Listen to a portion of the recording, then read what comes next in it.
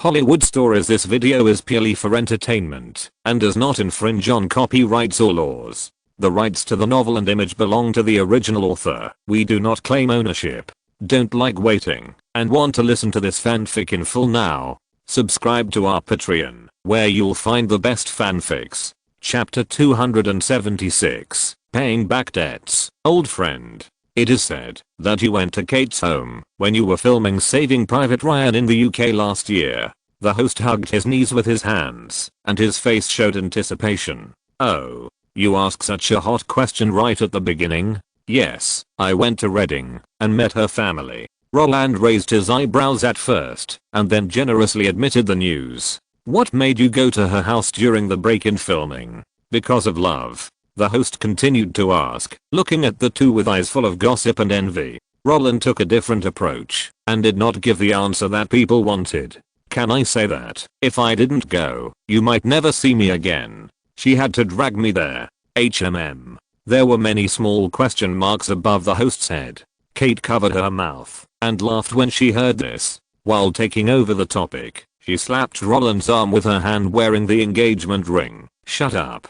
Stop lying here, okay? It was him who tricked me into calling David and Ganetti mom and dad on Christmas Day 2 years ago. What? What's going on? We didn't know about it before. The host turned into giling, showing surprise and curiosity without any concealment. Can you share the story with us? Of course. Kate nodded naturally. However, just when she wanted to share, Roland suddenly spoke first, trying to change the topic. Actually, this is what happened. You can't blame me. Discovering this situation, Kate glared at him. Then is it my fault? Blame me, you say.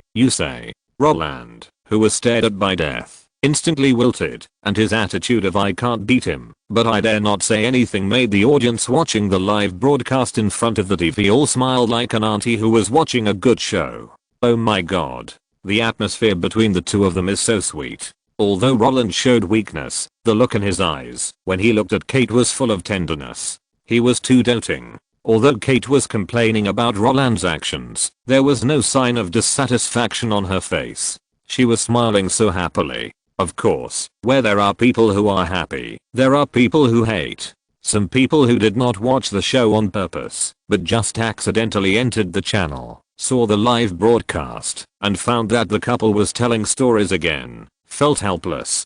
Didn't he rarely accept interviews before? How come we can see news about him every day now? As an actor, he doesn't work hard on his movies, but only wants to make money by selling his private life. It seems that he got carried away after winning the Oscar. The down-to-earth kid disappeared.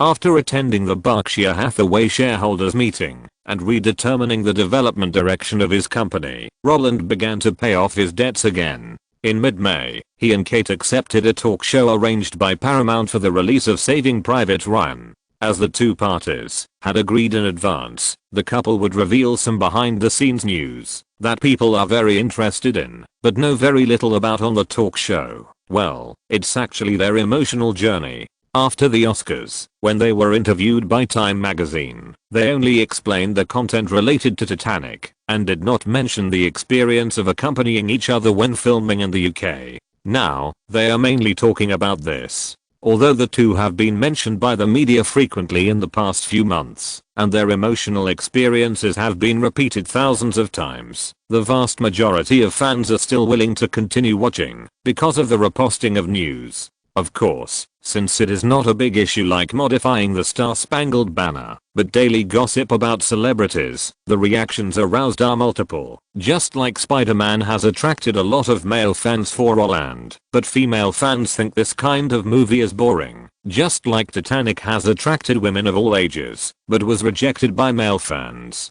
No one has ever been able to please everyone, and the king of understanding will not disgust everyone. More often, people's feedback on various news depends on their own position, not the right or wrong of the event itself. Therefore, the pros and cons of overconsumption are vividly reflected in this talk show. In the fan forum of Roland and Kate, the restless fans are popularizing the story of Roland deceiving Kate to call David and Ganetti mom and dad to those who didn't watch the live broadcast, and telling the story of Kate threatening Roland to go home to see her parents. Not only that, IMDb, which has been sold to Amazon, has received countless emails urging for updates.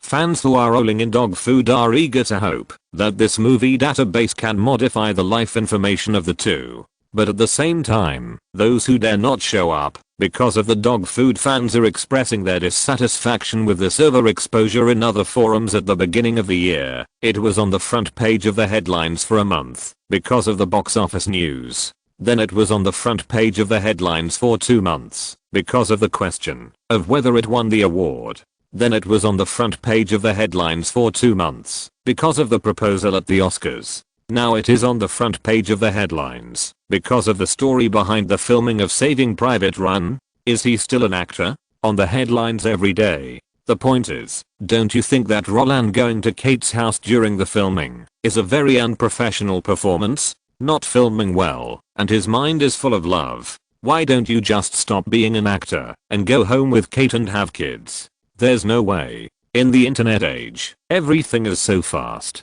Those who admired Roland for his professionalism are now dissatisfied with Roland's marketing, while those who just want to read gossip are very interested in the current operation. As for neutrality, many times, neutral parties are often those who watch the excitement and don't mind the big things. They are eager for the two opposing parties to fight. The more fierce the fight, the happier they are. Anyway, it's boring. As for Roland himself, he doesn't care about these things now. Although this idea is cruel, the favorite movies are just a tool for him now. If he has become a legend in the eyes of the public, after breaking box office records and winning Oscars, and the public hopes that he can continue this legend, because excellent works are the basis of his success, then he will thank the public who expect him to get better and better, and then turn around and hug those dog food fans. Because these guys will mindlessly pay for his products, while guys who are eager for works will only pay for good works.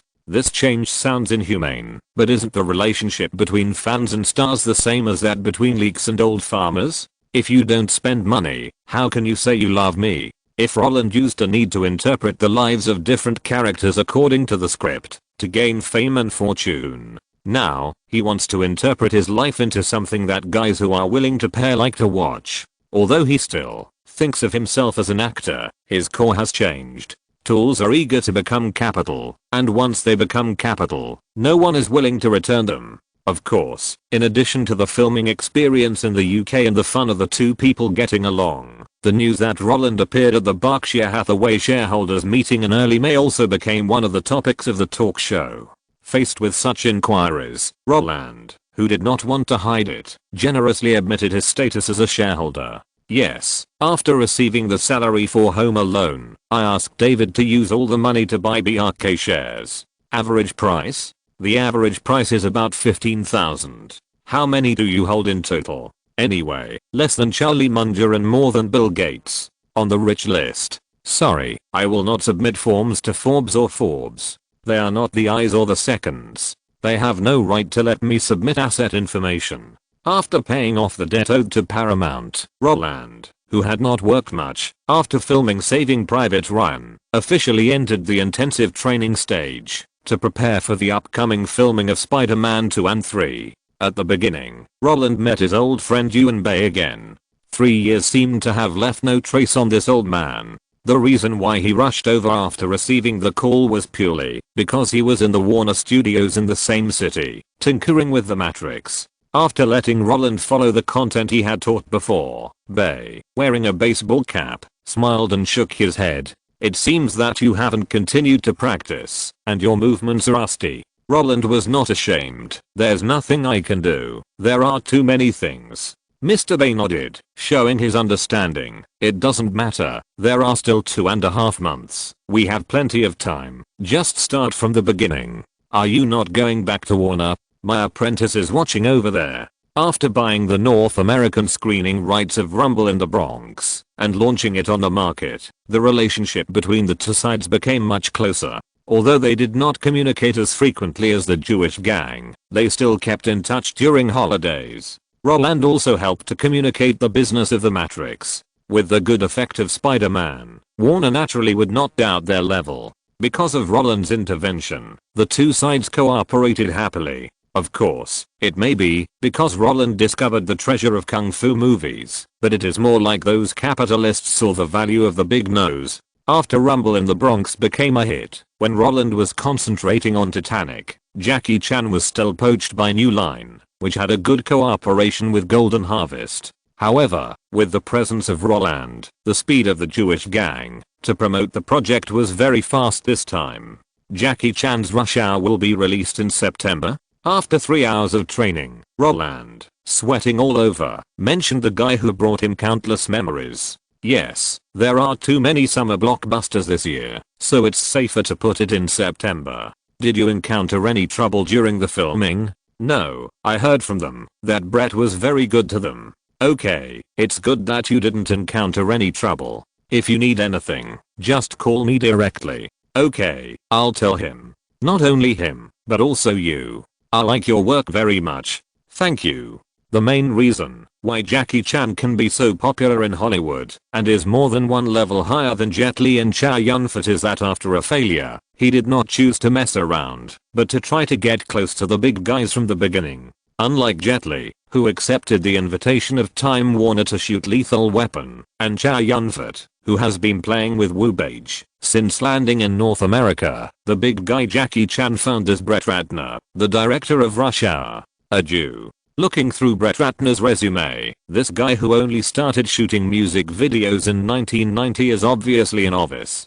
Compared with Jackie Chan's qualifications, he is just a stinky little brother. But many times, the qualifications of such newcomers are not the most important thing at all, because this guy graduated from the film major of Tisch School of the Arts at New York University and is a student of Martin Scorsese's. Of course, more importantly, this guy's tuition was paid by Steven Spielberg. Hard work is indeed important, but most of the time, opportunities are more important than hard work. Jackie Chan's action comedy may be the key to his foothold in Hollywood, but finding the right person on this basis can achieve twice the result with half the effort. In Roland's previous life, after working with Brett Ratner, Jackie Chan hooked up with Steven Spielberg, and the dialogues of how do you jump from this building to that building? And it's very simple. Start the camera, jump, start shooting, stop the camera, and send to the hospital, that have been passed down for countless years were created because of this.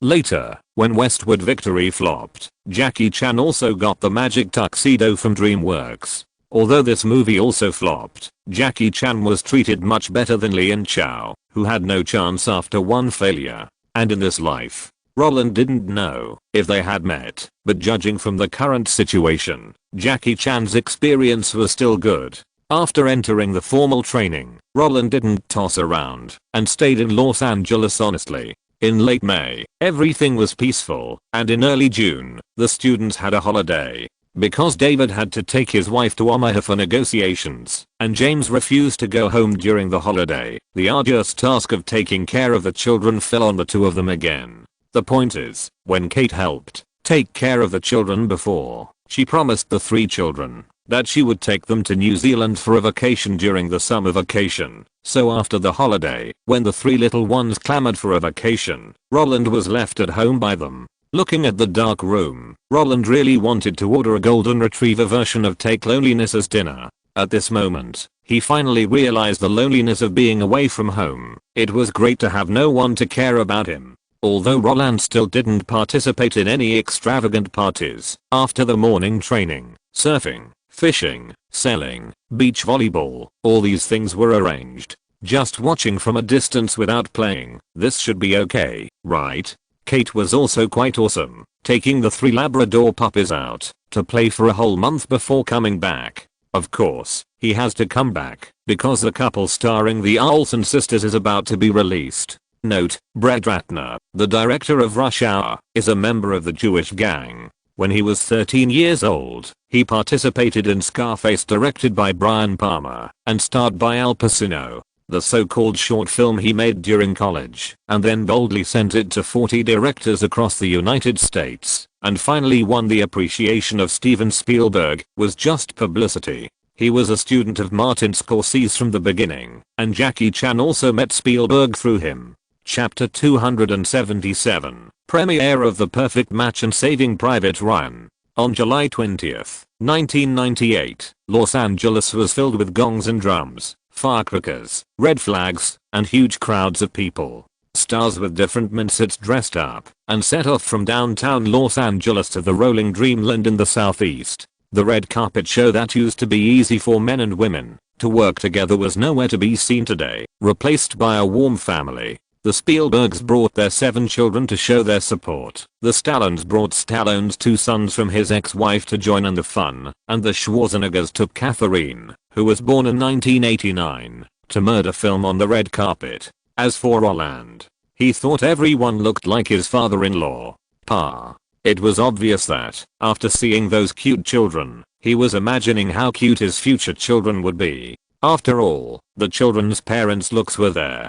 To be honest, a children's movie with a low investment amount could not possibly attract so many big names. These guys came purely because Roland got the face. Because of this, after being photographed by the reporters under Disney, the guys who entered the venue casually greeted Roland, who was standing at the door to greet the guests. Tom Hanks directly asked his son Colin to call Roland uncle. Uncle, I'm only 10 years older than your son. Arnold Schwarzenegger puffed up his chest and showed Roland his chest muscles wrapped tightly in a suit in front of everyone. Fuck, you are useless. Can't you see Kate is right next to me? James Cameron found out that Roland wanted to squat down to tease his daughter, so he immediately hugged her in his arms, then showed a smile that said I've seen through everything, and patted Roland on the shoulder a few times. Your investment in the deep sea submersible is gone. Of course, despite the complaints, Roland could still clearly sense the change in these people's attitudes. If before, they accepted Roland because of his status as the old man student, and as Roland's popularity soared, and his ability to win the box office was constantly demonstrated, they became more intimate. Now, most of the guys went for Roland's self-exposed rich identity. No matter how popular he is, no matter how much the box office soars, it can't change the fact that he is a tool. But now, with the identity of Berkshire Hathaway's major shareholder, his status is different.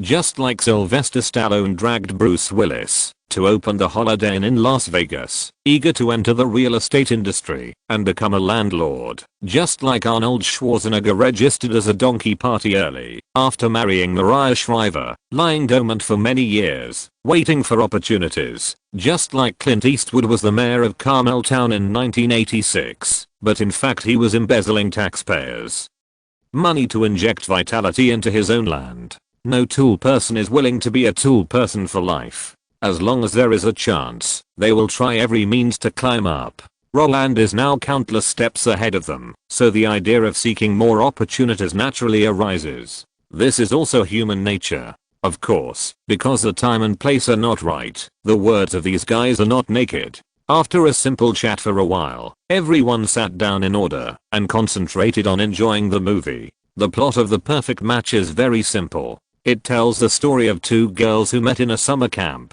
and found out that the other was their twin sister. So they inquired about each other's life, exchanged identities, defeated the stepmother, and brought their divorced parents back together. Since it was a remake of the 1961 film Dad Loves Mom, the guests at the scene were not unfamiliar with the plot of the movie. But even so, the audience was still full of laughter. This was not because they were specially supporting Roland to save his face, but because the whole movie was indeed full of laughter. 10 minutes into the show, the 2 girls presented a wonderful fencing match to the public. They were like Jackie Chan in the furniture store when they were playing with fancy guns. The bedroom spoof that followed was a copy of the classic scenes in the Home Alone series, such as sticking honey to the feet, chocolate sauce falling from the sky, heavy snow and goose feathers, and even the scary spiders, which were exactly the same as the last scene in Home Alone 1. At 30 minutes in, they had already exchanged their identities and started to make trouble.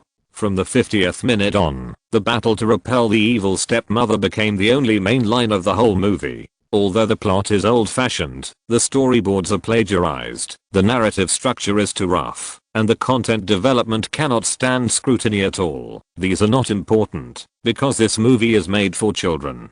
Just like Balala the Fairies, I'm a Hero, Bakugan Boy, Legend of Skyfire, and Egg Magic Trail. What's the big deal about this kind of work being a sand sculpture? As long as the children are happy watching it, it's fine. What's more, in America, if there are problems such as dyeing hair, wearing fancy clothes, or changing costumes on stage in film and television works, parents will not report it. So even if there are plots in The Perfect Match that teach bad girls, such as piercing ears and painting nail polish, everyone just laughed it off and expressed happiness for the children's growth. Because of this, after the movie, the comments given by the invited guests were almost the same. This is a movie suitable for children.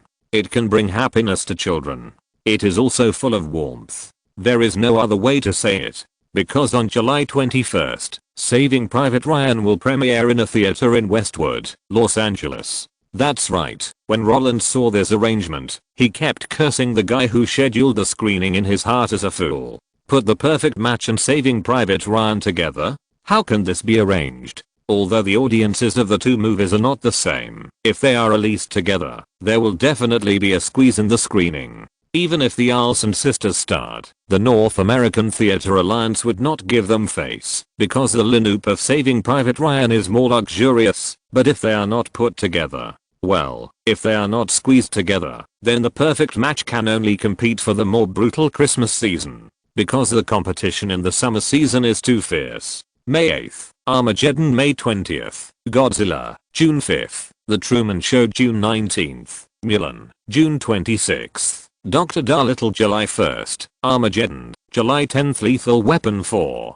July 15th, There's Something About Mary July 17th, Zorro. Looking at this lineup, you can see that the Olsen sisters may not be able to beat anyone. And in the future, can the movies released in August still be considered summer movies? Although the Olsen sisters are extremely popular under Roland's management, they have never fallen into the vicious circle of bad movies in their lives. They have only made movies like Jurassic Park, Sleepless in Seattle, and Jumanji. However, The Perfect Couple is their first time to play the leading role, so they must be cautious. As a result, the stupid scheduling appeared.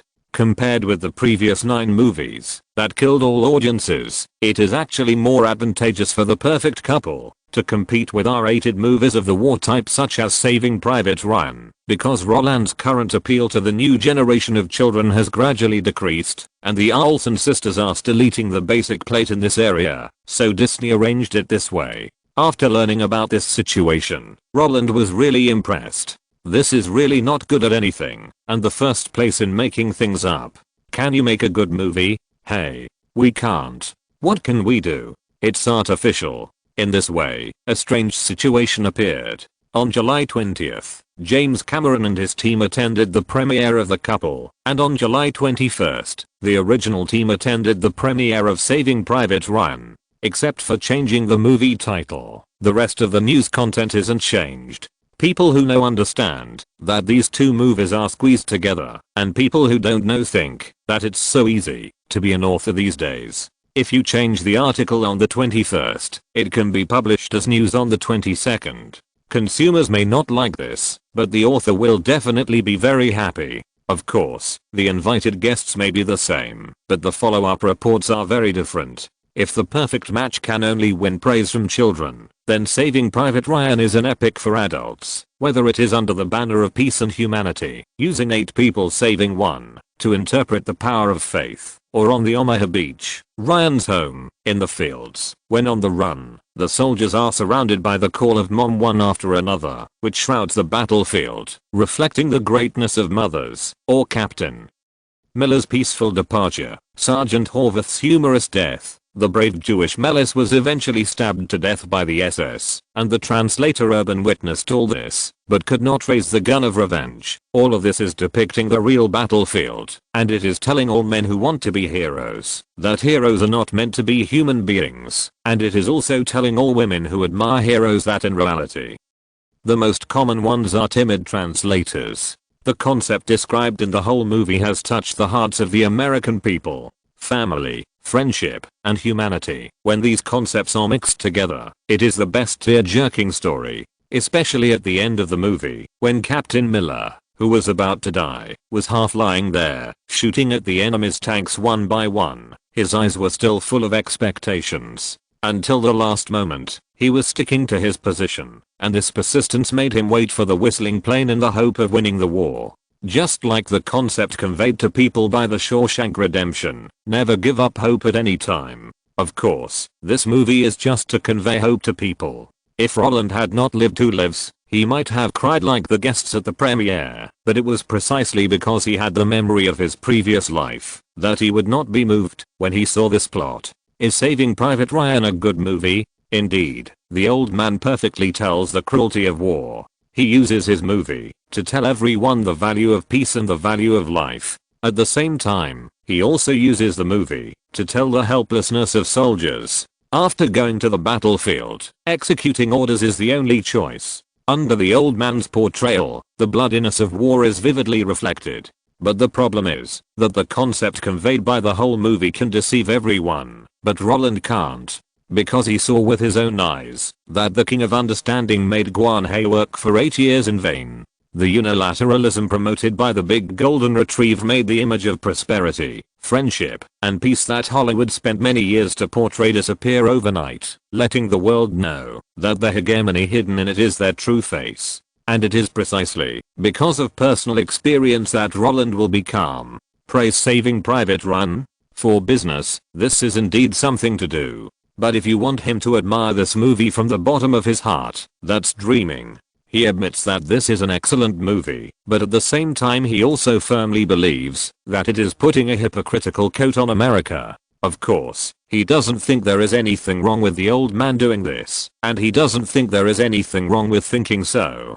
Because the guys present understand these things, but no one says it. After all, when American movies were first born, they fought against Europe under the banner of patriotism. Since the First World War, Hollywood has been a powerful tool for American foreign policy.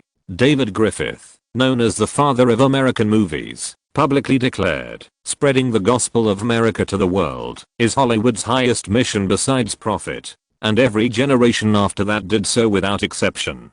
Because of this, after the premiere of Saving Private Ryan, Roland didn't care about the movie anymore. The reason is simple. If Trump didn't make trouble, he would certainly like Saving Private Ryan, because this kind of movie is a sure win. But after Trump made trouble, Interpol refused to arrest him. Avengers and Star Wars are still awesome. As a young capitalist with a new car on the road, Roland must put the highest mission of profit first. If it can make me money, I will shoot American Sniper. If it can't make me money, then I will definitely kill the Hurt Locker first. There is no way. As a filmmaker in America, he must follow the teachings of the father of American movies and be devoted to money.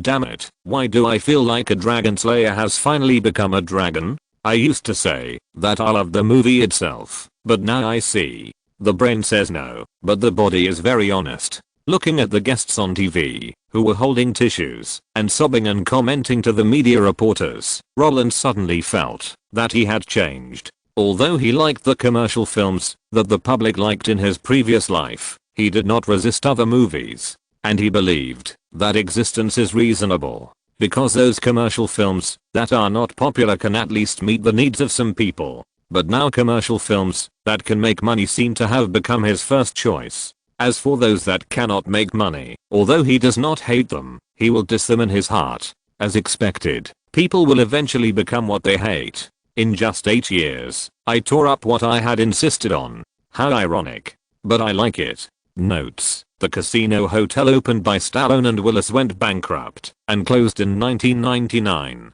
They were a bit too much in praising this crossover.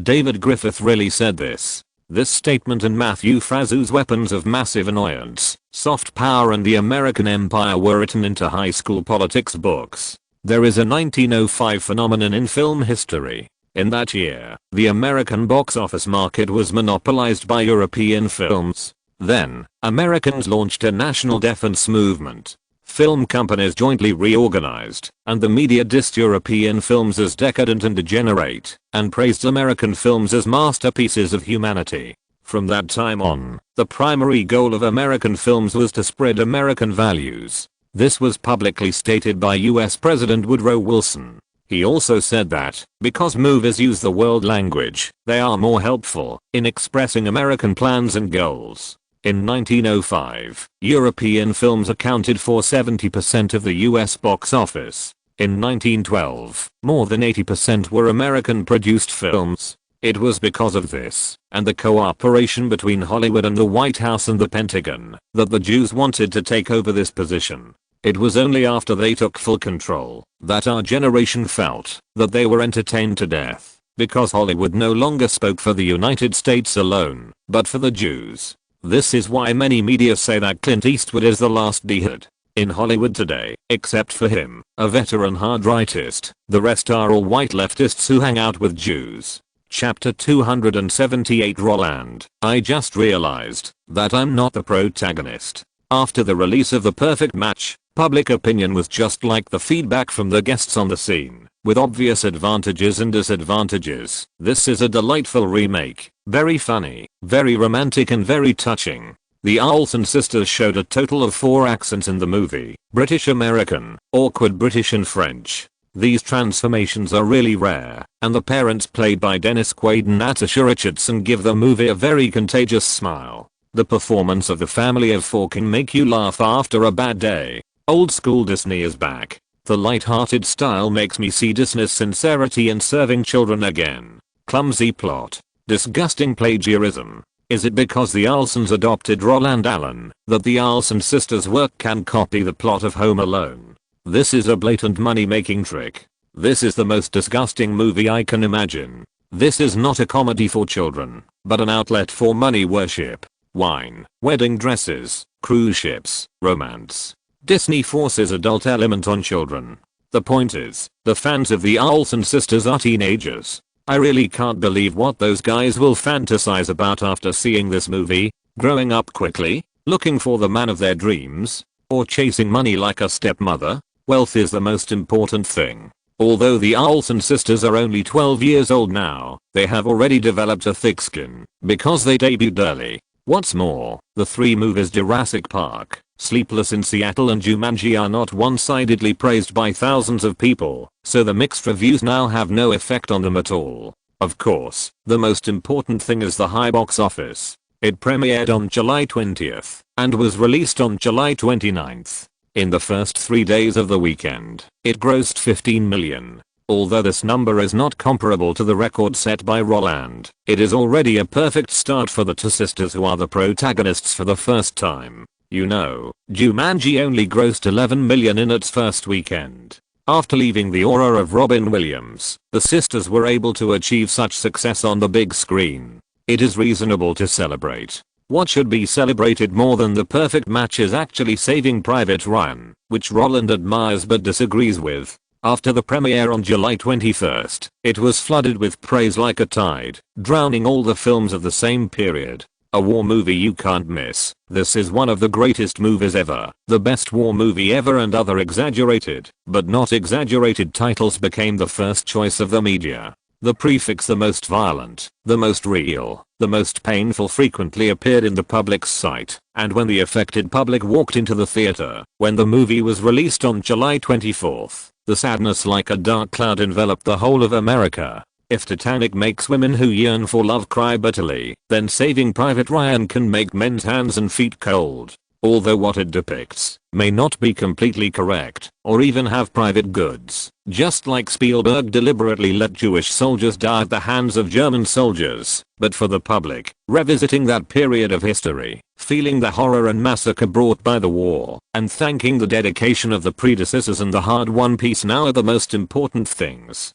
Of course, at the end of the film, when the music sounded, the fluttering Star-Spangled Banner was the core ideological interpretation of the whole film. America saved the world again. There is no enemy that America cannot defeat. The most awesome country in the world is America. You will be proud to be in America. And this is also the spiritual inheritance of David Griffith. That kind of high recognition and pride in the country is the biggest tier point of the film. It also made the whole movie harvest more than 45 million box office in the first 3 days of the weekend.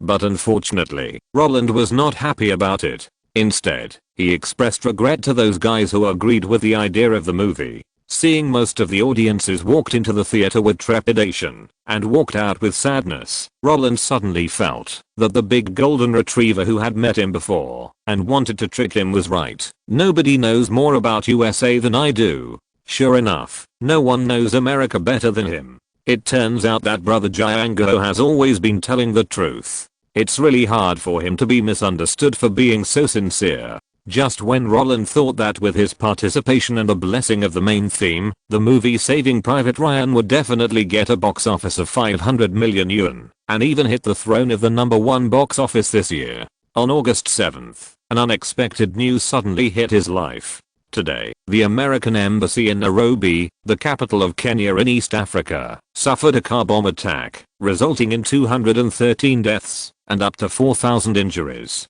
Shortly afterwards, the American embassy in Dar es Salaam, the capital of Tanzania in East Africa, also suffered a similar attack, resulting in at least 12 deaths and 85 injuries. Since the attack locations are close, the murderer's target is also obvious, that is, the Americans and the embassy. In Nairobi, the capital of Kenya, a total of 32 Kenyan embassy staff and 12 Americans were killed. In Dar es Salaam, the capital of Tanzania, 8 Tanzanian embassy staff were killed. Soon after the incident, the Islamic State also publicly announced that it was responsible for the two bombings. Afterwards, the president, who was deeply involved in the Lewinsky scandal, immediately issued a statement to recall American personnel in Sudan and stated that military action would be taken to make the Islamic State, which claimed responsibility for the two bombings, pay the price. When CNN's temporarily interrupted news appeared in front of Roland, he was completely stunned.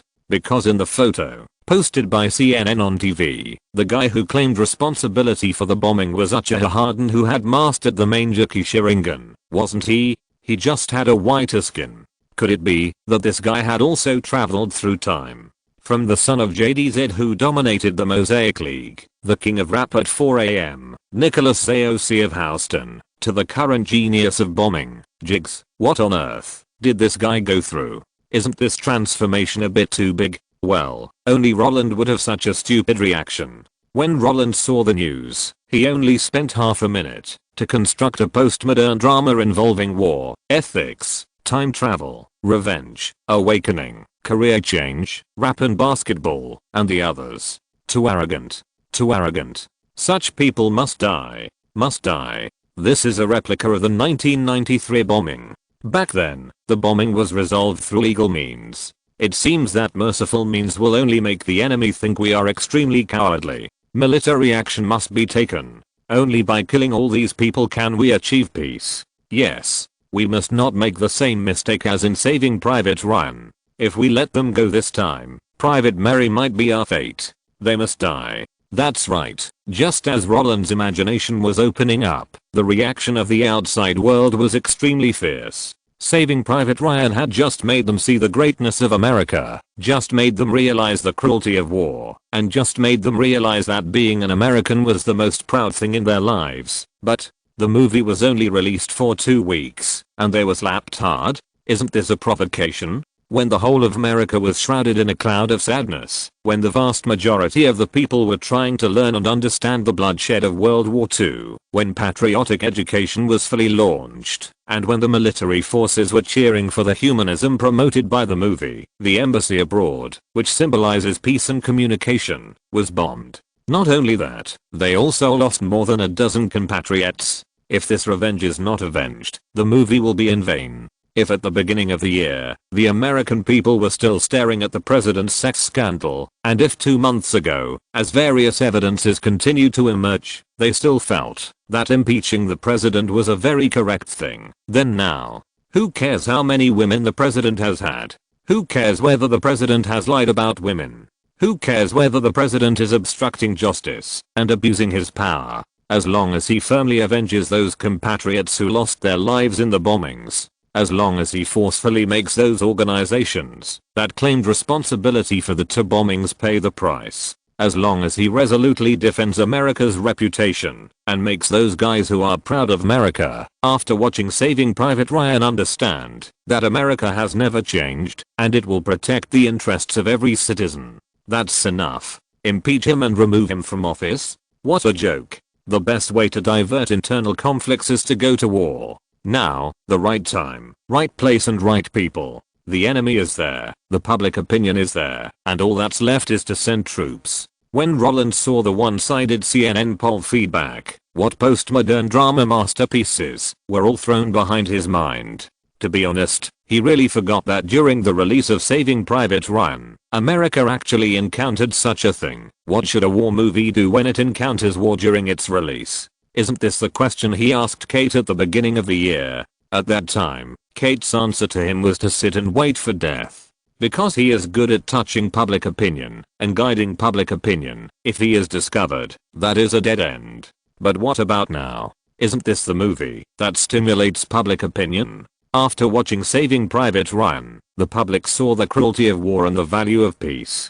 But when the external threat appeared, the Jewish private who was killed by the German soldiers in the movie became the reason for them to destroy the enemy. Wow. It turns out that Steven Spielberg is the son of destiny. This is the guy with the aura of the protagonist, right? I'm not the protagonist. Roland couldn't believe that the layout he had thought about for a long time actually had a practical rehearsal before it started. The point is, the steps of this rehearsal are exactly the same as his idea. The World Trade Center bombing in the mouth of the public opinion happened on February 26, 1993. At 12:18 that morning, the explosion that resounded through the sky was witnessed by more than 100,000 people. The parking lot on the second floor of the World Trade Center was the core of the explosion. The powerful bomb blew a 60-meter long and 30-meter wide pit there. All the cars parked there were blown up, and concrete fragments collapsed everywhere. The huge shock wave cut off the power system of the building. The telephone was disconnected, the elevator stopped running, and many fires broke out in the building. The smoke rose to the top floor of more than 400 meters, killing 6 people and injuring 1,042 people. Although the impact of this case cannot be compared with that of Black Hawk Down, but the public anger it aroused now is the same as the effect that Roland imagined Black Hawk Down should create. Because the mastermind behind the World Trade Center bombing is the guy who has now jumped out to be responsible for the 2 embassy bombings. And this is the pre-hatred in Roland's plan. Since the hatred is there and the incident has happened, the movie that is released at the right time is the most critical link. When Saving Private Ryan was released, the media was one-sidedly praising the movie, saying that Steven Spielberg made people see the cruelty of war and made the public more grateful for the current peace. But after the embassy bombing, the current public opinion has all regarded the previous anti-war as shit. Why can't we repeat the mistakes in Saving Private Ryan? The enemy must be eliminated with tough measures. Let the glory of America shine on the world. This series of pro-war trends made Roland look very confused. Damn, are you going to do this? I haven't even started to implement my plan yet, and you're telling me with examples that this will definitely work. Roland's scalp was numb when he saw the consistent propaganda from the outside world, but at the same time, he was also very excited. Because the World Trade Center bombing in 1993, the current embassy bombing, and the future September 11th attacks were all done by that guy, and the American people already had a deep hatred for him, so Roland didn't even need to personally take action to guide public opinion, and those pro-war factions had already started. The interest groups related to this will be eager to tie themselves to the chariot, and the film, that may not have the intention of guiding public opinion from the beginning, will be forcibly endowed with their values. In this case, then I actually just need to convince Sony to invest in Black Hawk Down. Because I don't need to do this kind of thing myself. I just need to prepare this project under the banner of all war movies or anti-war movies, just like Steven. As for defection and scapegoating, these interest groups will do it themselves. If that's the case, things are actually much simpler. After seeing the surging pro-war remarks from the outside world, Roland suddenly realized that he didn't need to worry too much about how to deceive Sony to make Black Hawk Down. He just told Sony directly that, after seeing his teacher Steven Spielberg make a war movie Saving Private Ryan, he also wanted to make a Black Hawk Down, and that was it. The idea is the same as Saving Private Ryan, all anti-war. If Sony feels that the impact is too great and dares not do it, then why not bring up today's situation? A realistic movie like Saving Private Ryan encountered an embassy bombing during its release, but nothing happened. Even if Black Hawk Down is unlucky, it is impossible for it to encounter the same bad thing as Saving Private Ryan, right? Since the most unlucky Saving Private Ryan has already appeared, and the worst result has already happened, then Black Hawk Down shot under the guidance of the US Department of Defense can't be that bad. And even if there are problems, there is still the US Department of Defense to back it up. Roland didn't believe that Sony would still hesitate after the most unlucky case was placed in front of him. Damn, I'm such a genius. Oh no. Steven is really a protagonist. After discovering that the things that had been bothering him could be solved so easily, Roland relaxed completely. He had become accustomed to this kind of free gift, in every sense of the word. Note, as I wrote before, using Black Hawk Down to guide public opinion and public sentiment does have a real example. Saving Private Ryan prompted Glamour to launch a military counterattack within 2 weeks, which happened to be the critical stage of the investigation and evidence collection of the Zippergate. Although mainstream public opinion has always believed that Glamour announced that it would take revenge immediately after the bombing in order to get rid of the impact of the Zippergate, even without the patriotic sentiment created by Saving Private Ryan, Glamour would have fought them, but Saving Private Ryan did provide a lot of help in public opinion. At least it was what the people wanted. This is also the reason why Saving Private Ryan was called the biggest injustice in Hollywood, after losing to Shakespeare in Love. War movies promote wars, which is really much more influential than the love of the century in Titanic. Chapter 279 A New Beginning. Cut. James Cameron shouted, while holding the microphone high, and said with great satisfaction, "Good. That's all for today. Everyone pack up and go home."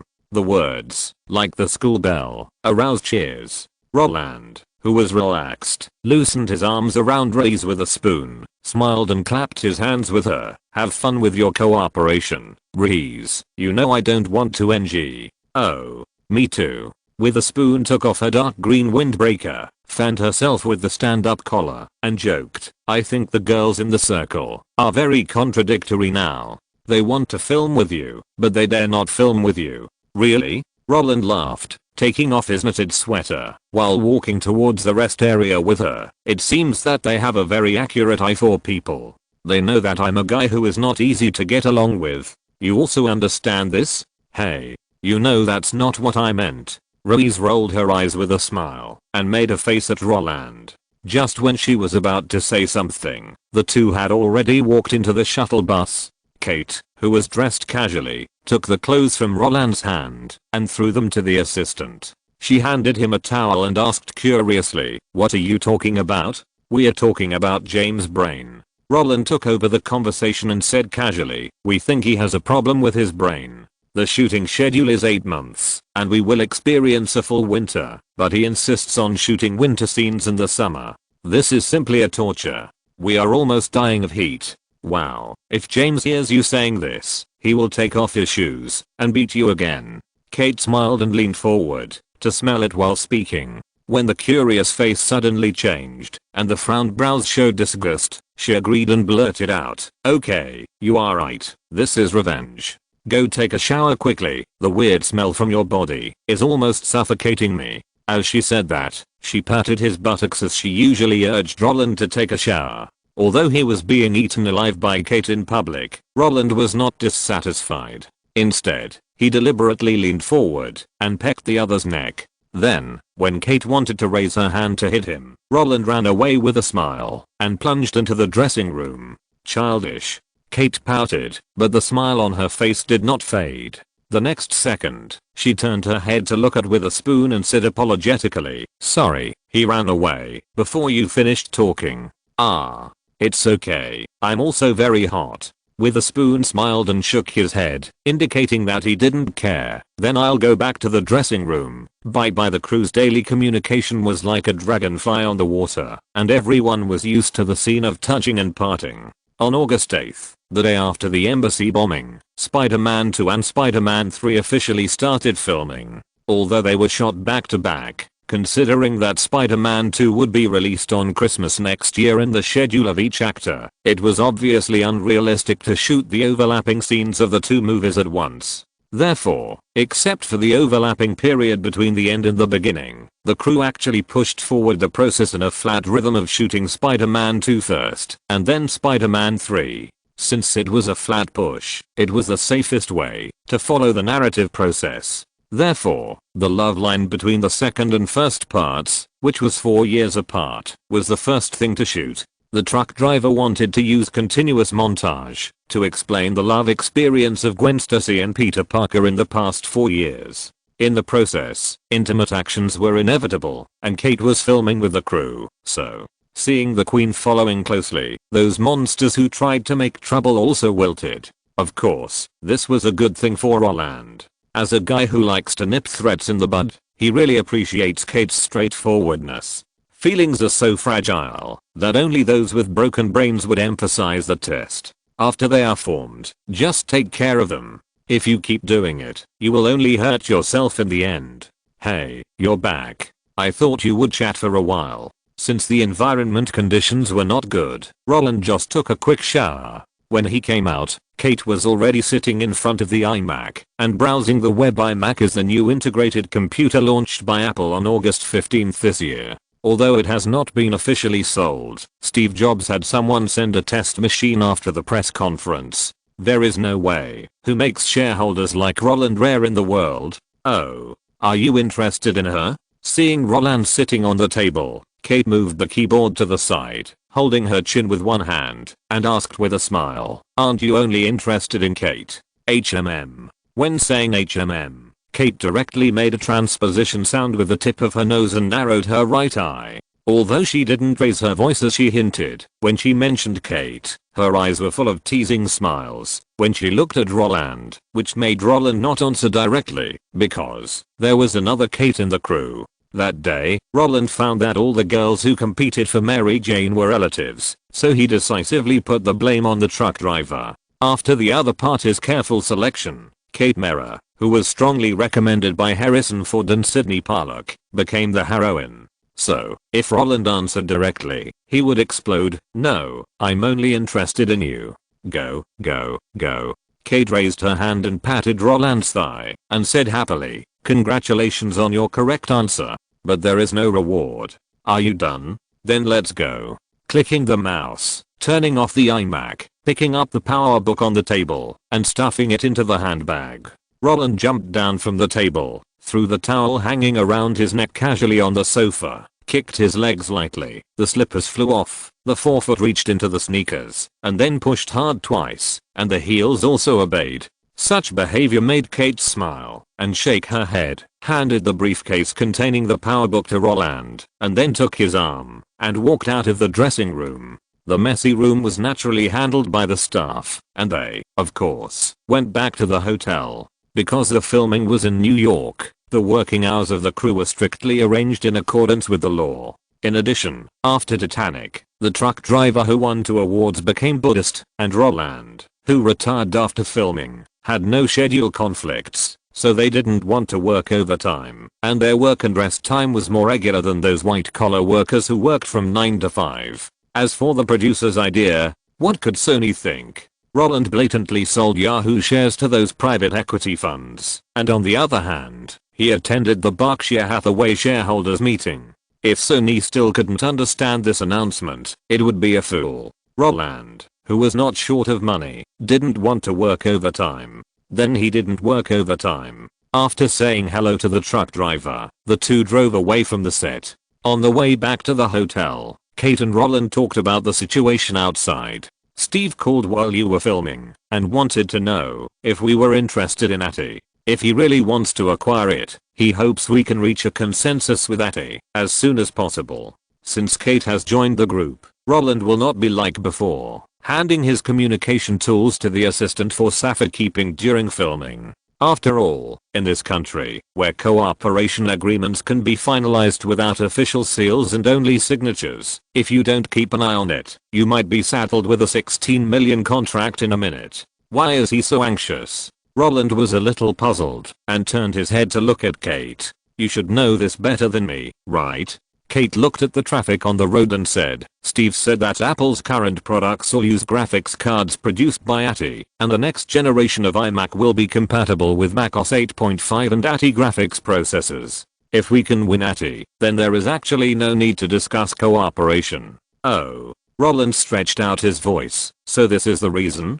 But I haven't followed up on this matter at all. Let him connect with David. As soon as Roland said this, he felt something was wrong. Forget it. I'll call David tonight to ask about the situation and then call him back. Apple's products have always used ATI graphics cards, and after ATI was acquired by the massage parlor, they have been cooperating with the massage parlor. Although they flirted with NVIDIA for a period of time, the two sides eventually parted ways unhappily. The reason is also simple, that is, NVIDIA, like IBM, does not like customized services. ATI and massage parlors are doing customization. Priority, exclusive supply and individual optimization are the three fundamentals for their survival.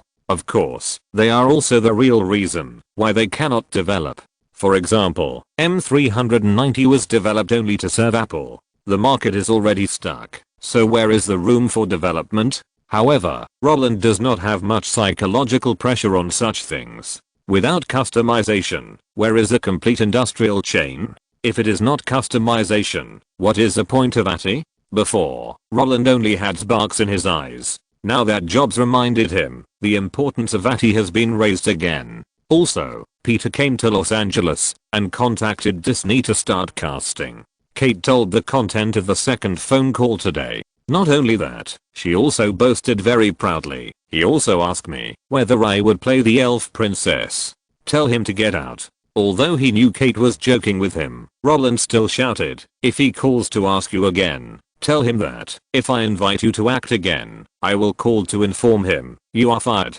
Ha ha ha. Roland's angry look made Kate laugh repeatedly. She shrank in the seat and asked Roland to drive carefully while continuing to tease. What if he really wants me to act? What price will he have to pay? No way. I can't let you act. What's the point of him wanting to act? If, I said if, for example. This assumption will not be true. It must be true. Are you trying to trick me? I'm trying to trick you. I just want to know if he has what you want. Really? I don't believe it. Have I lied to you? Well, I think, if you have to act, then he should at least give me half of Vita Digital. What? In your heart, am I only worth half of Vita Digital? Okay. When the angry voice came from the passenger seat, Roland, who had stopped for the traffic light, looked helpless. He pulled up the handbrake and stretched out his right hand. What are you doing? Kate, who wanted to continue questioning, was stunned. I said the wrong thing. Roland accepted his mistake very calmly. Come on. I accept the punishment. Roland's behavior made Kate very satisfied. She opened her bloody mouth and bit Roland's arm fiercely, but before touching the skin, her red lips had already closed. Moore, I'm in a good mood today, so I'll let you go. Looking at the lip marks on Roland's arm, Kate smiled and patted the back of his hand twice. Stop making trouble. Drive carefully. Really? Roland looked at Kate with surprise and then said regretfully, then you lose. What? Kate didn't understand. However, the next second, Roland quickly raised his hand and flicked it hard on the shiny forehead. Ouch. Kate instinctively covered her head and screamed in pain, wanting to take revenge. But before she could do anything, Roland, who saw the green light, had already released the handbrake and stepped on the accelerator. Stop it. Drive carefully. That's what you said. You. Looking at the guy who seemed to be driving seriously, but was actually smug, Kate's breathing suddenly became much heavier. Comparing the cowardly look of more than 10 seconds ago with the current one, Kate, who reacted, laughed even more angrily. Did you do it on purpose? Kate asked with gritted teeth. Didn't you do it on purpose too? Roland said proudly. But I didn't punish you.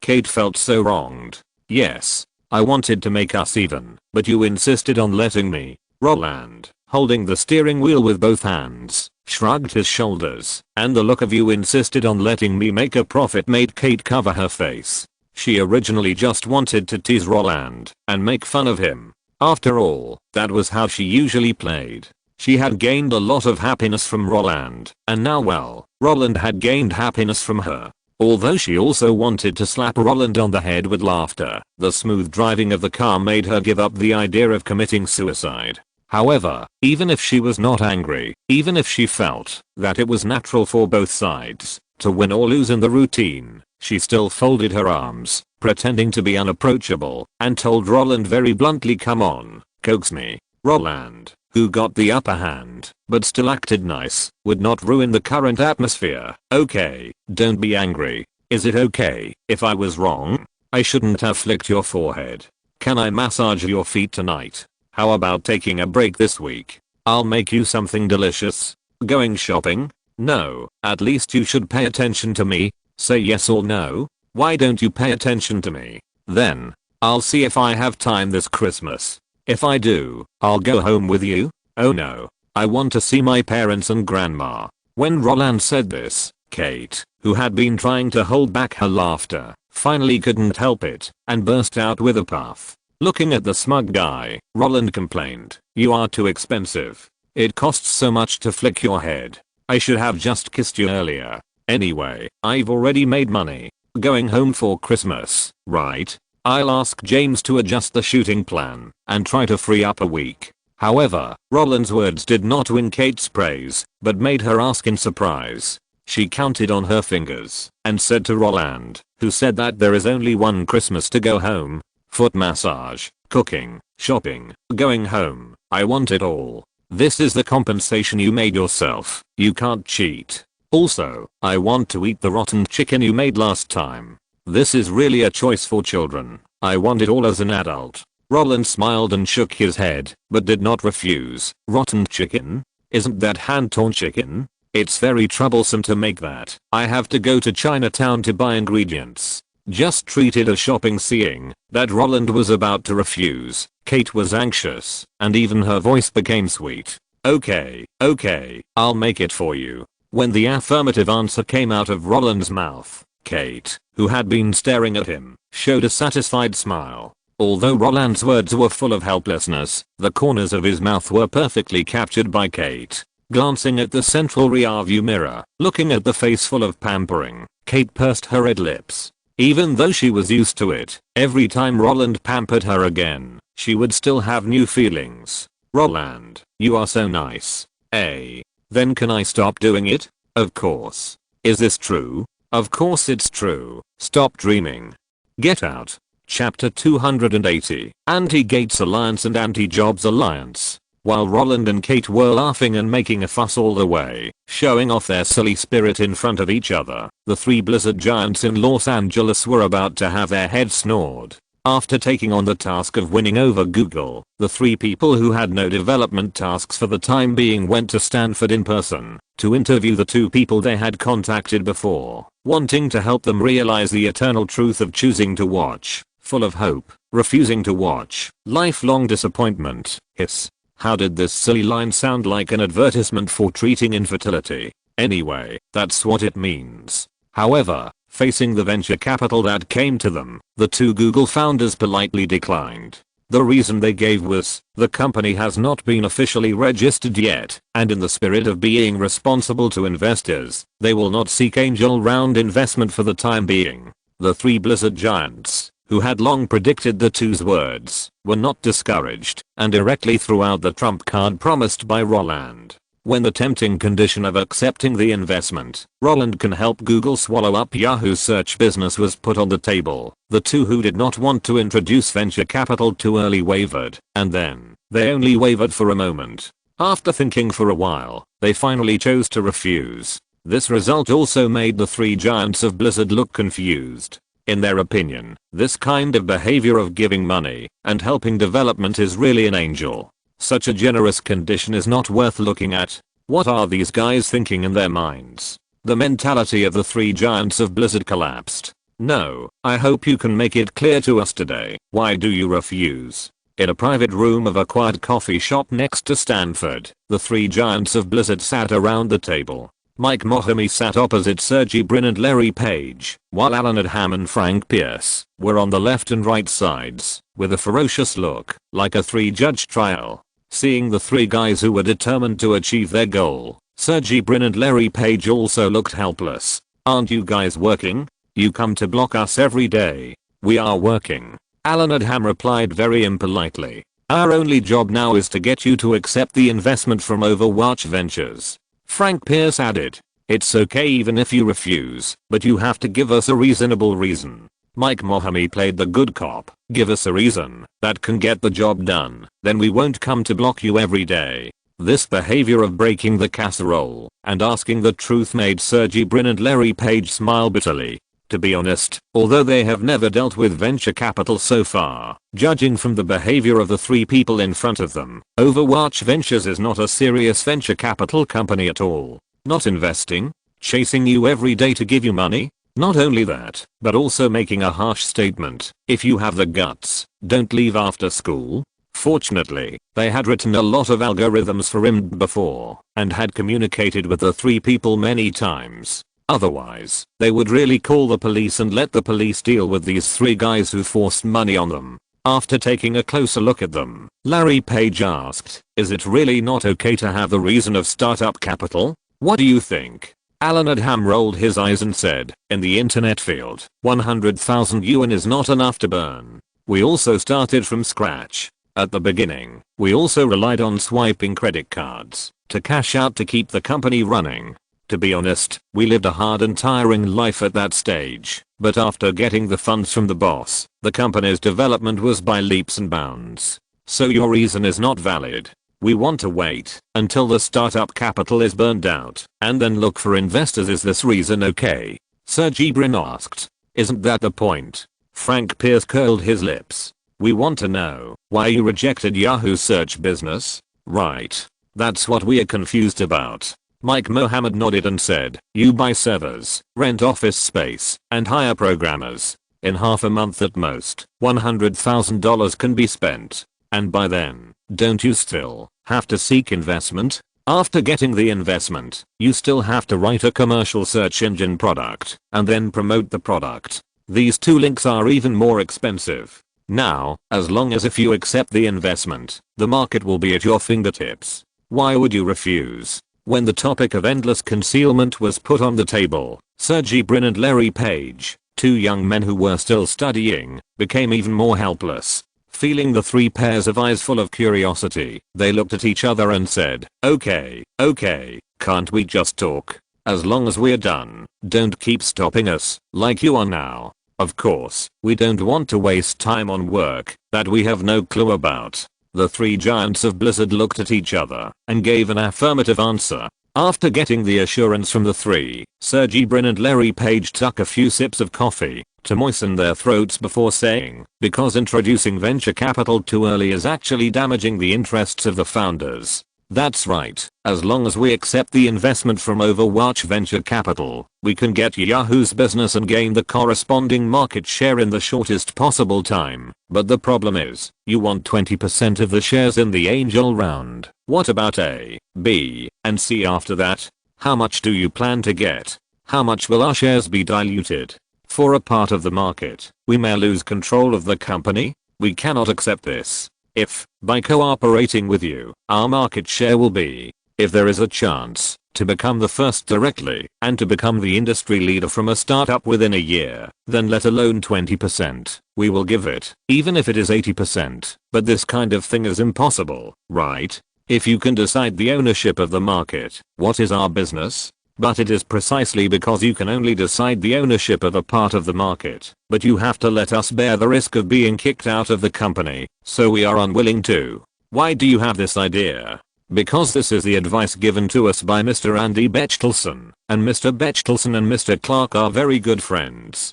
Oh, by the way, Mr. Clark is Jim Clark. Oh, shit, damn, fuck you. After hearing such an explanation, the three giants of Blizzard were speechless and swore. Although they spoke foul language, Larry Page and Sergey Brin, who were surrounded by them, laughed. Because they knew that the three guys had understood. The Jim Clark mentioned by the two was the founder of Silicon Graphics and Netscape, an out-and-out anti-venture capitalist. In 1970, he received a bachelor's degree from Louisiana State University and a master's degree the following year. In 1974, he received a doctorate in computer science from the University of Utah and became an assistant professor at the University of California. At that time, his research topic was how to enable engineers to use 3D graphics computing functions. During the research, he found that Stanford University had research funds allocated by the Department of Defense, so in order to get funding, he went to Stanford University to get a teaching assistant job. While working as a teaching assistant and studying 3D graphics technology, Andy Beckertson, the founder of Sun, became his student. Later, Sun's graphics workstation business was based on Jim Clark's research. The relationship between the two parties cannot be expressed in words. It was precisely because of the relationship of both teacher and friend that when Jim Clark was kicked out of Silicon Graphics by venture capital, the sentiment of disgust with venture capital spread wildly in his faction. You must maintain your control over the company at all costs and never let a venture capital hold more than 10% of the shares, so as to avoid the company being controlled by external forces. This sentence became the operating creed of the Clark faction. Sergey Brin and Larry Page, who received 100,000 yuan in startup capital from Jim Clark's student, Andy Beckertson, the founder of Sun, naturally received such advice. So, no matter how generous the conditions offered by Overwatch Ventures are, they will not accept them. Because they have a backer, and having a backer means there is an opportunity. As long as there is an opportunity, there is no need to sell a large number of shares at the beginning and put themselves in a passive position. The three giants of Blizzard, who also understand the meaning, are helpless. If this is the case, Overwatch Ventures may not be able to invest anyway. Use this result to report to Roland. How can Roland's idea of erecting a statue for them be justified?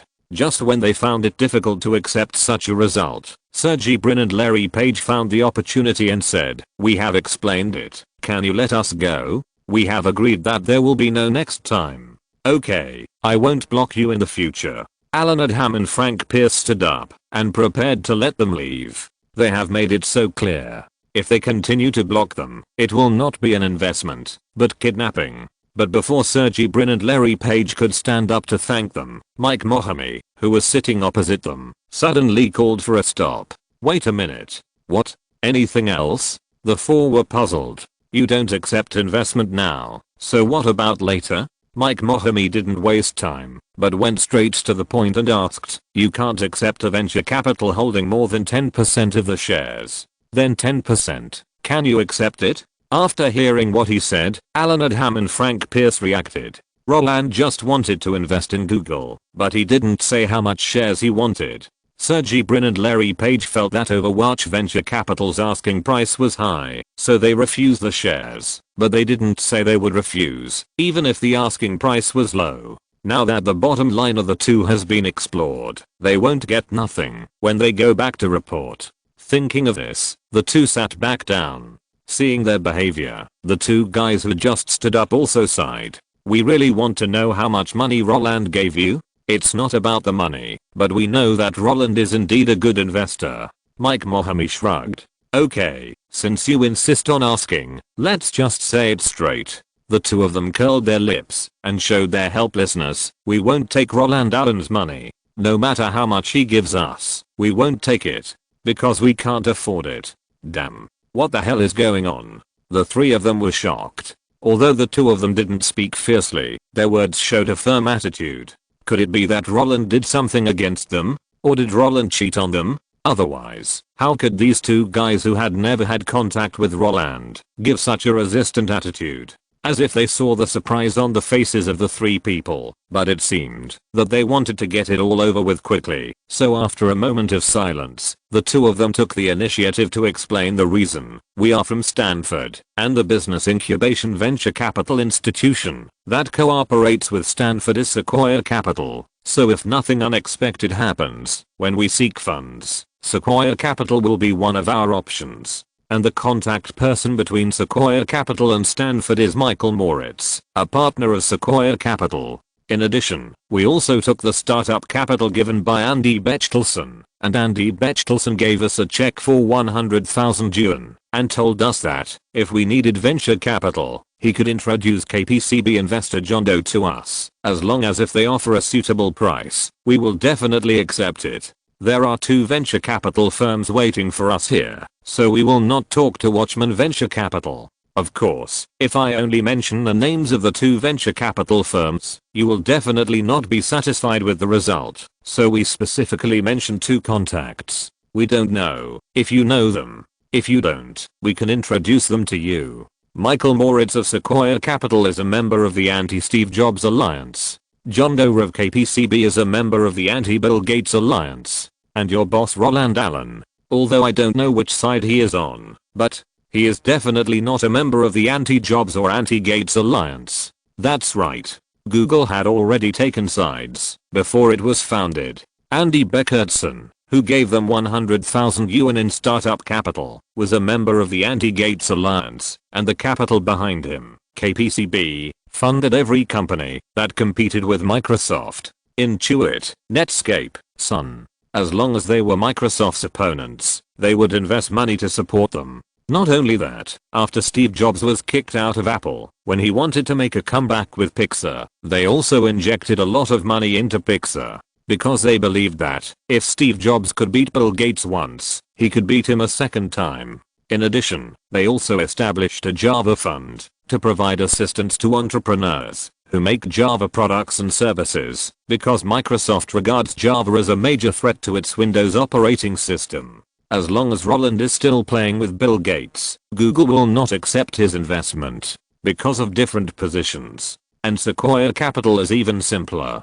As a venture capital company cooperating with Stanford, Google, which is invested by Stanford, will definitely accept investment from Sequoia Capital, and Michael Moritz, a partner of Sequoia Capital, is nicknamed Apple Historian. On the surface, the guy with this nickname should have a very good relationship with Steve Jobs, but in fact, it's okay to understand it this way. They used to love each other, but they killed each other because of conflicts. In the end, he just kicked Jobs out of Apple. In the early days of Apple, Steve Jobs was recommended to Don Valentine, the founder of Sequoia Capital. Unfortunately, Don Valentine was not interested in Apple at the time, so he sent him to another partner, Mike Markula. Markula thought Apple had great prospects, so he invested in Apple and became the chairman and once owned 1/3 of the shares. During this process, Michael Moritz, a reporter from Time magazine, was very optimistic about Apple, so he wanted to interview Steve Jobs.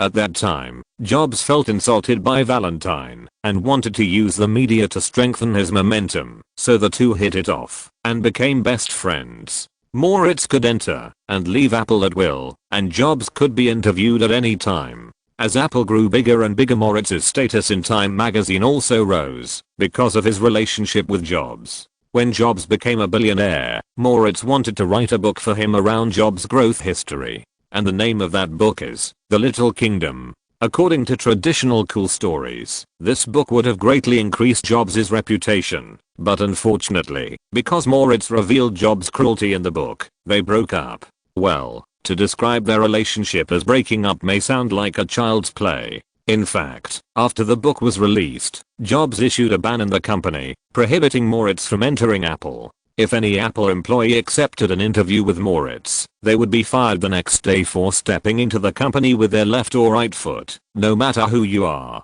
After the conflict was aroused, the relationship between the two sides dropped to the freezing point. At the same time, Don Valentine, the founder of Sequoia Capital, who was upset about missing Apple, invited Michael Moritz, who discovered the bright spots of Apple, to join Sequoia Capital. I hope he can continue to use his genius vision. From a reporter to a VC, Michael Moritz completed the biggest leap in his life. After accepting Don Valentine's invitation, Michael Moritz began to make trouble. That is, to use the Apple shares held by Sequoia Capital to get Steve Jobs out. What? Apple couldn't withstand IBM's attack, which led to a decline in market share, so Jobs had to take the blame?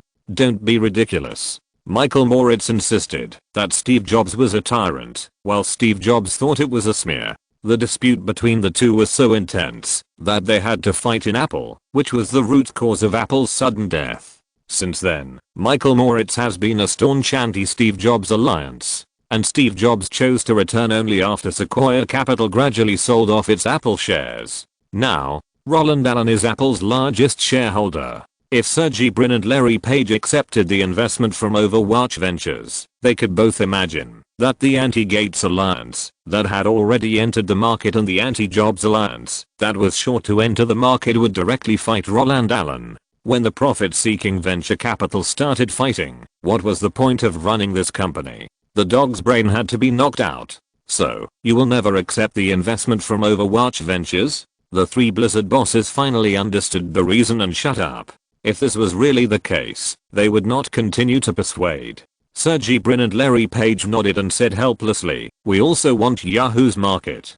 But, the situation does not allow. We are late." Mike Mohammed said with some regret. "It's not a matter of coming early or late, because the patent was applied for through the school, so the school will definitely hold shares. Even if you come earlier, you will only be ahead of the anti-Gates alliance, while the anti-Jobs alliance will always be ahead of you." The two shrugged and told the cruel truth. "Okay, that's it. I'm really sorry to bother you for so long." The three stood up and took the initiative to open their arms to them. The two who also felt that the opportunity had passed by also sighed, "Let's cooperate again, if there is a chance." The five patted each other on the shoulders and said goodbye. As they left, the three who sat down again stared at each other. "What should we do now?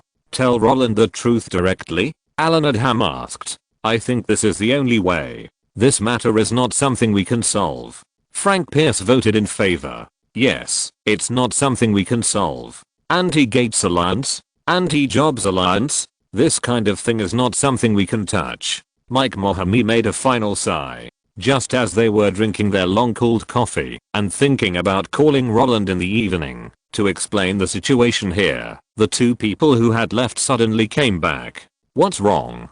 The three looked at them in confusion. "Did I drop my wallet here?" Larry Page patted his butt pocket. "We just arrived at the parking lot and suddenly found that my wallet was missing.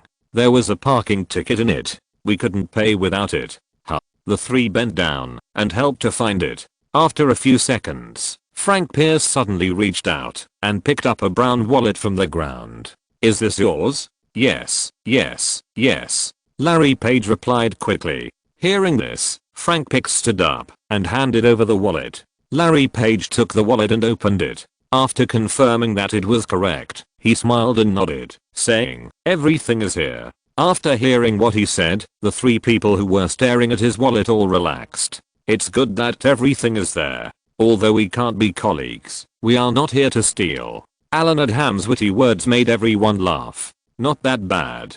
Larry Page waved his hands repeatedly. "Your wealth won't care about us rags," Sergey Brin said self-deprecatingly. After hearing their words, the three giants of Blizzard laughed even more easily. Even if the deal doesn't go well, there is still friendship. There is no conflict between them, so there is no need to be stern. Just as the three of them said goodbye to them again and wished them good luck in starting a business, Mike Mohammed, who was shaking hands with Larry Page, was suddenly attracted by the wallet in his hand. An object that glowed blue under the light made him squint. "Why is your wallet still glowing blue?" Mike Mohammed asked casually. "Huh?" Larry Page was stunned at first, then reacted and pulled out the chain that was exposed outside the wallet. "You mean this? I believe in religion." When Larry Page grabbed the chain and let the blue metal pendant fall freely, the six-pointed star shaking in the air due to inertia made Mike Mohammed frown. "David Shield?" Mike Mohammed asked. "Yes, my mother is, and she also converted to religion. So am I." Larry Page smiled and said, "Sergey is actually also. He is of Ashkenazi descent, that is, from Germany." Is that so?" After learning such information, Mike Mohammed was immediately overjoyed, patted his shoulder vigorously, and said, "It seems that we will still be colleagues." "What do you mean?" Larry Page was a little confused. Sergey Brin also cast a puzzled look. After seeing the blue six-pointed star, Alan Adham and Frank Pierce also smiled like Mike Mohammed. "It's meaningless." Alan Adham put his arm on Larry Page's shoulder. Roland will definitely invest in Google. The Anti-Gates Alliance and the Anti-Jobs Alliance are not a problem. Frank Pierce also put his arm around Sergey Brin's shoulder. Because he has a good reputation with you, Mike Mohomie signaled Larry Page to put away the symbolic David shield, then hammered their chests and said, "Are you okay tonight? I'll treat you to dinner. Don't think about investing anymore. Roland will soon solve the problems of KPCB and Sequoia Capital. Very soon." Note, Google's financing is based on bidding. Sequoia Capital is Stanford's cooperative incubator, and KPCB was introduced by their backers. In the book, How Google Controls the World, written by Daniel Lightbeer, it is clearly marked that Larry Page and Sergey Brin were deeply influenced by Jim Clark and refused Sequoia Capital and KPCB's request to monopolize the angel round shares. And it is precisely because of the backers that the capital that wants to invest in Google can only pinch their noses and accept it. Google has been a member of the anti-Microsoft alliance since the beginning. This is not a joke. American technology companies also stand on the side. Sun and Netscape are members of the anti-Microsoft alliance of KPCB, and Google, which was hatched by them, is born with anti-Microsoft genes. According to Mike Moritz of Sequoia Capital, the primary goal of Google's development stage is not to be discovered by Microsoft. The way to avoid being discovered is to eat up Yahoo's search engine business with the help of Sequoia Capital, so that Microsoft feels that Google's search engine market is sucked out of Yahoo's blood. Without Yahoo, it is nothing. The relationship between Jobs and Michael Moritz is also real. They love and hate each other. They are so crazy that they want to beat their brains out. This is why Jobs returned to Apple later. From the beginning, it was not him who gave up his son, but Sequoia Capital that snatched his son away. Chapter 281, The Whole World Belongs to Me. Larry Page was born into a Jewish family in East Lansing, Michigan. Both of his parents are computer professors at Michigan State University. His mother is very keen on attending various church gatherings. Every Friday, she would light candles at home at sunset according to the requirements of the Sabbath. Every year on the Day of Atonement, she would go to the synagogue to attend the ceremony. When he was young, he had already converted to the religion with his mother. Although I don't know whether he is keen on those gatherings. When I met him today, he was carrying the Jewish shield of David with him. Sergey Brin's father was once a Jew living in Moscow. Because anti-Semitism was prevalent in the Soviet Union at the time, he brought his son to immigrate to the United States when he was 4 years old, that is, in 1978. Because his own ethnic group helped him with the immigration procedures. After he settled down in the United States, he became a mathematics professor at the University of Maryland through the introduction of his own ethnic group, and his wife worked at NASA. According to their story, they first met at Larry Page's welcome party when he entered Stanford, and the basis of communication is actually both sides recognized each other's Jewish identity. And the garage, where they are starting their business, was also lent to them by a Russian Jewish woman named Susan Wojcicki. The reason for the loan is also very simple. Susan Wojcicki's sister Ann Wojcicki likes Sergey Brin. And then, it's quite funny to say that we found out, when we were having dinner tonight, that we knew Susan. She also graduated from UCLA. Like us, she is a member of the Triangle fraternity. Of course, this is not the point. The point is that I know Susan's father is Stanley Wojcicki, a physicist at Stanford University. When we asked, Sergey and Lawrence also admitted that the reason why Google received support from Stanford was because Stanley Wojcicki found someone for them, and their project was under the name of Professor Stanley. If there was no Professor Stanley, why would the founders of Sun be happy to meet them? If there was no Professor Stanley, they would not have received guidance from those people and understood the dangers of venture capital. That night, at about 1 a.m. Eastern Time, Roland, who had already gone to bed, was awakened by the ringing of his cell phone. The sleepiness that was lingering in his heart made him spit sweet air. When he learned that the Google matter was messed up by the three giants of Blizzard, he was so surprised that he was instantly overwhelmed. But before he could wish the mothers of the three people double the amount of food they buy in the future, the information Mike Mohammed immediately revealed made him even more confused while calming down his emotions. No. Are you investing or checking the household registration? How can investing money turn up the family tree for 18 generations? Roland, who didn't want to disturb Kate's sleep, left the room quietly. When he leaned on the sofa in the living room, with a head like a chicken coop, and kept scratching the back of his head with his right hand, the puzzlement between his eyebrows was like a passerby who was shocked to learn that I was going to run for the president of America. Wait. Can you tell me the whole story? I'm in the East District now, with a 3-hour time difference with the West District. It's a little after 1 in the morning here, but it's only a little after 10 over there. I've already gone to bed, and you've just finished talking. Mike Mohammed, who felt he had found a big deal, calmed down with his rapid-fire explanations. After he told Roland the details of today's negotiations, he finally understood and looked dazed. Even the voice of the questioner became extremely confused. Mike. We are going to invest, right? Yes. Then how did you dig up a bunch of Silicon Valley's historical problems like an archaeologist?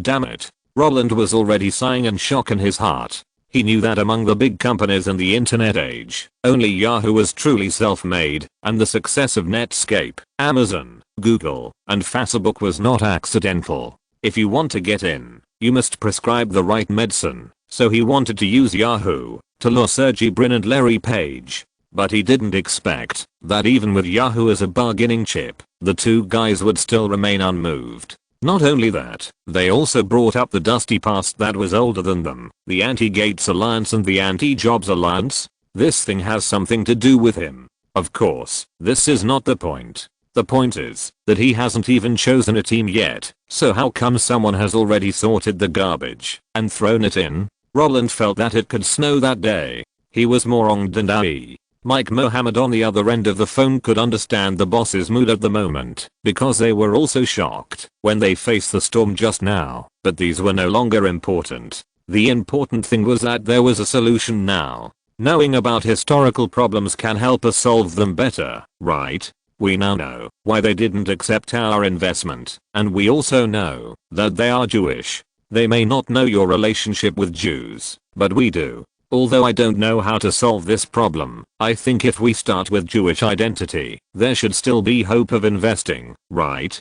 After all, there are so many Jews in Silicon Valley, you should be able to find a few breakthroughs, right? Under normal circumstances, as a subordinate, if you fail to complete the task assigned by the boss, you will definitely be careful when reporting. But Mike Mohammed is different. Now he is justified. He is just short of sticking out his chest, tightening his abdomen, and putting his hands on his waist. And he also has the capital to be confident. After all, he has found the best breakthrough.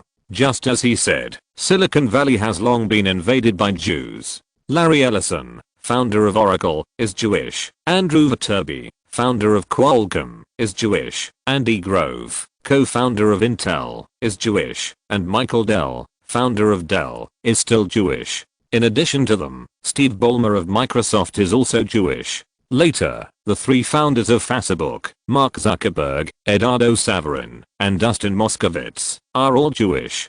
Since the era of paper media, Jews have controlled the first generation media such as the New York Times and the Washington Post. When television became popular, the second generation media of cable TV networks was also taken into their arms, and Hollywood was occupied by them. When the internet era came, they still held the most important data channels, Google and social media Facebook. Compared with this camp, the Anti-Jobs Alliance and the Anti-Gates Alliance, isn't it just a joke? Those people think that Roland may be inclined to Jobs and Gates, and will not believe Roland's personal explanation. So isn't it enough to find someone with credibility to solve these problems? And who can have more credibility than their own people? This is Mike Mohammed's idea. After understanding the root cause of the problem, and finding a solution, isn't it enough to just ask for help? The key point is that Roland can still ask for help. But for Roland, although the words are fine, the matter may not be done. The juicy notes are either in the entertainment industry or the financial industry. He doesn't know any Jews in the technology industry, and the Jews in the academic industry. Forget it, let him go. How can he, who can't read a few words, recognize any university professors? After Roland said this, there was silence on the other end of the phone. Mike Mohammed, who thought he had done a great job, had countless question marks on his head. You don't know him either? Come on. I stopped going to school when I was 10. How could I possibly hang out with these guys who do scientific research and academic work? Mike Mohammed was speechless, but he felt that he could still save the situation. What about Steven? Roland knew that the guy was talking about Steven Spielberg, and when he heard the name, he rolled his eyes. Steven? That guy is also a poor student. Okay. I think if I study hard, I still have a chance to go to college. And that guy? Didn't USC force his diploma on him? George and Francis USC diplomas are somewhat valuable, not to mention Martin's NIU. After all, he stayed in school to teach, but they are all film majors. How could they know each other with physicists and math majors? The mockery from the soul made Mike Mohammed have the urge to steal the recording and sell it. If Steven knew that Roland dissed him so arrogantly, he would probably beat the shit out of Roland. Of course, this inappropriate thought was also fleeting. When facing Roland's helpless wailing, Mike Mohammed had no choice. Then you can't let me go the landlord route, right? Let's go talk to Susan Wojcicki again. Hey. Tools should have the consciousness of tools. They should know how to take on tasks. Roland liked this guy's answer very much. Okay. You go talk to their landlord. It would be even better if you can get to know the landlord's father, Stanley Wojcicki. As long as they know that I'm a good friend of the Jews, then things will go a lot smoother. As for the Anti-Gates Alliance, I'll figure it out myself. I'll call Steven tomorrow to see if he knows anyone. Although he said so, Roland had no idea, because the Anti-Gates Alliance and the Anti-Jobs Alliance are two different things. The Anti-Jobs Alliance is more of a personal behavior. A bunch of people have suffered from jobs oppression, so they united together to resist the tyrant. It seems to be a whole, but it is extremely loose. But the Anti-Gates Alliance is a solid iron plate for doing things. In other words, the reason why Roland wanted to invest in Google after being rejected was not because Sergey Brin and Larry Page mastered the core technology, nor because his heart was full of emotions, but because they could make the guys who were defeated by Microsoft see the possibility of turning over, so as to gather together and make the company grow. Roland could indeed find someone to do it, after being rejected by them, relying on the resources in his hands to madly transfuse blood to the company, but this kind of entrepreneurship will never succeed because he is not a member of the Anti-Gates Alliance. Those scientists at Bell Labs are not something he can dig out, and the big guys who left Fairchild will not come to work. KPCB spent 30 or 40 years to cultivate talents scattered in Intel, Lotus, and Compaq, which are not what he can invite, and these are the real value of Google. Many people say that after Steve Ballmer took over Microsoft, Microsoft was not good at anything and had nothing left. But these guys never considered what their opponents were like. The guys who knew Microsoft best gathered together, and what they wanted to do was to revolutionize Microsoft, skipping the operating system and letting users do everything directly with the browser was their previous goal, the current research and development direction, and it would continue. Without these people, even if Roland registered Google and took the technology, it would be useless. Because he couldn't beat Microsoft, and if he could, there wouldn't be so much trouble. So, the most annoying problem for him was not that those people thought he was a member of the Gates Alliance, but that he obviously just wanted to get a handful of wool from the Gates Alliance and then defect, but he couldn't tell anyone. This is even harder than being an undercover. Don't say 3 years and 3 years, it's almost 10 years. Even if it's 20 or 30 years, one person can't beat Microsoft. Although the stupid news brought by Mike Mohammed made Roland upset, he was still full of hope for tomorrow. He thought Spielberg might not be able to get someone from academia, but what if? Just like Zhao Shuren said, it's free anyway, so trust me a little. With something on his mind, he didn't intend to disturb Kate's sleep and spent the night on the sofa. Although he was not in a good mood, he did not delay the filming the next morning. When he took a break at noon, he still hadn't thought of any way, so he called Spielberg's phone with great expectation, wanting to ask this guy if he could help him get someone. Listening to the beeping tone, Roland was extremely nervous, but after the other party answered the call, the Doraemon pocket that suddenly appeared made him extremely surprised. What? You want to find two computer professors at Michigan State University? Or Jews? You asked at the right time. Do you know Tom Selleck? Michigan is his parents' territory, and he is now filming the movie Love Letter invested by our DreamWorks. I asked my wife to tell him, and he will definitely help you find the person. What? Is there such a coincidence in the world? Roland knew Tom Selleck, a famous Hollywood action actor in the 1980s, and Charlie and Friends. Not only that, he was also a good friend of Ronald Reagan and an important figure in the Rifle Association, a fence sitter. His parents were well-known investors and real estate developers in Michigan, and filming was just a hobby for him. With such a guy to help get people in, Michigan State University would definitely be able to get in touch with them and let the Jewish church there casually tell Larry Page's parents about Roland's relationship with them. It would be easy and pleasant to build a connection between them. It was precisely because it was easy that Roland became more curious. Of course, he was not curious about the cooperation between the two parties, but he didn't understand why the old man asked his wife to help get people in. Could it be that, between them, Roland had misunderstood? When he asked his doubts, the old man on the other end of the phone roared, "He is filming a movie with my wife. A movie directed by a Hong Kong director. The name is Love Letter." It turned out to be Chin Kexin's Love Letter.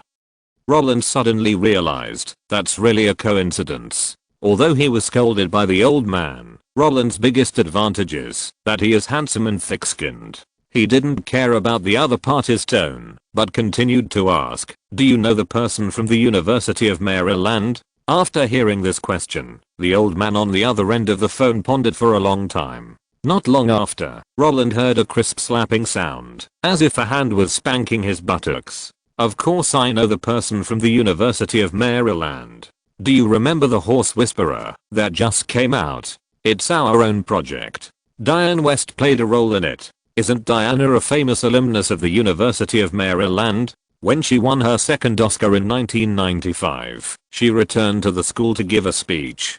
Just look for her, and you can contact the president of the University of Maryland." Oh my god. Roland, who didn't have much hope, laughed. He knew Diane West was also a member of the Jewish gang. She became famous in 1985 with Woody Allen's The Purple Rose of Cairo. Later, she won an Oscar for Best Supporting Actress with Woody Allen's Hannah and Her Sisters. In 1989, she worked with Ron Howard and was nominated for Best Supporting Actress again. In 1995, she won the second Oscar for Woody Allen's Bullets Over Broadway. She was a diehard member of the Jewish gang. No one would question her identity. If she could come forward to communicate, Sergey Brin's father would definitely tell his son that Roland was one of them. Okay, it seems I was wrong. I thought you couldn't help me find someone. When Roland said the extremely distrustful words with an emotional tone, a hum suddenly appeared in the receiver of the mobile phone. "Kid, you are too young. You don't know that there are only names you can't say, but there are no people I can't find. Hey, you are so self-boasting." Roland was in a good mood because of his arrogant words. He didn't expect that Spielberg, a poor student, could really do what Mike Mohammed said and go around the world to find people. Although his guess was wrong, this mistake could bring him the best result. With his continued inquiry, the old man was able to find the mother of Sergey Brin, who worked at NASA. Ron Howard was a senior member of NASA, and Apollo 13 received strong support from NASA. As for KPCB, the old man directly asked Roland to call Steve Jobs. "KPCB is indeed against the Gates Alliance, and you want to prove that you are not in the Gates Alliance? It's just a casual cooperation. Why don't you let Steve Jobs, Bill Gates' old rival, stand behind you? Isn't this matter very simple?" The old man felt that his apprentice was too stupid. No one will believe that Steve Jobs will endorse someone in the Gates Alliance. No one. "What about Sequoia Capital?" Roland asked again. "How can I make Sequoia Capital forget my relationship with Steve Jobs?" "Sequoia Capital? His isn't the founder Don Valentine a classmate of Warren Buffett? Why don't you just tell them that I asked you to invest in Apple? If you just put the blame on me, they won't doubt it. If you think it's hard to ask Warren Buffett because you just met him, then I can just go to Don Valentine. I have known him for more than 20 years, and Atari was supported by him. After our video game market collapsed, he asked me if I regretted it. What's the point of regretting it? Well, When Spielberg was rambling about his past with Sequoia Capital, Roland was ready to treat Mike Mohamy and the others to dinner after he returned. What these guys said was right. Since those two people were Jewish, it would be the most convenient to use Jews to solve the problem. Sergey Brin and Larry Page wanted the Yahoo market, but were worried that Roland would fight with the venture capital that had already entered the market. It doesn't matter. I can let the whole world tell you that Roland Allen is a good friend of the Jews. When Sergey Brin's sister-in-law, father-in-law, parents, and Larry Page's parents all conveyed the same fact to them, would these two guys still refuse? I can also let those capitals that have already entered the market tell you that Roland Allen can cooperate. When those guys who have close ties with KPCB get the endorsement of Steve Jobs, and when Sequoia Capital, which cooperates with Stanford, confirms that Roland's investment in Apple was Spielberg's suggestion, will these two guys still refuse? The whole world is mine. If you refuse, I will stop you from talking. Although Google is the most annoying project Roland has experienced in recent years, as long as he can invest in it, it is a victory. And now, Roland, who is looking for people all over the world, has already smelled the scent of victory. Note, the difference in treatment between Google and Yahoo depends on whether there is someone above him. The garage where Page and Brin started their business was rented to them by the daughter of a professor at the school. The professor's youngest daughter likes Sergey Brin, which is why Stanford will support Google and get Google's shares. Her father-in-law is the big boss of the school. The professor's second daughter, Susan Wojcicki, is now the senior vice president of Google and the CEO of YouTube. She is indeed a classmate of the three giants of Blizzard. Google is actually a family-style operation model. Sergey Brin's mother-in-law is the founder of Google Teacher Academy. In the timeline in the article, August 1998, Tom Selleck was indeed filming Peter Chan's love letter with Spielberg's wife. He is from Michigan, a promoter of the Rifle Association, and is indeed a good friend of Reagan, who got a lot of votes from him. Diane West is indeed a member of the Jewish gang, and a well-known alumnus of the University of Maryland, and the guy who is posted on the school's promotional page. Google started as a search engine, but it was not successful because of the search engine. They absorbed a bunch of big guys such as Lotus, Sun, Netscape, etc.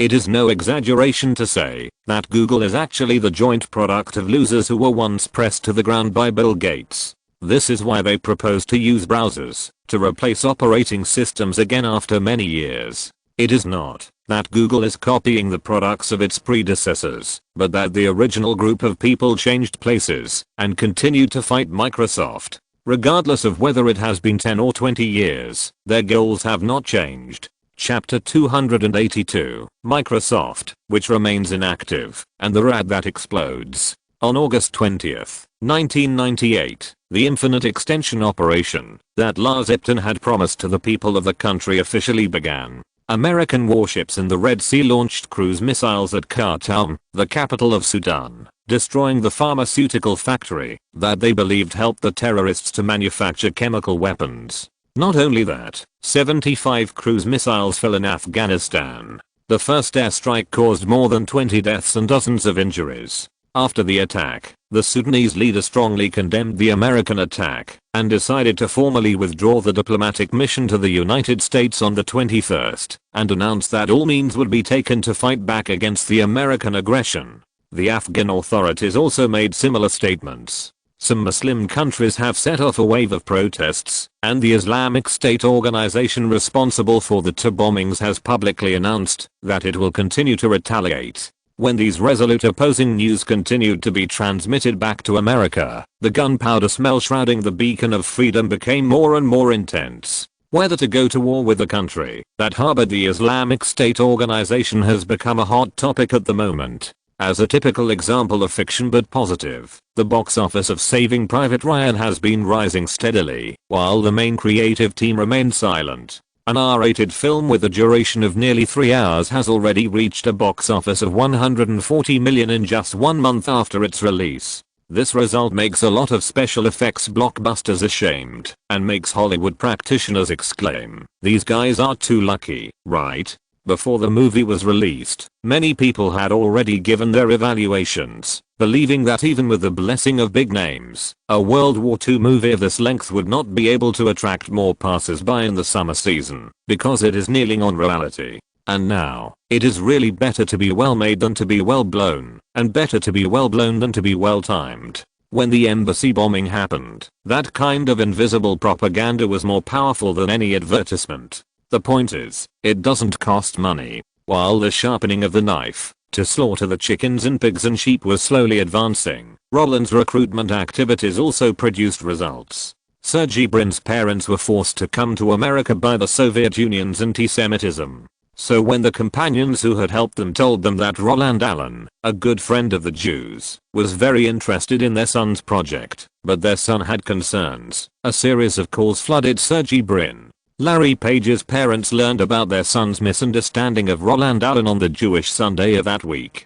When the Reform rabbi in Michigan brought Roland Allen's kindness to them, the young man with white hair was directly taught a lesson by his religious mother. If it were just these, it would be fine. After the three giants of Blizzard appeared, Susan Wojcicki, who lent them the garage to start a business, was also very interested in the strong support of her classmate's boss and briefly described the good life of the senior to the two. And Andy Bechtelson, the founder of Sun, who gave them 100,000 yuan to help them start a company, called directly and said that they could accept Roland Allen's investment conditions. Swallowing Yahoo's search engine market can help them grow quickly. To be honest, when they received a call from their parents and learned that those guys were lobbying for Roland Allen, their minds were blank. If it was one-on-one, they might have started what the fuck. And when they came to the garage where they started their business, the information revealed by Larry Page's beautiful landlord and Sergey Brin's future aunt made them even more confused. As for receiving a call from the sponsor at night, they were already wondering if they had lost a few days of their lives. It was Andy Bechtelson who first said that they must wait until the product is commercialized before seeking venture capital, and they could call him directly if necessary. But now it's only been a few days, and this guy's talking again. What's going on? Larry Page was full of wonder. I don't know either. Sergey Brin, who was sitting on the sofa with his head bent, was also confused. Aren't we starting a business? Larry Page frowned. Yes, we are starting a business. Sergey Brin nodded. In the constant dialogue, they felt that they had become good friends of the question mark. They were just ordinary college students, not like Robert Noyes who left Fairchild to start a new business. Why were these venture capitalists like crazy and had to give them money? Could it be, are we too handsome? Roland wants to seduce us. The words that were consistent with their hearts made the two people who looked at each other shudder. It was no wonder that they would think so. After all, Roland's behavior of shaking people was too weird. Even they themselves didn't know what the highlights of Google, which had not yet officially established a company, were. In this case, a guy with a net worth of over 1 billion kept pestering them. If this wasn't to lust after their bodies, what else could he want? Roland, who already had a fiancée, was actually a two-way plug? Wow. This news was too damn explosive. Of course, this kind of thing was just a private thought. After all, with the revelations of many media, everyone in the world now knew that Roland already had a fiancée and was just short of getting married. After dating for 1,000 days and staying together for 950 days, no one would doubt that Roland's sexual orientation was abnormal. Knowing that their ideas were too shocking and the current situation was too bizarre, after they found that they could not solve these problems by themselves, the two took the initiative to contact the three Blizzard giants who had blocked them before. From them, they learned about Roland's relationship with the Jews, which had never been disclosed by the media, and then, fuck you. Why didn't you say it earlier? The two of them went berserk. You clearly knew that, as long as you made it clear, we could reach a cooperation, but you chose to conceal it, causing us to be scolded by our parents? Why didn't you say it earlier? The three Blizzard giants who had been arguing with them for almost 2 months were also angry. If you had stated your identity right away, we wouldn't have wasted so much time. Are you sick? Who would mention their own ethnicity when introducing themselves? Then you are also sick. You are so wary of us. Even if we tell you, will you believe it? The 5 intellectuals started to curse in the garage. The fierce argument made the hostess in the house laugh and shake her head. Susan Wojcicki, who was 3 months pregnant, kicked her sister and asked her to deliver water to the young men. When Ann Wojcicki, who had graduated less than 2 years ago, but had already started her own business, walked into the garage, the 5 irritable guys were like corgis that had been untied. They were scared.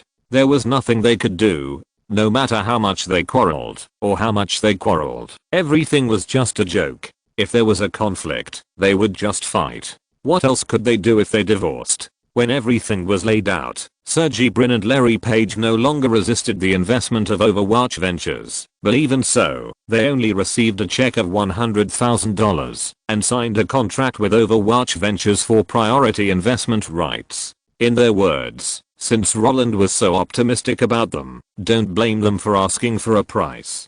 They would not accept a valuation of $50 million. As for how much they would eventually get, that would have to wait until the product was commercialized. Roland was quite satisfied with the result. As long as these 2 guys are willing to take the money, asking for too much will only squeeze out other venture capitalists. As for pushing for more, Roland believed that they would not dare, because Jewish children are afraid of being beaten by their mothers. As for Roland, hey, if you are really brave enough, don't leave after school. I will let your mother beat you.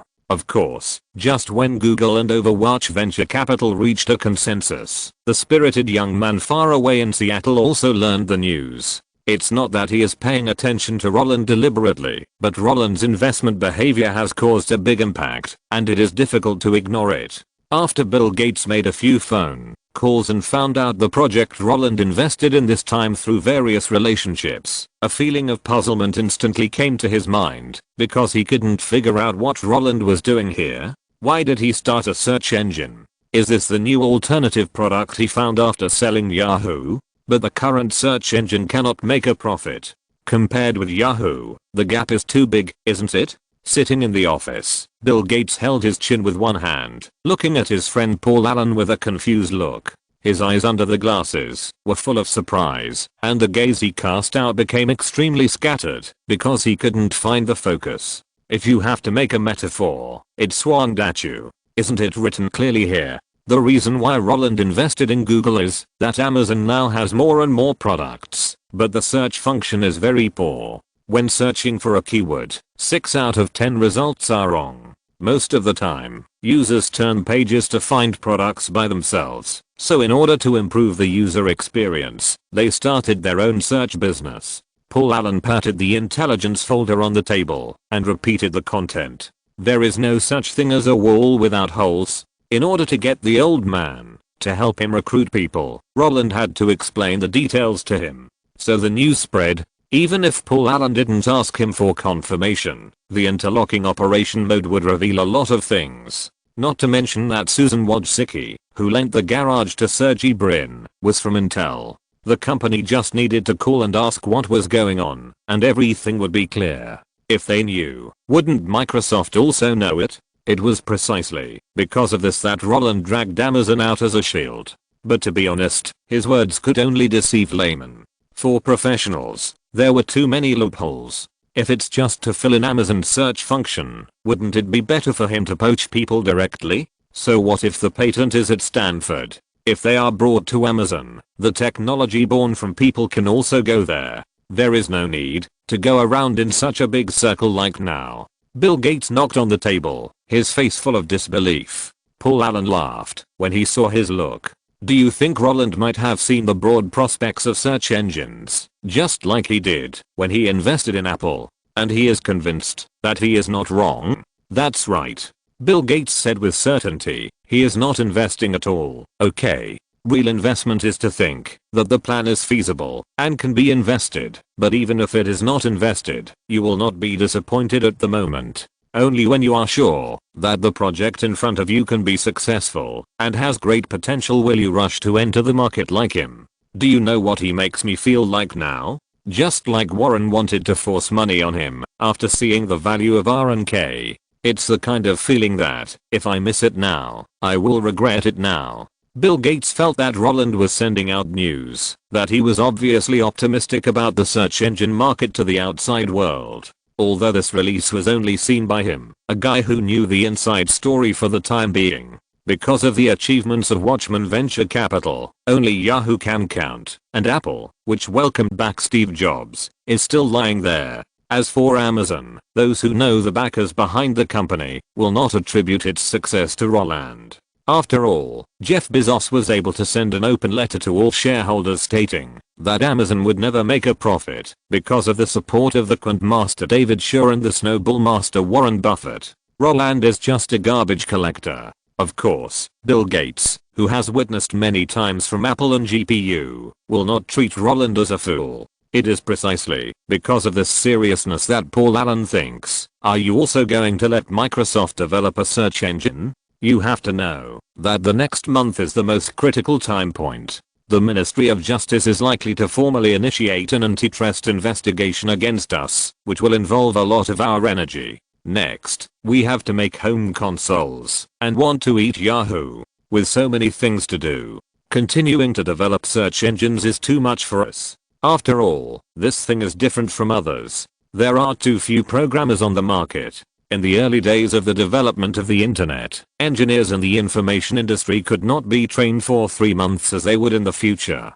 Now they are all hot buns, and most companies cannot poach people. For large companies, acquiring a relatively good company on the market, then dismissing the management, and leaving only engineers is the cheapest way to poach people. In this way, even if Microsoft wants to make a search engine, they can't find anyone for a while. But in the face of Paul Allen's inquiry, Bill Gates smiled and shook his head. No, we won't make a search engine for now. Let's see what Roland will make the search engine look like, and then we can just copy it. What's more, the most anxious one in the market now is not us, but Disney. The more radical Roland is in the search engine, the more crazy Disney will be. Who told them to spend money in the search engine field, but to make portal websites? The point is, they are also one of the few guys in the market who know the real situation of Roland, right? Yes. Compared with Microsoft, which is studying what Roland is doing, Disney is the most confused one at the moment. Roland is entering the search field. What the hell is this? Even if all the movies this year make money, it's still not good. Didn't you tell me that the future belongs to portal websites? In Disney's conference room, Michael Eisner knocked on the table and roared, "At the beginning of the year, you told me that the success of Yahoo and MSN meant that cable TV networks would gradually be replaced by the internet. The internet community can bring people closer to each other and allow people to vent their feedback in the first place. Roland's proposal can paralyze Yahoo and MSN. This is the best example. So we Disney also want to build a portal website. But because this market is saturated, in order to develop, we have to find other entry points. So, under your choice, on June 18th of this year, we acquired InfoSeek, the largest search engine on the market. Because it contains 64 million web pages, it has a natural advantage to convert it into a portal. Then, we asked them to stop the maintenance and development of the search engine and start building a portal website. That's right, when he learned that Roland had gone around in circles and just invested in a search engine website that didn't even create a company, the Disney tyrant was almost anxious to the point of spiraling up. Because they acquired the world's largest search engine InfoSeek, and then asked everyone to build a portal website. Their idea at that time was to use the massive amount of URLs that the search engine had already included to directly skip the web page reserve process of Yahoo, and then imitate the cooperation model of MSN and NBC to create MSNBC, and rely on the existing ABC and the acquired InfoSeek to create a portal website that takes the best of all. Compared with MSN, Disney has the foundation of cable media network, so there is no need to worry about information. Compared with Yahoo, Disney also has the search engine foundation of InfoSeek. After all, this is Netscape's preferred search engine. And if MSN and Yahoo are added together, the portal website made by Disney still has a massive content advantage. The accumulated foundation over the years is not comparable to Microsoft and Yahoo. In their conceptual blueprint, it will surpass MSN in 2 years and defeat Yahoo in 4 years. When they Disney mastered the world's largest portal website, the network promotion will be even faster. Within 5 years, the other 5 companies will have to call them daddy. But now, they are directly torn apart. But, 2 months later, the guy you called the best performance of portal websites, he started to develop search engines. Just tell me what to do now. As Michael Eisner roared, the conference room was as quiet as a chicken. Like Bill Gates, they didn't believe that Roland really developed a search engine just for Amazon, because over the years, Roland had done so many bad things through portal websites. Take hype and control of comments as an example. Before Titanic was filmed, Roland had already used and banned Yahoo to make those netizens feel like they were in heaven. With his manipulation, the sense of participation and exposure that netizens got made the website's market value soar exponentially. And this kind of experience is what those media giants envy the most. In the past, when they guided public opinion, at most they published some targeted news, and they were dreaming to turn these targeted news into money, because many advertising fees were negotiated in advance, and Roland's operation on the internet made them see the possibility of making a lot of money while guiding public opinion. That's why only a ghost believed that Roland was just playing around with the search engine. It is precisely because of this understanding that Disney is uncomfortable. Can't you get into the industry earlier? Do we have to spend $200 million to turn the search engine into a portal website before entering the game? Although they also understand that if this kind of unwarranted accusation spreads, it will only make their peers laugh. But they are really furious now. So furious that no one dares to take the blame. And the actions of the silly goose made Michael Eisner almost angry. Don't keep silent. Come up with your solutions. Although we will announce the portal go.com next month, we still have the opportunity to make changes. We can choose again whether to stick to the portal, return to search, or do both portal and search. Michael Eisner personally thinks the third option is the best.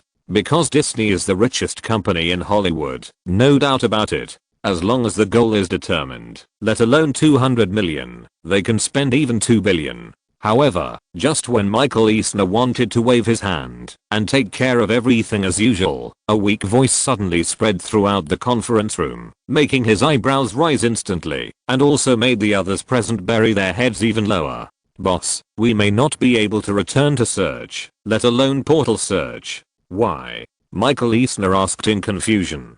Because Robin Lee, who invented the hyperlink analysis technology and made InfoSeek the #1 search engine in the industry, chose to resign. Without his leadership, InfoSeek's R&D progress will only get slower and slower. Michael Eisner frowned. Why did he resign? Which company is he going to? Is it Google? Didn't InfoSeek sign a non-compete agreement with him?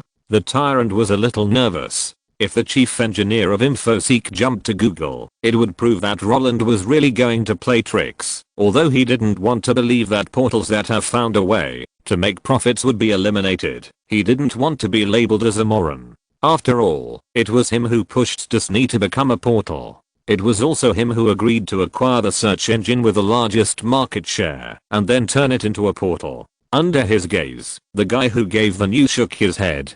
No, although he didn't sign a non-compete agreement, he is not going to Google. Such an answer made Michael Eisner feel relieved. It's good that it's not Google. However, just after he finished speaking, regretful news appeared again. But he chose to go home and start a business. Go home and start a business? This decision made Michael Eisner even happier. That's easier to handle. Talk to him again and give him a higher salary. Give him options. Give him a promotion. No. As long as he can stay at InfoSeek and lead InfoSeek to continue to maintain its position as the #1 search engine, then he will have the final say in InfoSeek's business. If he wants to manage go.com, let him manage it. If he doesn't want to, then separate go.com and InfoSeek. Just when Michael Eisner was confident that no one could refuse the silver bullet offensive, the last sentence of his subordinate made his smile freeze on his face. Boss, Robin Lee may not need this. He is Chinese. And I'd go home every year. Notes: when Google was just founded, Susan Wojcicki, who borrowed their garage, had just turned 30, had just gotten married, was 3 months pregnant, and was an Intel employee. Because her father was optimistic about Google, she quit her job at Intel and became Google's 16th employee. At that time, few people knew how to write a search engine. It is also true that 6 out of 10 results from Amazon search were wrong. and recruiting talents by acquiring companies is what Dr. Wu Jun left on Google's blackboard. Disney really did have a portal website, and it really wanted to punch Microsoft and step on Yahoo. The domain name go.com was chosen by Michael Eisner himself, and it was also his idea to acquire the search engine with the largest market share and turn it into a portal. Now, the domain name go.com can still be used, but it is no longer a portal website, but a guide website within Disney. This URL can be accessed without a ladder, but the jump direction is based on your IB. If you go to it in China, they point to CN. Chapter 283, I didn't take the mouse seriously. The concept of search that people talk about now was not invented until 1990. The World Wide Web did not exist at that time, but file transfers were still very frequent. Because there were too many files, it was not convenient to search, so Archie was born. Even though it was not a real search engine, users had to enter the file name accurately to find the FTP address, but at that time, it was already a very convenient tool. With the emergence of Archie, various search tools emerged one after another, and the significance of these tools was to save people time when searching for information. However, after the rapid development of the internet, these non-civilian tools obviously could not meet the needs of the general public, so Yahoo changed the world. Yahoo is indeed not a search engine, but its existence has made more people see the charm of the internet. As Steve Jobs said, many users do not know what they need at all. And Yahoo has made those users who do not know their own needs see the possibility of asking for it. Since the public knows that it is not a dream to just talk about it, search engines have a market. In this case, InfoSeek was born. At first, InfoSeek was just an inconspicuous search engine. Even its user interface and additional services were copied from Yahoo. However, after signing a cooperation agreement with Netscape in December 1995, its market share grew wildly. Unlike those who only care about the present and ignore the future, InfoSeek knew from the beginning that they grew up by sucking the blood of Netscape. After leaving Netscape, they would only have one possibility of violent death. Therefore, while consolidating their market position, they also recruited talents. At the Silicon Valley Academic Conference in 1996, Robin Lee was poached by them. Robin Lee, who wrote the hyperlink analysis, lived up to expectations and led InfoSeek to complete the writing of the second-generation search engine and launch the first search engine on the market that used hyperlink analysis. After that, search engines including Google all referred to his ideas. Because of this, InfoSeek also successfully sat on the throne of the #1 search engine in the search engine industry.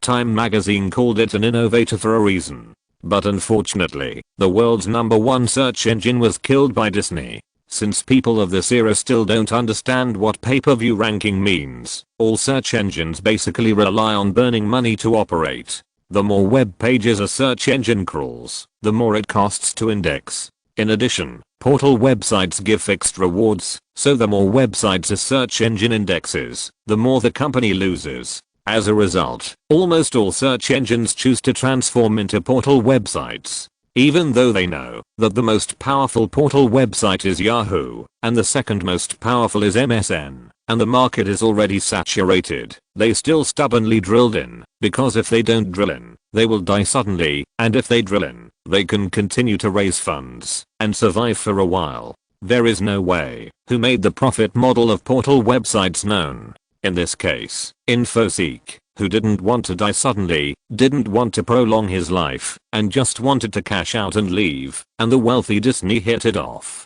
Disney thought it was awesome, and if it could swallow ABC, it could become a portal website. InfoSeek also thought it was awesome, and it was the best search engine on the market.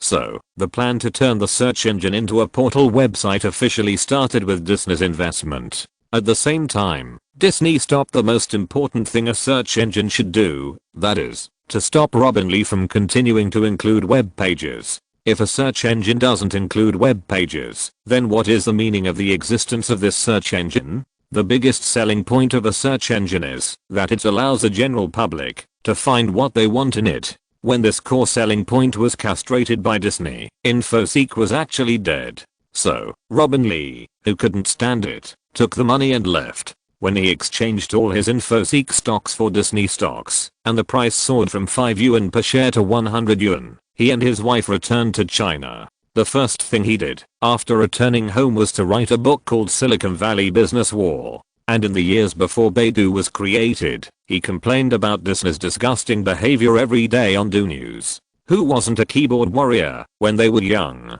As soon as the keyboard policy came out, Disney was dissed. And just as he expected, it took Disney only 1 year to make InfoSeek lose the world's #1 throne, and only 2.5 years to kill InfoSeek and the newly created Go.com. It is no exaggeration to say that if there was no help from Disney, InfoSeek might still lose, but it would never let the other companies win so easily, and those who won were really, I haven't even done anything, you fell down.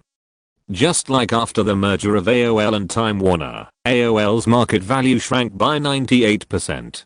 These Hollywood media giants have killed countless well-developed internet-leading companies, and it is precisely because of their attacks that other companies have the opportunity to grow. As the saying goes, buy football in reverse, villa by the sea, invest in reverse, never buy a building. The people's rich man Ma, who is now following Teacher Zhu, called Tencent Baywinner Mob because most cross-border ventures are failures, and those guys' cross-border ventures are just building a moat for their own companies. How can you succeed if you do things with the mentality that if you win, you will make a lot of money, and if you lose, you will not lose money? And investing with these guys. This feels like the aunt selling Gillen rice noodles and Pai Pai Jai talking about stocks. It's really fucking reliable. So, when Roland learned that Disney, who was working on a portal website, was a little flustered, he had already forgotten Baidu, the 40 thieves, and the penguin who didn't like Leo Gandmar. His first reaction was to ask in confusion, "What does my search engine have to do with Disney?" The second reaction was to cry poor. As the world's second largest media group, why are they staring at me, a person who can't even make the Forbes list? The third reaction was to play dumb. I'm really just helping Amazon find a search engine provider to cooperate with. TUI. Roland's behavior of telling lies with open eyes made the truck driver spit. He rolled his eyes while squatting under a parasol waiting for the stage to be set up, and said with disgust, "Don't I know what kind of person you are? Is there any point in pretending like this? How much money can you make from those Yahoo shares? Do you want me to make a call and let Ronald help you calculate it? I'm not Forbes who estimates wealth by guessing. I have witnesses." Okay. Looking at the old man who was about to take out his mobile phone, Roland pressed down his hands and said, "What do you want to do? Lend me some money." Roland stopped pretending, and the old man revealed his cards. Hearing what he said, Roland frowned, glanced at him strangely, and asked, "How much money do you want to borrow? The dividends from Titanic will be paid by the end of the year. If you have something you want to do, why don't you wait until the dividends come in before doing it?" Roland thought that the truck driver wanted to build a deep sea submersible to challenge the Mariana Trench, but the truck driver was thinking, "Linda and I can't live together anymore." He paused and said, "We are going to divorce." Well, as soon as these words came out, Roland was silent. The relationship between James Cameron and Linda Hamilton is simply a mystery. No one knows how they got together, but everyone knows that their relationship was the fuse for the divorce between James Cameron and Catherine Bigelow. The two began to fall in love with Terminator 2. In 1993, Linda Hamilton gave birth to a daughter for the old man. They didn't get married until the summer of 1997 in a low-key manner, but in February 1999, they officially announced their divorce. The process of their love, childbirth, marriage, and divorce was confusing. No one knew why their marriage did not last more than 2 years after they had a child and were sure they could survive. But Roland knew that, as usual, the old man was still cheating on her.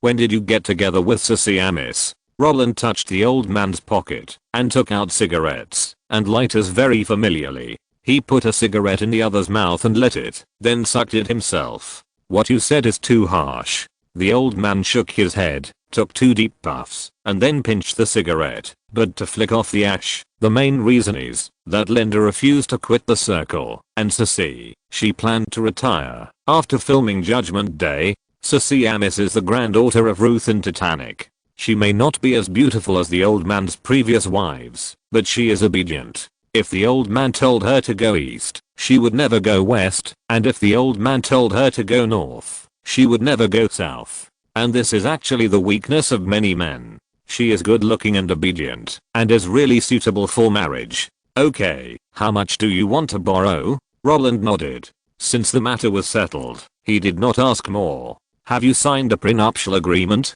How much is the breakup fee?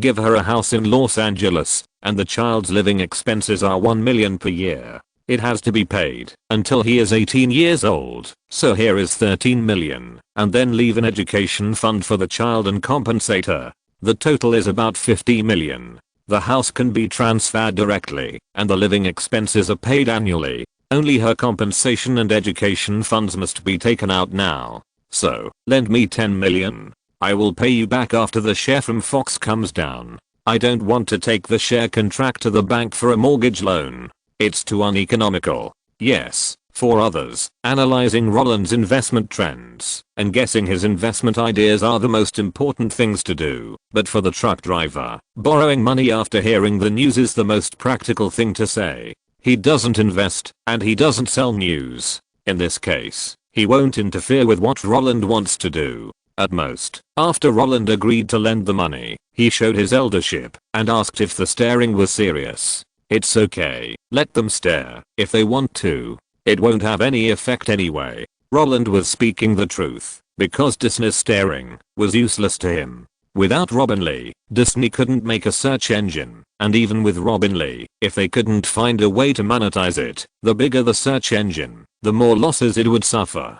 Disney has money, but that doesn't mean they can bear losses endlessly. Microsoft, which has the ability to make search engines and can bear losses endlessly, can't make trouble now. After all, home consoles and Yahoo are two pieces of fat meat that can see how to make profits. Giving up these two pieces of fat meat to tinker with search engines? Isn't this a donkey kicking your head? As for the three-line parallel, that's even more ridiculous. If they announce the binding of search engines and portal websites at this time, when they are entangled in antitrust investigations, then Microsoft will definitely be dismantled. So, even if a lot of things happen, and Disney is staring at them, Roland is not in a hurry. The internet is not Disney's lifeblood. Even if it is gone, they won't feel bad. Even if they feel bad, they won't do anything. Because they can see the nuclear weapon in Roland's hand. Lord of the Rings only signed a co-production and distribution agreement with Disney, and the copyright of the toys derived from the film and television is still in Roland's hands.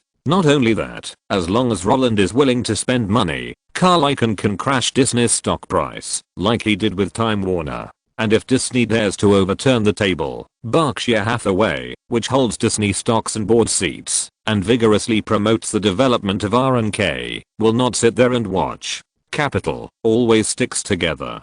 Fighting alone will only be swallowed up by others. Since Roland, the person involved, didn't take Disney's surveillance seriously, everything that followed would remain the same. Those who should shoot movies, those who should play, those who should eat melons, and those who should work. Until September 4th, Google, which was watched by Disney and Microsoft, was finally established. With the contract officially taking effect, Roland felt more relaxed. The excitement that enveloped his body made him face the world with a smile. However, this behavior of flirting with everyone also earned him countless slaps. Whenever he communicated with those actresses with a smile, Kate, who was on duty in the group, would slap him. Roland, who was in a good mood, would retort, and then, the noisy laughter created a different landscape for the crew. Although Kate had never lost, and Roland had never won, it didn't matter. As long as the dog could be killed, it would be fine. In this pleasant and relaxed atmosphere, Spider-Man 2 and 3, which were originally commercial films, did not encounter any bottlenecks. On September 18th, when Rush Hour was released, Roland, who had a good relationship with everyone, invited the entire group to watch the movie in a private theater. It must be said that physical comedy is really the easiest performance to bring the two sides closer, especially Jackie Chan's serious comedy, which made the theater full of laughter. Even though Hurricane Georges hit America on September 15th with wind speeds exceeding 160 miles per hour, killing 4,000 people, and causing at least 10 billion in losses in just half a month, the box office of Rush Hour was still high. The first weekend box office of 33 million was terrifying, and the global box office was estimated to exceed 200 million, which made Hollywood see the influence of Chinese kung fu again. At this time, Roland's old friend came to the door with a Chinese kung fu script.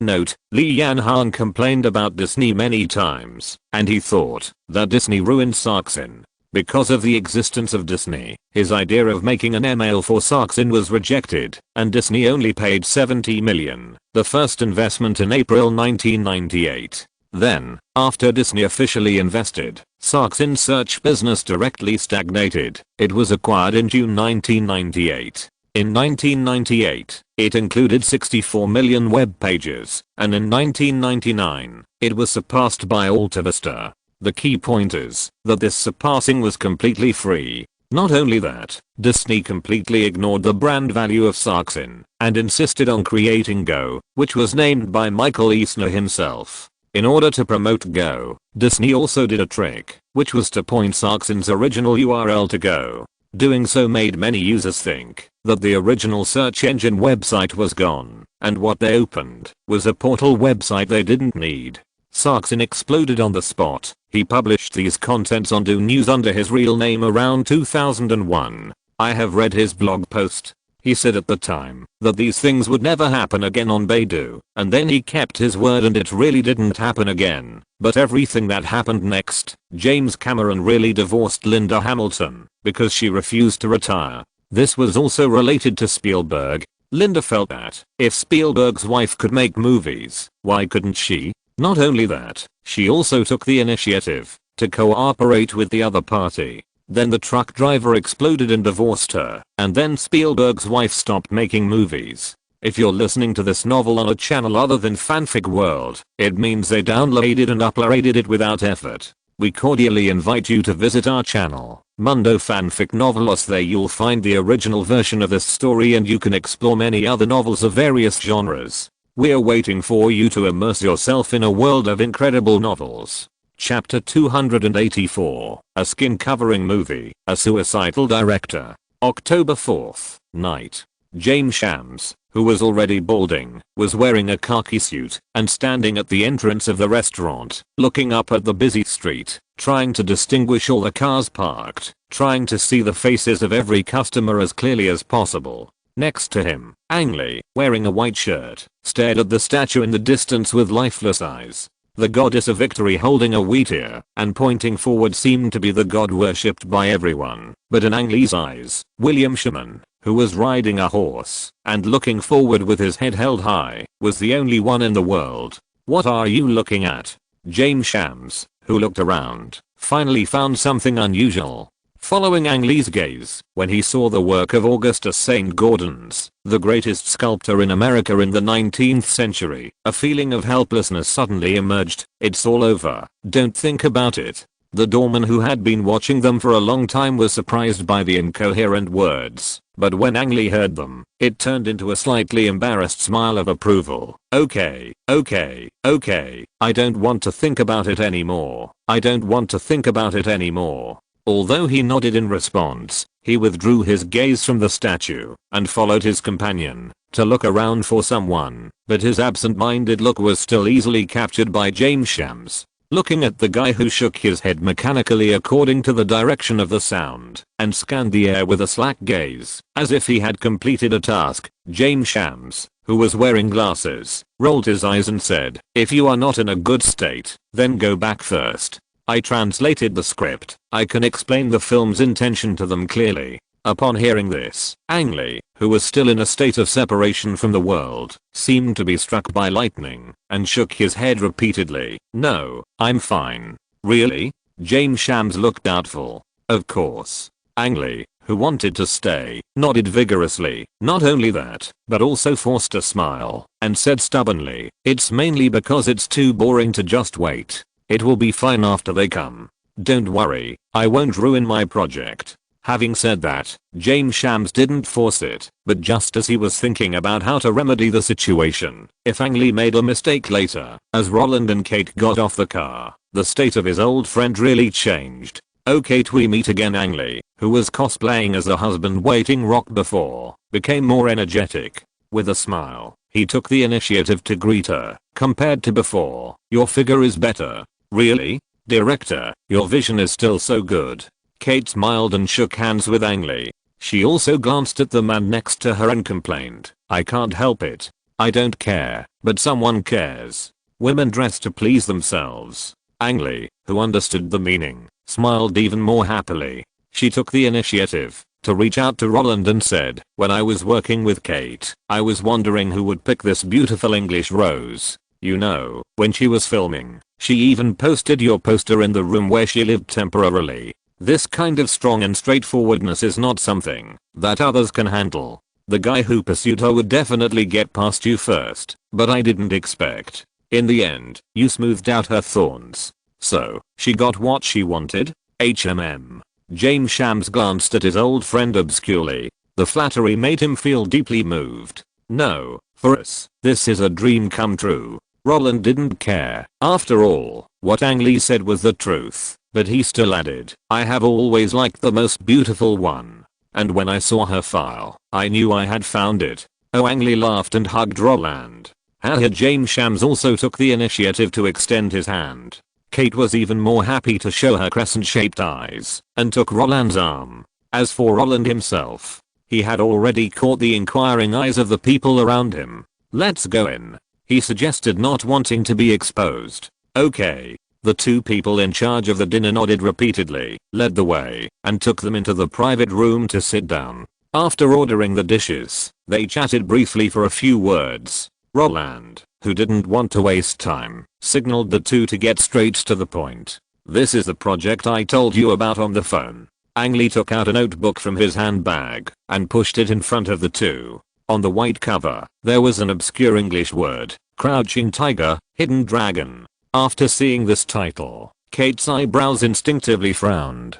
Just based on the literal meaning, she couldn't guess the general content of the script at all. But for Roland, this thing was too familiar. Isn't it Crouching Tiger, Hidden Dragon? In fact, after receiving a call from Ang Lee and learning that the other party had a Chinese kung fu script to show her, Roland had already guessed this project, because Ang Lee had only made this martial arts film in his life. It seemed that he saw Kate's doubts, but it was more like promoting his own inspiration. So when Kate curiously took the script and opened it to read, Ang Lee, who was sitting opposite Roland, also explained, this is an Oriental martial arts story, similar to a martial arts movie like Fist of Fury, but the time in the story has to be pushed forward. Hearing this, Kate's hand paused. Because she didn't know much about the history of the East, she didn't know if she could understand it. While she was hesitating, Ang Lee's next words made her face look surprised. However, you don't have to be embarrassed, because this is an Oriental story. If you have to analyze it, this is actually an Oriental martial arts version of Sense and Sensibility. The heroine Yu Jian Long is based on Miriam, who you played before, and the other heroine is based on Alina, played by Emma Thompson. What? Kate opened her eyes wide when she heard this. Isn't this a cover? Yes. Crouching Tiger, Hidden Dragon is a cover movie, to put it bluntly. Back then, when Ang Lee returned to his hometown to shoot Eat Drink Man Woman, he read the novel Crouching Tiger, Hidden Dragon because he had a martial arts dream. Because his father's trilogy was about to end, he wanted to shoot a martial arts movie without any project plans. So he asked his boss Zuligan to help negotiate the copyright. But no one expected that when preparing for Crouching Tiger, Hidden Dragon, Sony suddenly came to him and asked him to shoot Sense and Sensibility. Although Ang Lee had not read Jane Austen's novel, no one wanted to miss this rare opportunity, so he took on Sense and Sensibility and postponed Crouching Tiger, Hidden Dragon. When discussing the project with Emma Thompson, the screenwriter of Sense and Sensibility, the copyright of Crouching Tiger, Hidden Dragon was successfully obtained. After filming Sense and Sensibility, the box office success of The Ice Storm made Ang Lee postpone Crouching Tiger, Hidden Dragon until around 1998, when he had time to write the script. If there were no accidents one after another, Crouching Tiger, Hidden Dragon might have been put on the shooting schedule long ago, but it was because the plan could not keep up with the changes that Ang Lee's creative ideas changed again and again. Compared with the novel, the story of the movie version has actually been changed beyond recognition. In the novel, the heroes Lee Mu-bae and Ju Zeolian did not have many roles. The core protagonist is Yu Jia-along, who everyone is afraid to avoid. But inspired by Eleanor and Mariana, Crouching Tiger, Hidden Dragon changed from a single female lead drama to a double female lead drama. The yin outwardly masculine Yu Jia-along and the masculine outwardly masculine Yu Zeolian became the branches of the film's plot, and from them, the story of Lee Mu-bae and Luo Zhao who was derived, and finally, the whole film became full. It is no exaggeration to say that, if Sense and Sensibility had not been filmed, Ang Lee might not have adopted the format of double female leads. It was precisely because he referred to Jane Austen's novels that Crouching Tiger, Hidden Dragon achieved a good result of 200 million in Europe and the United States. Because foreigners can understand it and still find it fresh. The knights who fly over the eaves and walk on the walls are the oriental superheroes for them, and the emotional core under the martial arts coat can still set off the global Austen fever popular culture. In this case, it would be a ghost if this movie was rejected by foreigners, but while foreigners were enthusiastically supporting it, Crouching Tiger, Hidden Dragon was also scolded into a sieve in the ancient oriental country. When Crouching Tiger, Hidden Dragon was released, the best review was it doesn't have Jet Li's handsome fighting, Tsuhak's elegant artistic conception, or Jackie Chan's natural feeling. The story is contrived, it's hard to make sense, the plot is bloody, and it's soft and delicate. As for the score on Daubin, that only went up afterwards. And this is actually the cultural invasion caused by Hollywood after the rapid development of the internet. Why did a movie that was criticized so badly back then turn around? Is it because people at that time couldn't understand it? Don't be kidding. 15 years have passed since The Promise was released, and still no one can understand it. But Hero, which was also criticized as shit back then, has also slowly recovered its score. Cultural creation is originally a very private thing. If it has achievements, but not good reputation, the reputation will eventually rise slowly, because people will watch it many times, because of the achievements, and want to dig out the reasons for its popularity. When various speculations are convinced by their desire to learn, they will naturally think it is good. But if the results are not good, it is normal to follow the trend and criticize it. Because of this, when Ang Lee finished explaining, and the waiter brought the dishes to the table, Kate, who was eating and watching, was soon attracted by Yu Jia-along's choice. When she found that Yu Jia-along was hesitant between family and love, the twisted feeling of playing Marion in the past suddenly came to her mind. Okay, it's the same. Kate smiled and said, family, love, these are two things that everyone finds difficult to choose. If I'm not wrong, Yu Jia-along should also like Lee Mu-bae, right? Luo Zhao who in the script is Willoughby, and Lee Mu-bae is Brandon. Although she only read a quarter of it, Kate had already guessed the direction of the plot. Ang Lee and James Shams did not hide it and nodded. It's about the same. The feelings have been slightly modified. Hearing this, Kate, who had a bottom line in her heart, did not continue to read, but looked at her man. After finding that the other party was busy working, and did not seem to be ready to make an investment decision on the spot, Kate, who was in control of the initiative, asked again, although it is a copycat, the Big Six should not mind, right? While Rush Hour is a hot movie, shouldn't you go to the Big Six for investment? Kate is not a good man and a believer. After understanding the script, she, who grew up in the circle, has already smelled something unusual. The Big Six never mind copycat scripts, or rather, they like copycat scripts the most. Because copycat means that the core under the skin has at least been successful. And with a successful precedent, it is more reassuring to invest. After all, what Hollywood pursues is the industrialization of movies. If they can make money by borrowing from success, they will not take the initiative to innovate.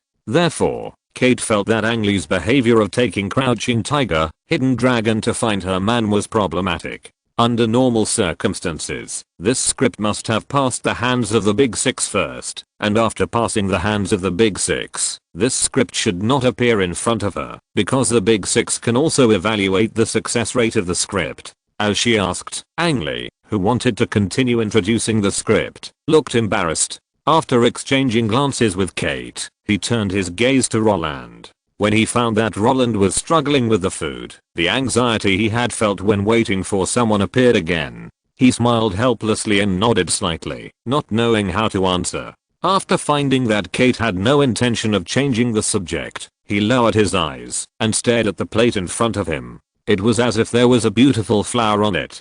Such a situation also gave James Shams a headache, because he knew that, if he did not stand up and tell the truth at this time, the negotiation would be ruined.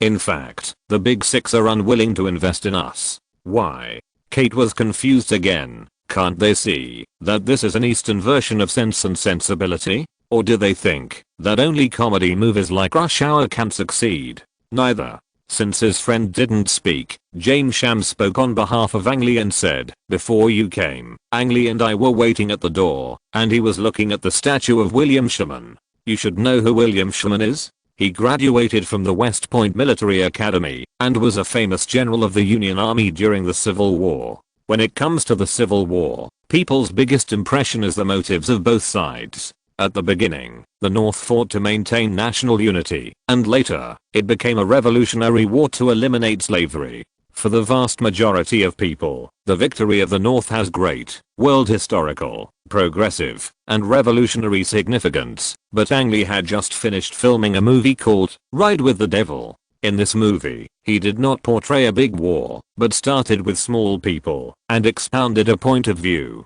For the people, this war is meaningless. When James Shams mentioned the Civil War, Kate was a little surprised that this guy went off topic. But when he said, "There is no right or wrong in this book," Kate immediately curled her lips and lowered her head to eat, saying that the victory of the North has no meaning for ordinary people. Aren't you looking for death? In the country of America, things like the Civil War can only be filmed with the main theme. The white ones are always the North, they will only be the winners, and they save the world in blue uniforms. And the black ones are always the South, they can only be the losers, and the gray uniforms are the proof of being eliminated by the world. The North must be progressive, and must be avant-garde in thought, while the South will always be stubborn and conservative in behavior. That's right, people cannot be simply divided, and it is even more impossible for there to be two clear-cut factions, but movies must be shot like this. The North did not kill its compatriots, but those god-forsaken people who were stubborn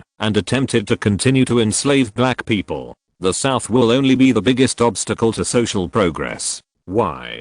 Because history is written by the victors. You are scolding those in power on someone else's territory? While you portray the fierce and cruel image of the Southern guerrillas, you also let those enlightened and kind Southerners die under the butcher's knife of the Northerners?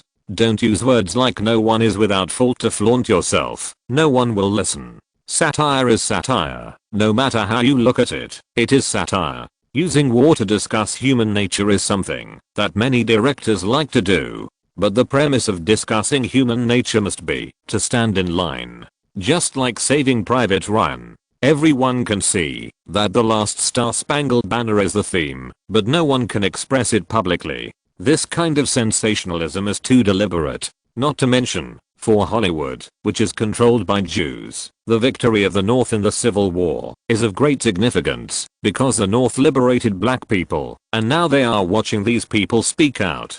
In this case, Ang Lee's but is obviously not right, and this kind of film with a wrong, but can only go down the road of failure. The issue of stance has always been very serious. Since Ang Lee has shown his unique ideas to the outside world, then don't blame others for isolating him. So we came to you. After James Shams finished explaining, Ang Lee, who was lowering his head, finally spoke. The six majors are unwilling to invest, and Sony, which has the best attitude, just said that they will talk after Ride with the Devil is released. Although Ang Lee described his situation very miserable, Kate did not mean to be soft-hearted. Even though the two had worked together before, she had a good impression of Ang Lee. Similarly, she also thought that Crouching Tiger, Hidden Dragon could make a profit, and Roland had several pleasant cooperation transactions with Ang Lee before, but now, she was not going to help Ang Lee. For her, Ang Lee's current situation was all self-inflicted. Even if Roland could invest in him, and if Roland came forward, those Jews would not fight against him. But, why should they help him? Roland is her man, and Ang Lee is an outsider. She would spend her life with Roland, so why would she damage her man's interests because of an outsider at the beginning? Isn't this a mental illness? But just as she was about to swallow the food in her mouth and directly reject the project for Roland, who was still eating hard, suddenly kicked her secretly from below. Kate glanced at Roland, feeling strange. When she saw Roland's left hand holding the fork constantly pressing down, she smiled and closed the script very naturally, put it aside, and said, "We also understand the specific situation. Whether to invest, we have to go back and read the script before making a decision." Although Kate's response was very official, she didn't refuse it anyway. The two of them couldn't say much, so they nodded and agreed.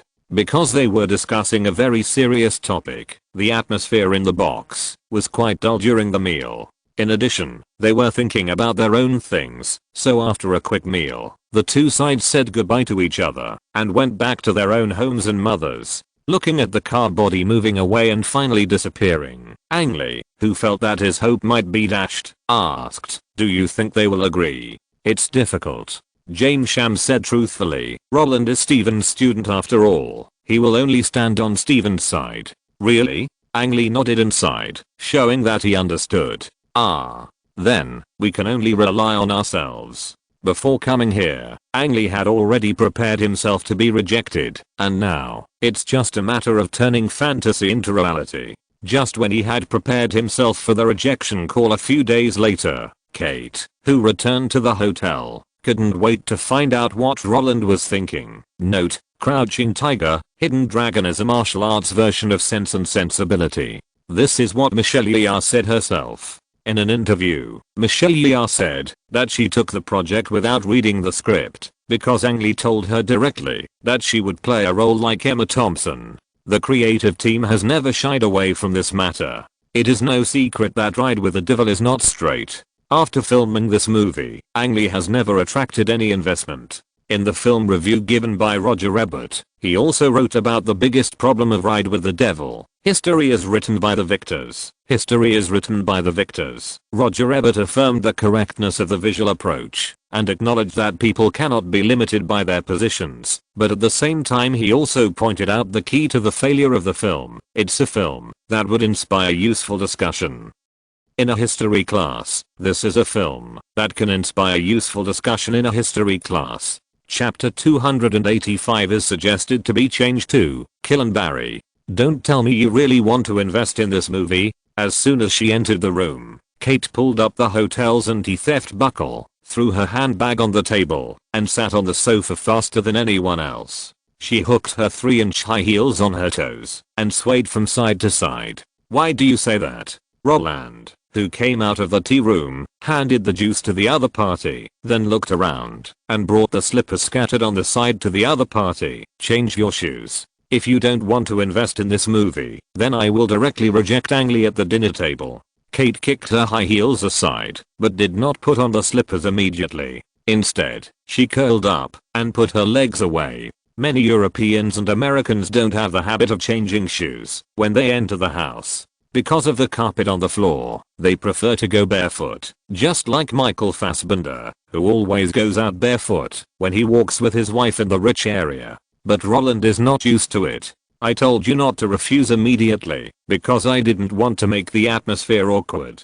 Seeing that there was still an empty seat, Roland took the seat. But as soon as he leaned on the sofa, Kate's folded legs straightened and rested on Roland's thighs very familiarly. The shaking big toe seemed to be showing off, but if it was accompanied by the lifting and tapping of the heel, it was conveying a little secret that only two people knew. Roland also grabbed the instep at the right time, clenched his right fist, and pressed on the sole of the foot with his finger bone slightly protruding. The comfortable feeling made Kate squint her eyes, like a cat, and rested her head on the armrest of the sofa. But even though Roland was very sensible, Kate still didn't forget her purpose. Really? I don't believe it. Kate really didn't believe her man's words. Or in her eyes, Roland was a guy who would not do anything without profit. If there was no profit, he would not care about the atmosphere and would only tell the truth. I'm telling you, we'd better not touch the Crouching Tiger, Hidden Dragon project. It's not the project that has problems, it's Sang-Lee as a person. How our movies about the Civil War, made in this era, Gettysburg, released by New Line in 1993, is full of the glory of humanity. Glory, released in 1989, describes how white officers trained blacks who escaped from the Southern slavery system into a disciplined force under the serious prejudice of racial discrimination during the Civil War. It's not 1915 anymore. If David Griffith's The Birth of a Nation was released in this era, it would only be criticized to death by public opinion. The glorification of the KKK and the denigration of blacks are not what society needs now. The current social situation is that people are only allowed to criticize the slavery system in the South, but not to question the plight of workers in the North. Creators can expose the atrocities of the North that plundered the people, but at the same time they must spread the significance of liberating slaves. In this environment, Ang Lee is a famous American filmmaker. He is a famous American filmmaker. He is a famous American filmmaker. He is a famous American filmmaker. He is a famous American filmmaker. He is a famous American filmmaker. He is a famous American filmmaker. He is a famous American filmmaker. He is a famous American filmmaker. Lee said that the Civil War was meaningless to ordinary people, which was just a way of complaining about his long career. Do you understand what I mean? Kate thought that Roland saw that the performance of Sense and Sensibility was too good, so he thought that the Eastern version of the movie was also very promising, so he wanted to make some money, but the problem was that in her opinion, there was no need to invest in this project that would eventually turn into an unknown amount of profit because they were not short of money at all. Roland had many projects in his hands, and each of them brought profits that were several times that of film and television. In this case, they did not need to ruin their reputation for some petty profits. After financial freedom, it is best to cherish your feathers. What's more, Ang Lee is now going against mainstream public opinion. The tone of persuasion coupled with the sharp words surprised Roland, who was massaging Kate's feet. Looking at the guy with his arms around his chest and eyes staring at him, Roland smiled and shrugged, saying, I really just don't want the atmosphere to become awkward. Didn't you see that I've been eating? If you refuse immediately, can I still wait until I finish eating and leave? Let's go on the spot. HMM. The same words made Kate frown. You don't have to perfunctorily deal with me on this matter, okay? I'm seriously telling you about the harm of investment. Ang Lee may think that the Civil War is meaningless, but he can't say it in front of the public. The high voice and firm words made Roland even more helpless. Not knowing how to reply, he buried his head in massaging his wife's feet. But this silence was ignored by Kate. Do you really want to earn this money? Or do you want to promote the Warcraft film and television brand? Kate, who wanted to continue persuading, straightened up and pulled her feet back from Roland's hand. Such behavior made Roland feel even more wronged. Because he really didn't want to invest in Crouching Tiger, Hidden Dragon. I just want to have a good meal. Now he is telling the truth. Why doesn't anyone believe it? That's right. After seeing the script of Crouching Tiger, Hidden Dragon, Roland had already made the decision to refuse to invest. As Kate thought, after investing in Apple, Amazon, and holding Berkshire Hathaway stocks, he didn't need the profit from Crouching Tiger, Hidden Dragon at all, and there was no need to go against the public opinion for a little money. Knowing that Ang Lee's behavior was problematic, he supported the other party. Isn't this a mental illness? That's why he gave the initiative of the topic to the curious Kate, and he kept eating at the dinner table. Of course, there is a reason for not leaving early, and even after knowing Ang Lee's situation, he still went to meet with the other party. Letting Crouching Tiger, Hidden Dragon take the original historical path is also what Roland wants to see. Why? Because in the previous life, Crouching Tiger, Hidden Dragon was finally invested by Sony. In Roland's previous life, Sony Columbia Pictures production company took advantage of the fire. Seeing that Ang Lee could not get investment due to his bad relationship and had no choice but to choose himself, Sony made a huge offer and asked Ang Lee to sign a bet agreement with them. Sony Columbia would invest in the project, but if the global box office of Crouching Tiger, Hidden Dragon could not reach 6 times the amount of investment, Ang Lee and his team would not get any share. It was like working for nothing. Even if it reached, the share ratio between the two parties would not be the same as the market price. Although the final result was not bad, Crouching Tiger, Hidden Dragon was a big hit in Europe and the United States, and Ang Lee also won an Oscar for Best Foreign Language Film, but it was because of the experience of being blackmailed that Ang Lee did not cooperate with Sony for more than 10 years afterwards. The Hulk, Brokeback Mountain and Lust, Caution were all Universal. Life of Pi was Fox. And it was not until Billy Lynn's long halftime walk that he got involved with Sony TreeStar Studios again. And that was just a touch and a breakup. Of course, it was not Roland's true intention to see Ang Lee being cheated by Sony again. What he really wanted to see was that Sony was not right either. When all the companies were implicitly banning Ang Lee because of the stance shown in the movie Ride with the Devil, Sony came to his rescue and turned into an angel to invest in Ang Lee's project. Isn't this just courting death? If it was just an investment, the other companies that were disgusted might just turn a blind eye, but what if it was paired with the Black Hawk Down gift package? Then Sony would have to sit on the sidelines. Black Hawk Down might be defined as an accident, but if it was coupled with Crouching Tiger, Hidden Dragon, who would believe that Sony was innocent? There is one and there is another. Are you reciting the Tao Te Ching here? 1 gives birth to 2. 2 gives birth to 3, and 3 gives birth to all things?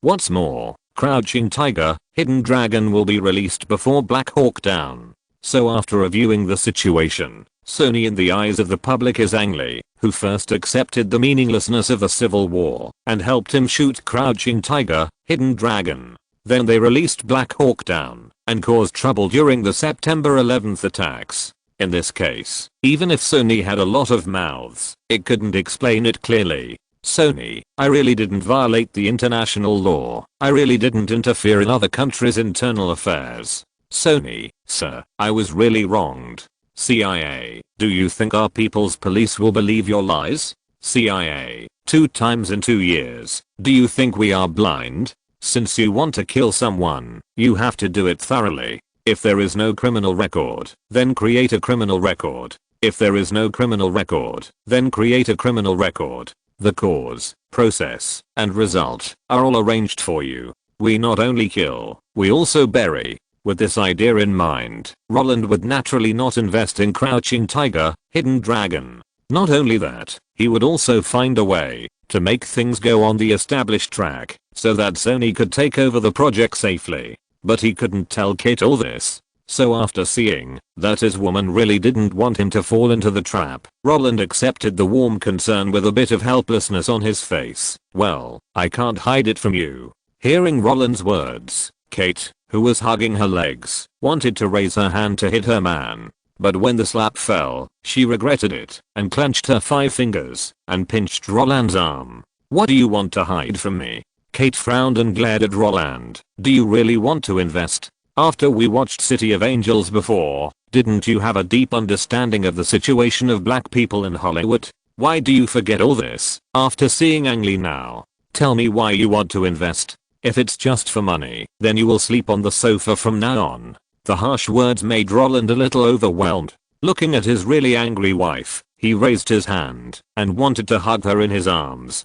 But unfortunately, Kate didn't give him this opportunity. As soon as Roland's hand reached out, she opened her mouth and bit hard. Okay, I'll tell you. Is that not enough? Such a situation made Roland, who didn't want to lie, make up a bunch of excuses. I understand the seriousness of the matter, and I know that it is not reasonable to invest in Ang Lee, but since I have worked with him many times, I also want to help him. Look at his state tonight. He actually regrets it. He knows he shouldn't get involved in this matter, but unfortunately, there is no regret medicine in the world. Besides, I don't think that revealing the idea that the Civil War is meaningless is something that Ang Lee can do alone. Unlike Stephen and James, Ang Lee does not have the final editing rights. The final effect of the movie is determined by the distributor. In this case, can't the sentence "the Civil War is meaningless" be cut out?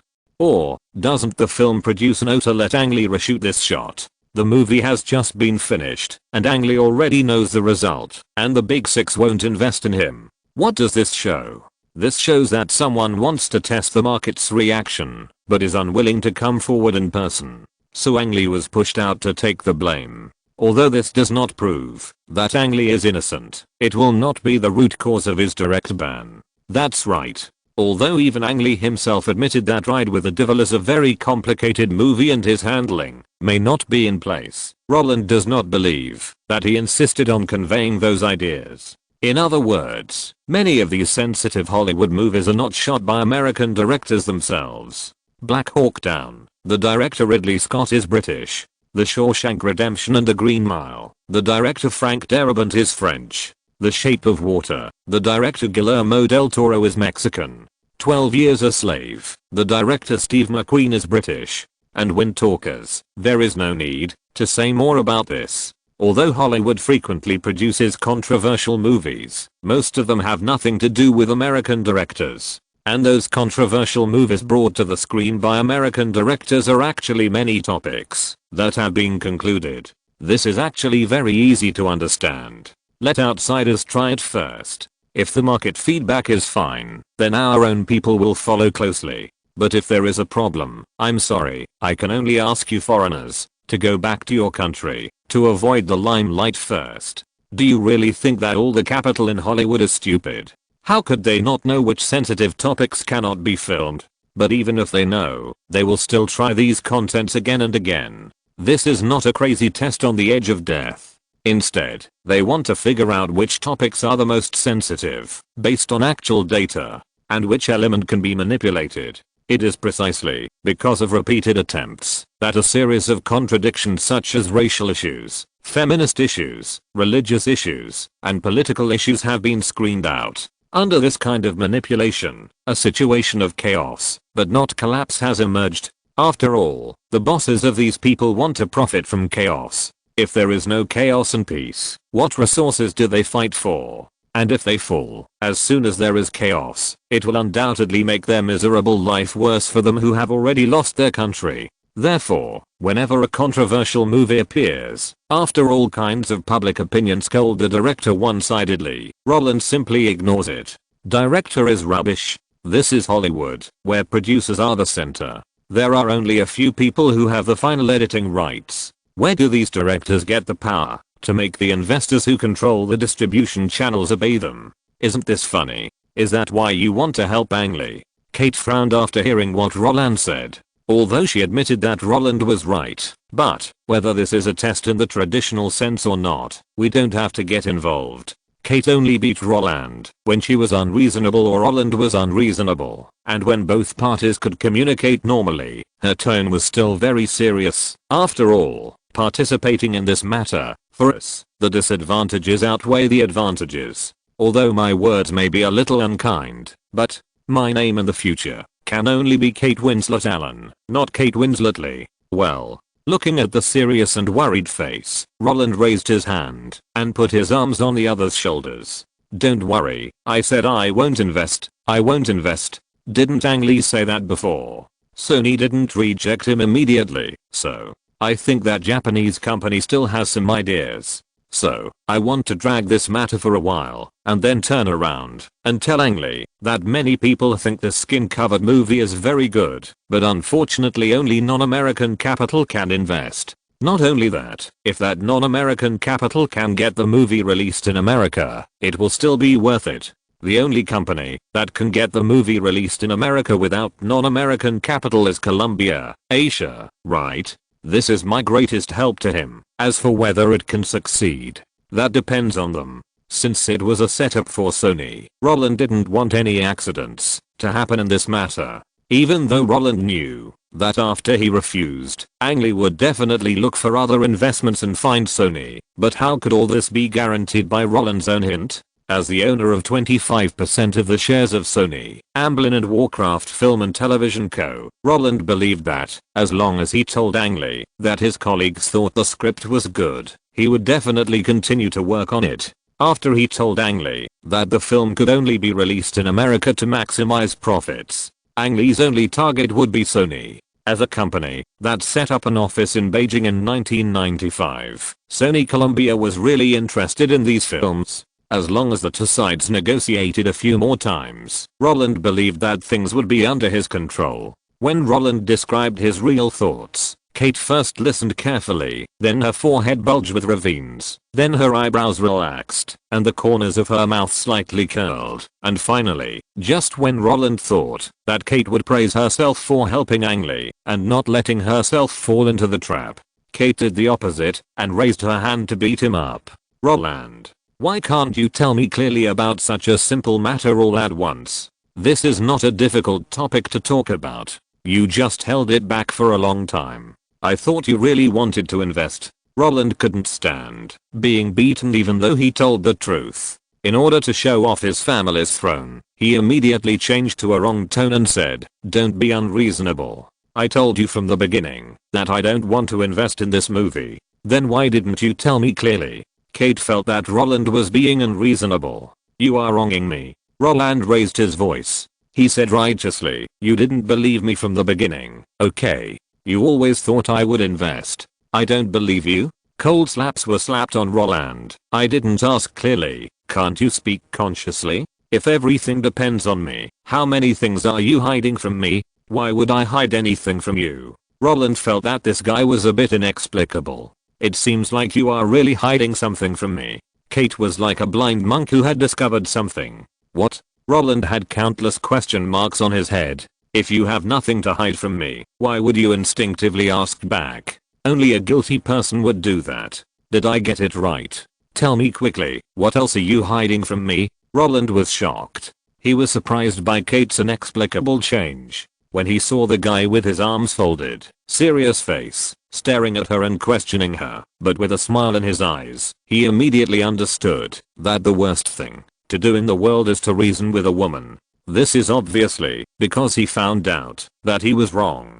He didn't want to admit it, and he wanted to blame others. For such a guy who didn't know the law, Roland usually chose to convince him directly with reason. He bent down, leaned forward with his arms, and carried Kate on his shoulders like a chicken. "Ah!" Caught off guard, Kate screamed in surprise, instinctively grabbed Roland's clothes with both hands, and then, click, the bedroom door was opened. Bang, the bedroom door was closed. "Roland, do you want to domestic violence?" A muffled voice came from inside the house. "Don't talk nonsense. I'm teaching you that people should learn to be reasonable." Roland was not fooled by Kate. "You are talking nonsense."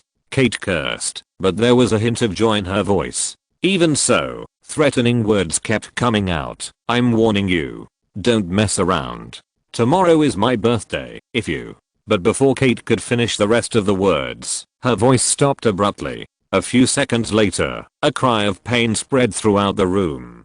"Ah!" When the melodious voice gradually dissipated, vengeful words suddenly appeared. "Roland, you're dead tomorrow."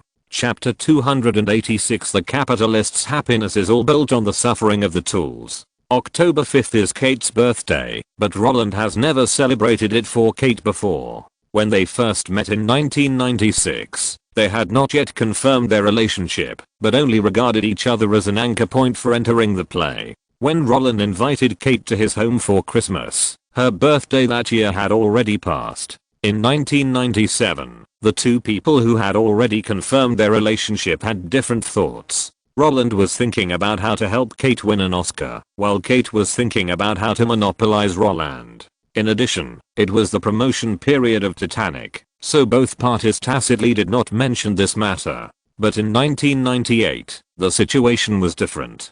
The house was bought, the marriage proposal was made, the official announcement was made, and the brand was also established. Under such circumstances, if Roland still didn't celebrate Kate's birthday, he would explode.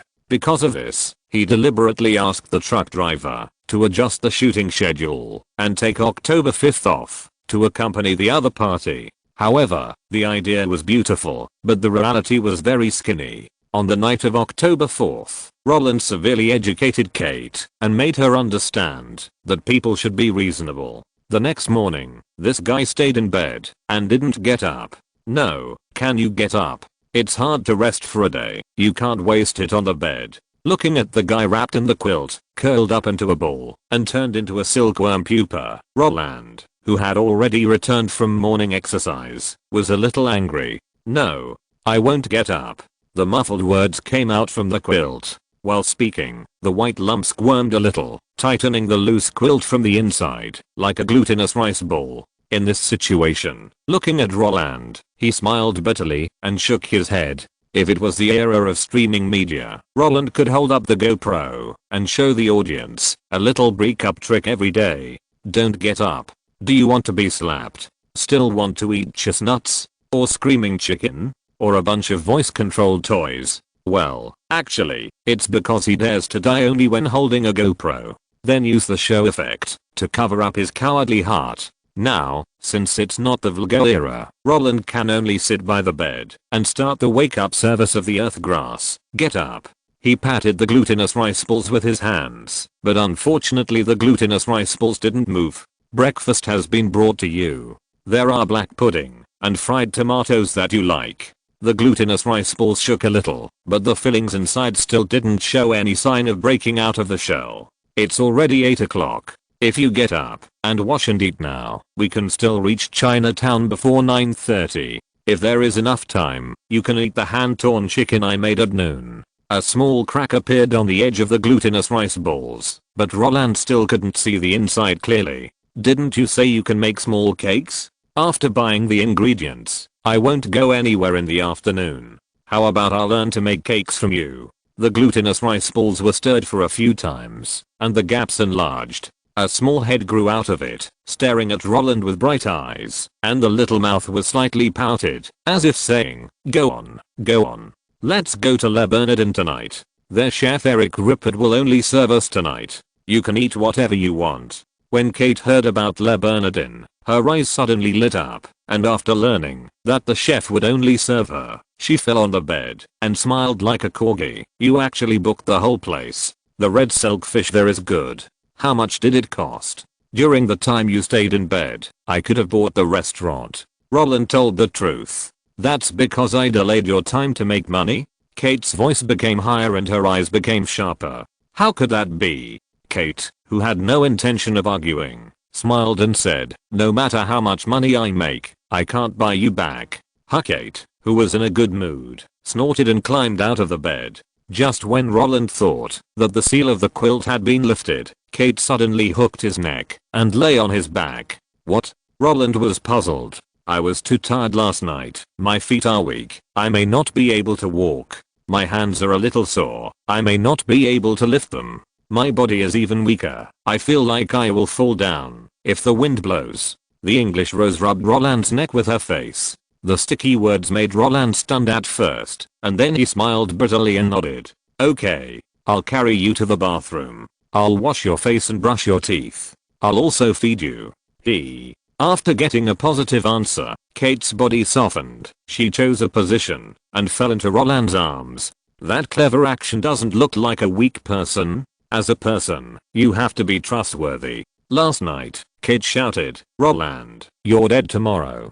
Today, she would definitely not let Roland have an easy time. Letting Roland carry her to the bathroom, brushing her teeth, and washing her face, and feeding her breakfast were all small things. When she went to Chinatown to buy things, she let Roland carry her on his back the whole time, which was happiness. Not only that, while waiting for lunch, she stood at the kitchen door like an overseer, picking and choosing. In the afternoon, when she was teaching Roland to make a cake, this guy squeezed the cream all over Roland's face. Although when Roland sent the cake that looked and tasted average to Kate, this guy praised her a few words against his conscience, which made Roland feel very comfortable. But after the two of them finished dinner, she lay on Roland's back again and asked the man to accompany her shopping. Le Bernardin is in Manhattan, the center of New York. Carrying Kate shopping in this area, it's hard not to attract attention. It's hard not to be recognized by others. When Roland carried Kate into the first store, they were recognized because they were not wearing sunglasses, because it was dark.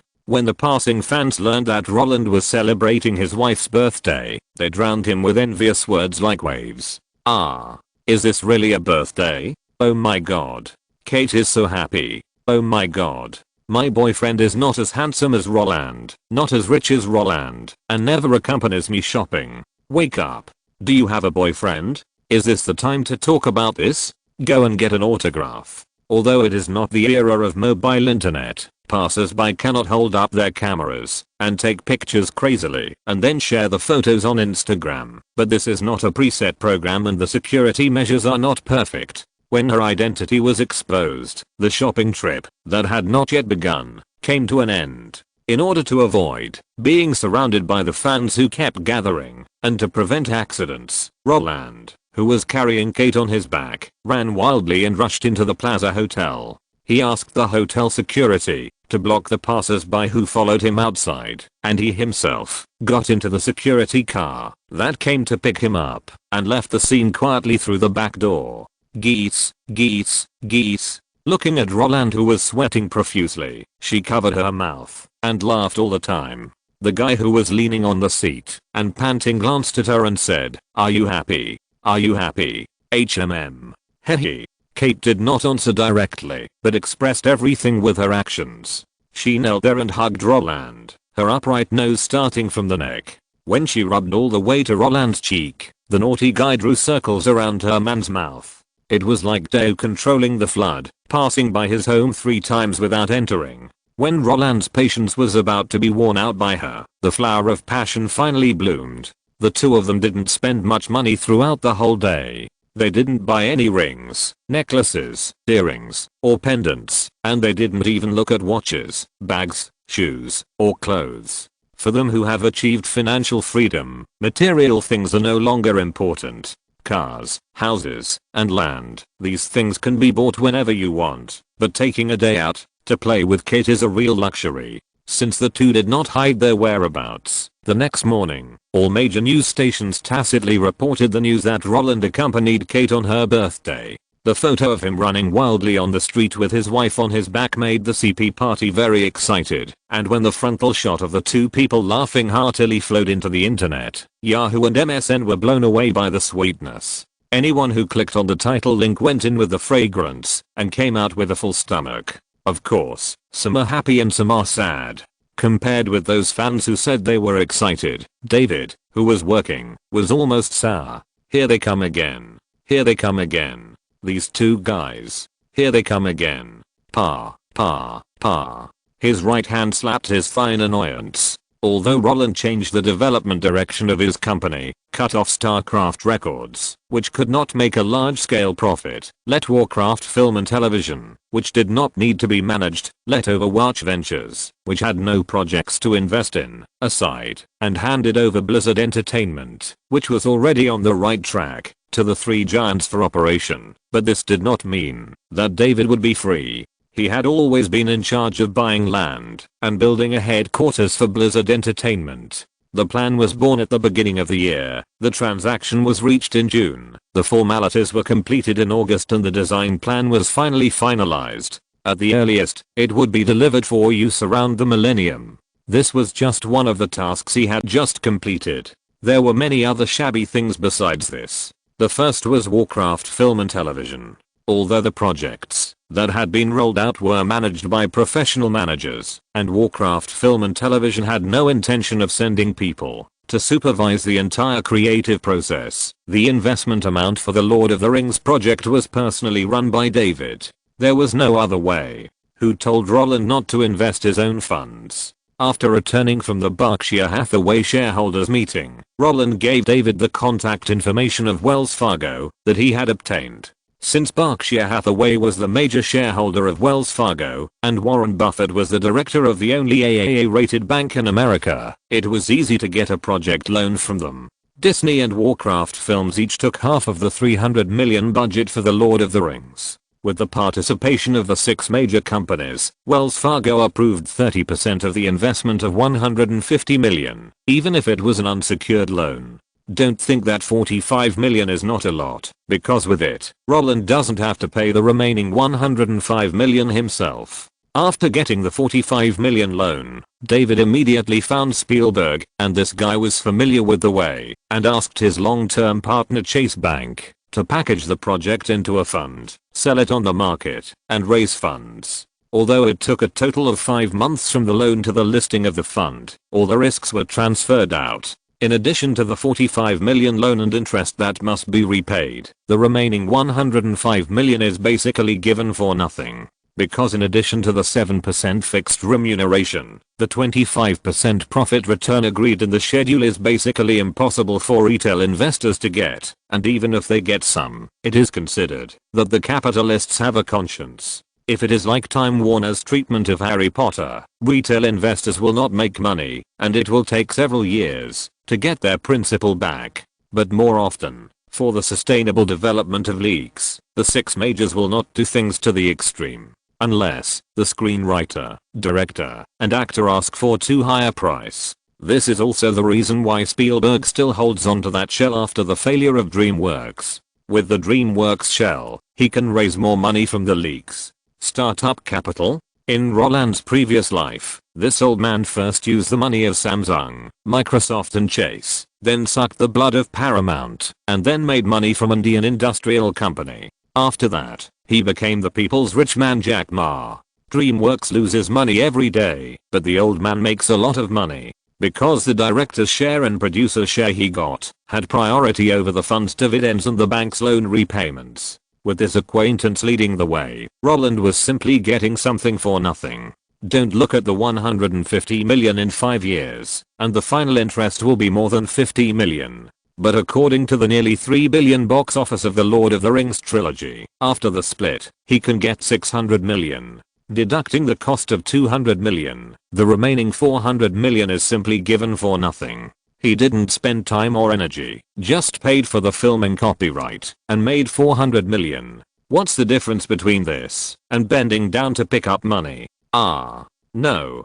There's no need to bend down, the toolman has already done everything. As for Wall Street, after the fund went public and raised money, they who were responsible for underwriting had already received hush money in the form of commissions. Hollywood is too cunning. We misjudged it. The business is losing a lot. There's nothing we can do. Haha, of course, this mature business that has been played by Hollywood and Wall Street together does not actually need David to handle it himself. The reason why he personally led the team to make the trip was mainly to open the eyes of those tools. The core of the entire business is not how awesome the company is, but that Roland has opened up all the channels. These capitals are based on people, not all projects. Those managers just need to run according to the procedures. Don't do anything weird.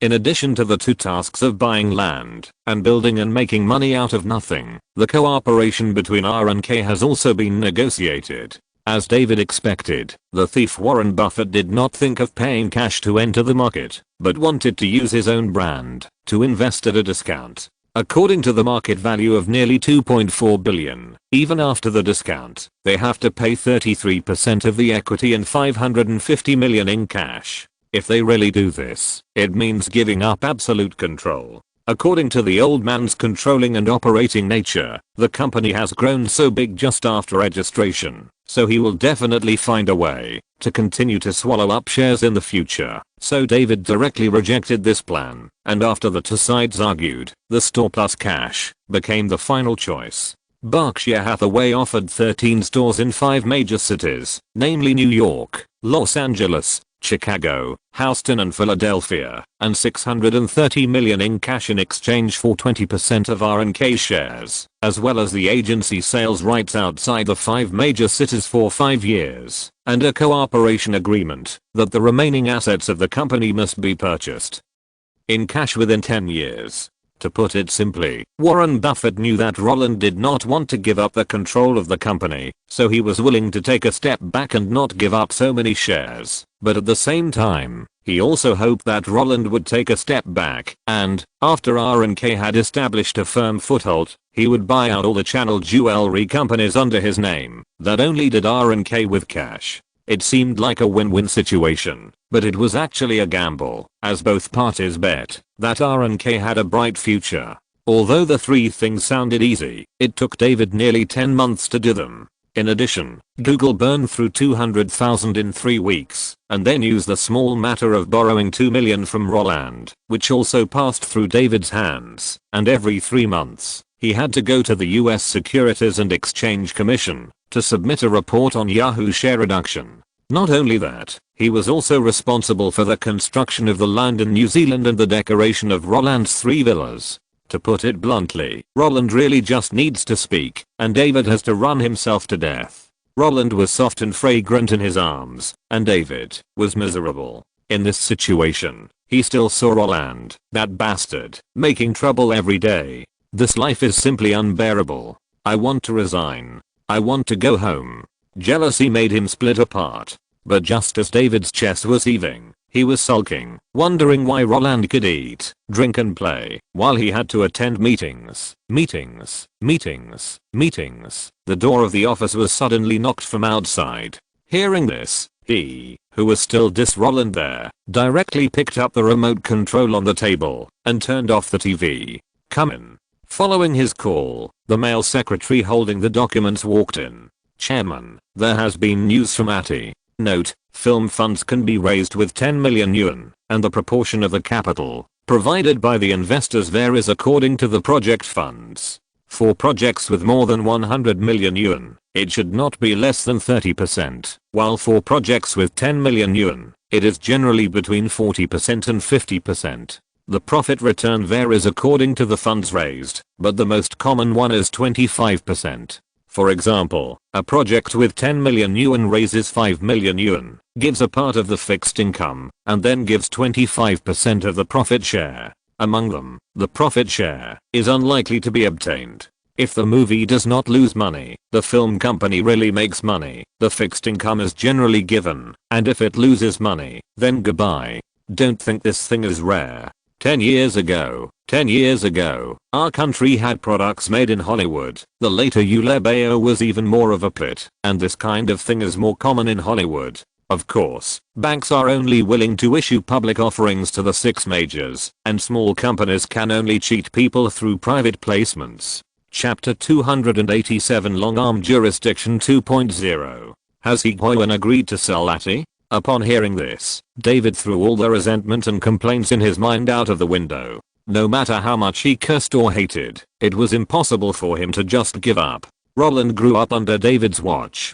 David knew better than anyone how much knowledge he had. If he really didn't care, this guy who didn't even finish elementary school would probably be played around by the capitalists. No, Higuain once again rejected our offer to acquire. Facing David's inquiry, the secretary shook his head, placed the documents in front of David, and said, ATI's chairman Higuain said that ATI is currently in good condition and has no intention of selling it for the time being. He also specifically stated that this was not only his intention, but also the intention of all shareholders, asking us not to continue to offer, because if the price is too low, the shareholders will not accept it, and if the price is too high, we are not willing to do it either. With these words, David, who was still expecting something, took a breath and nodded. After flipping through the documents and scanning them, the ATI fax letter signed by Higuain was very straightforward. When Roland came back from the Berkshire Hathaway shareholders meeting and told David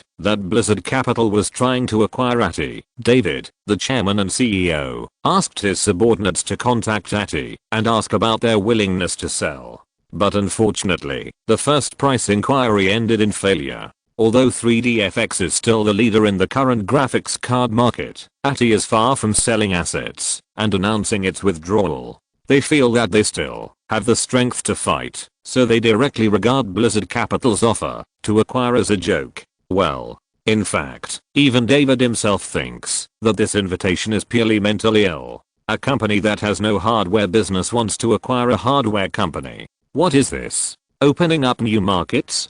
Don't be ridiculous. Even if a company opens up new markets by acquisition, they will only open up markets that are related to themselves. For example, a media company engaged in cable TV networks merges with Hollywood entertainment companies. Another example is Oracle's acquisition of Sunday. Only the market related to the company's main business is the best to develop and the easiest to build a moat. Leapfrog development and rushing into an unfamiliar field will only lead to a miserable death for the company. The current main business of Blizzard Capital is entertainment. In this case, graphics card hardware related to game entertainment can indeed be called an associated market, but the problem is, what's the use of just making a graphics card? If you want to form a moat-like industrial chain, you have to build computers and write systems yourself. If this is really the case, you have to start with Intel, which makes CPUs, and then motherboard manufacturer Asus, memory chip manufacturer Samsung, and hard disk manufacturer Toshiba, and system provider Microsoft. This is really a fart. So Atty thinks that Blizzard Capital is wrong, which is really normal. After all, the two parties are simply not related at all. Unfortunately, Roland was determined and said that this was a way to make money, provided by Bill Gates. So David, who also thought that this acquisition was a bit funny, but was deeply interested in the channels provided by Bill Gates, sent a letter to Atty again, and this time, it was a direct premium invitation. Faced with the 120% price offered by Blizzard Capital, Atty still rejected it. After that, the price increased by 130% and 140% every month, which made Atty think that Blizzard Capital was crazy. When Blizzard Capital offered a 150% acquisition price for the 5th time, Atty finally couldn't bear it. They didn't want to continue to argue over such a boring game. In this way, Atty would officially send a letter and righteously stated that, unless the premium was high enough, otherwise, we would never sell it. To put it bluntly, this is actually a matter of money. If Blizzard Capital had offered a double premium right away, Atty's shareholders would not have refused decisively. But a double premium would really be stupid for David. 1.5 times was already the highest price in his mind. If it was higher, it would really be a rich man. Of course, if he told Roland the result directly, he believed that Roland would be disappointed. Therefore, while making the 5th offer, he also asked his secretary to collect the information of Atty's hardliners who opposed the acquisition, and the first one to bear the brunt was the company's founder, Higuain. What is the situation with Higuain? David threw the documents in his hand on the table and asked the secretary for details. Didn't he say why he didn't sell it? Our lack of hardware business is not an excuse for them to refuse, because after acquiring them, how to promote the development of the company is our business, and they don't need to worry about it at all. Collecting the information of Higuain was done after the 3rd offer was rejected. After more than 2 months of careful preparation, everything related to him had already been investigated by the company. So when facing David's inquiry, he just said the confirmed news as if endorsing it. In fact, it is easy to understand why Higuain is reluctant to sell Atty. Just like Steve Jobs regarded Apple as his son, Higuain also regarded Atty as his own child. Higuain is a Chinese. He grew up with his mother. It was not until junior high school that he was taken in by his father, who was doing chemical business in Hong Kong. At that time, their family was reunited. When he was 20 years old, he went to Taiwan to study electronic engineering. After graduation, he worked as a supervisor at Control Data. Unfortunately, Control Data went bankrupt after he worked for only 1 year, so he looked for a job again.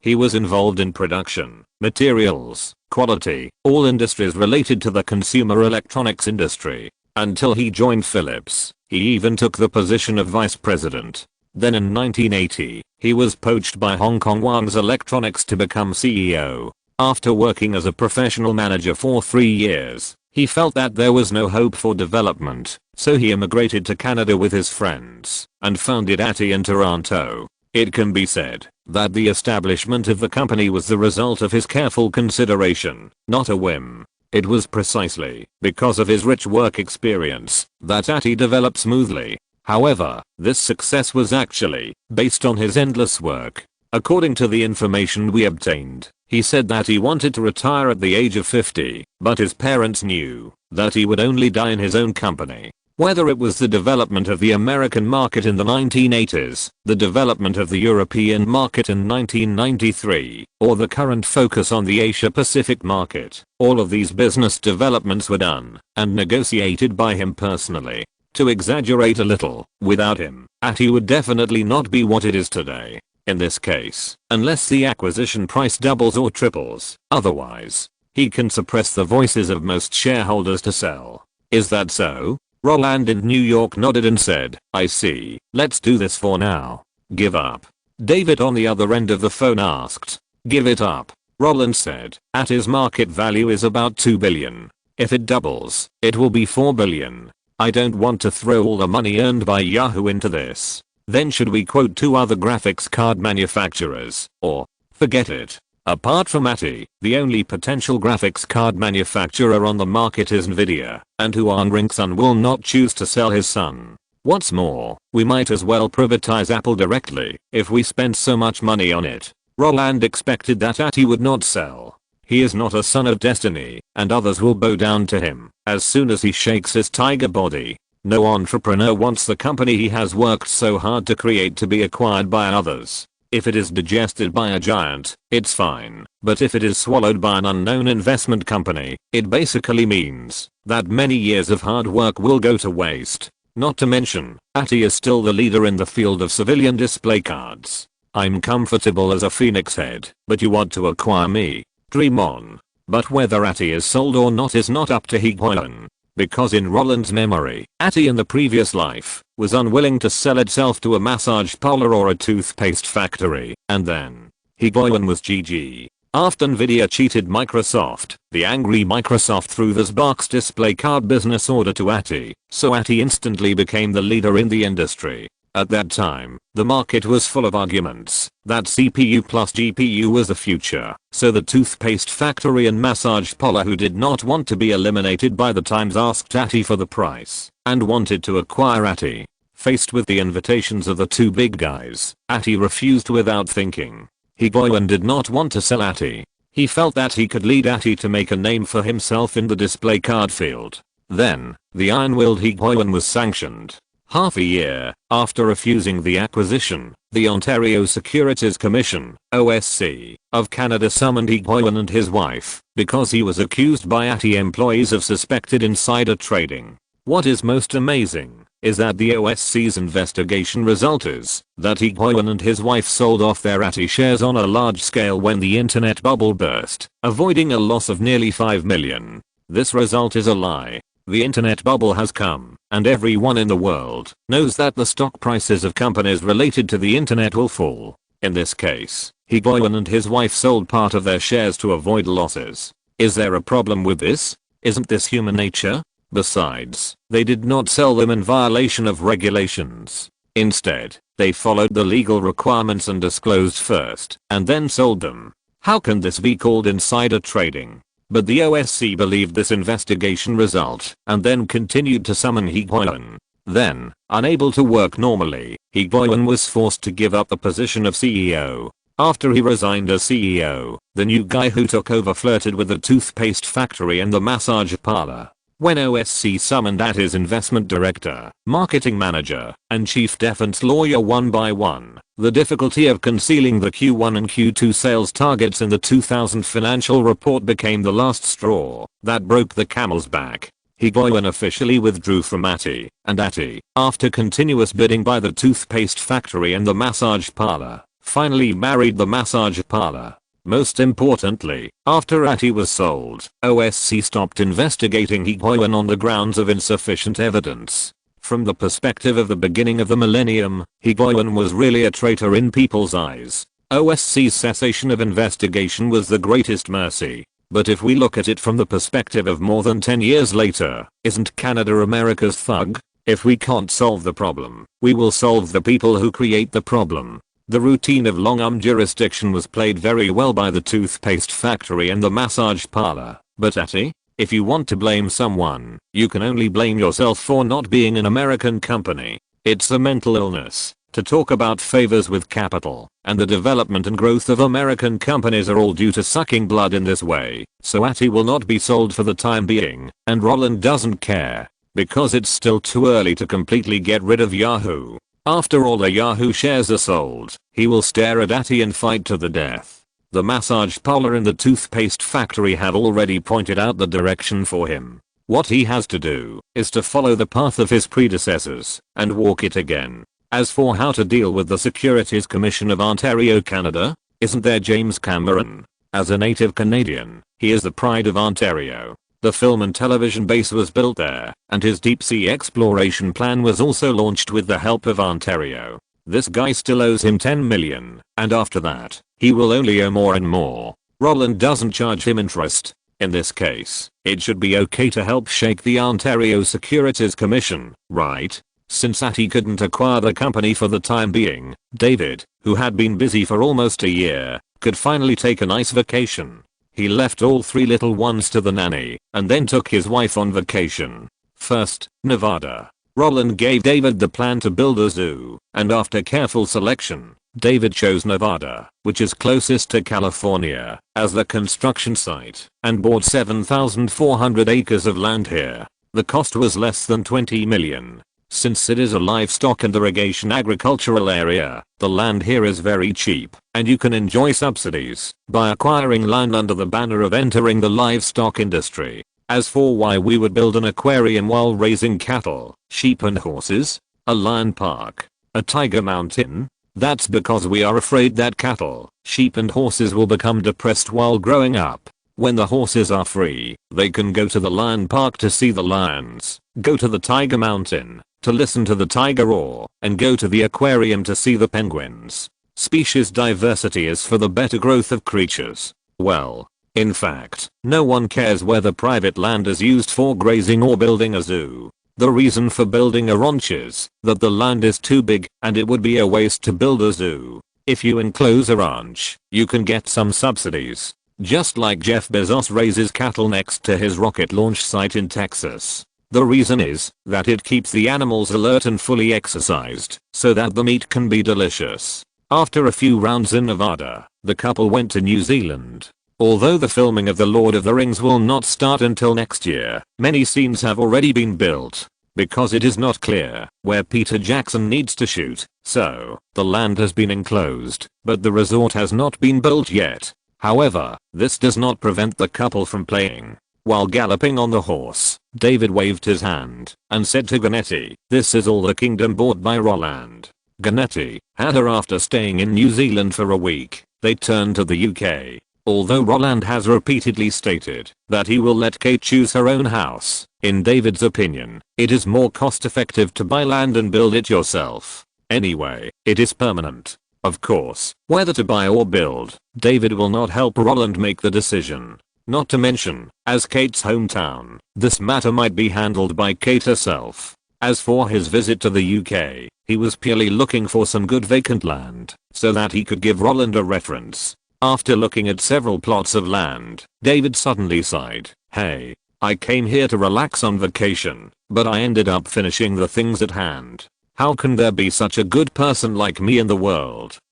Note, Higuain really regarded Atty as his own child. He started looking for a successor in 1994, but the first one was rejected after 2 months. After that, he was promoted and rejected again. It was not until the millennium that he finally found a mediocre one. The massage shop acquired Atty, which was actually a beautiful misunderstanding. Because of Microsoft, Atty and the toothpaste factory have a good relationship. Also because of Microsoft's suppression, the nuclear bomb factory and the massage shop are in the same boat. AAU's best partner is a chipset of the N company, and all the acquisition reports that have been reported are all about the toothpaste factory acquiring Atty and the massage shop acquiring Nvidia. The reason for this marriage was purely because the idea of general computing was so popular at the time. The CPU and GPU would be completely merged, and floating point calculations would be done by the GPU. Manufacturers without a full set of technologies would be eliminated, so the toothpaste factory and the massage parlor both wanted to acquire a GPU company.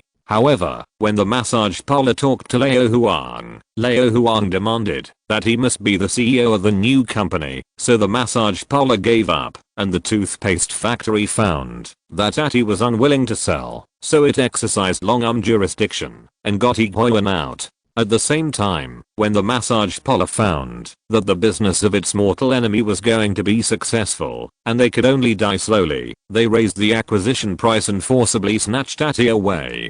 Then the toothpaste factory and the nuclear bomb factory was scared to death at the time, and the massage parlor felt that it was going to create the world, but within 2 years, no one mentioned general computing.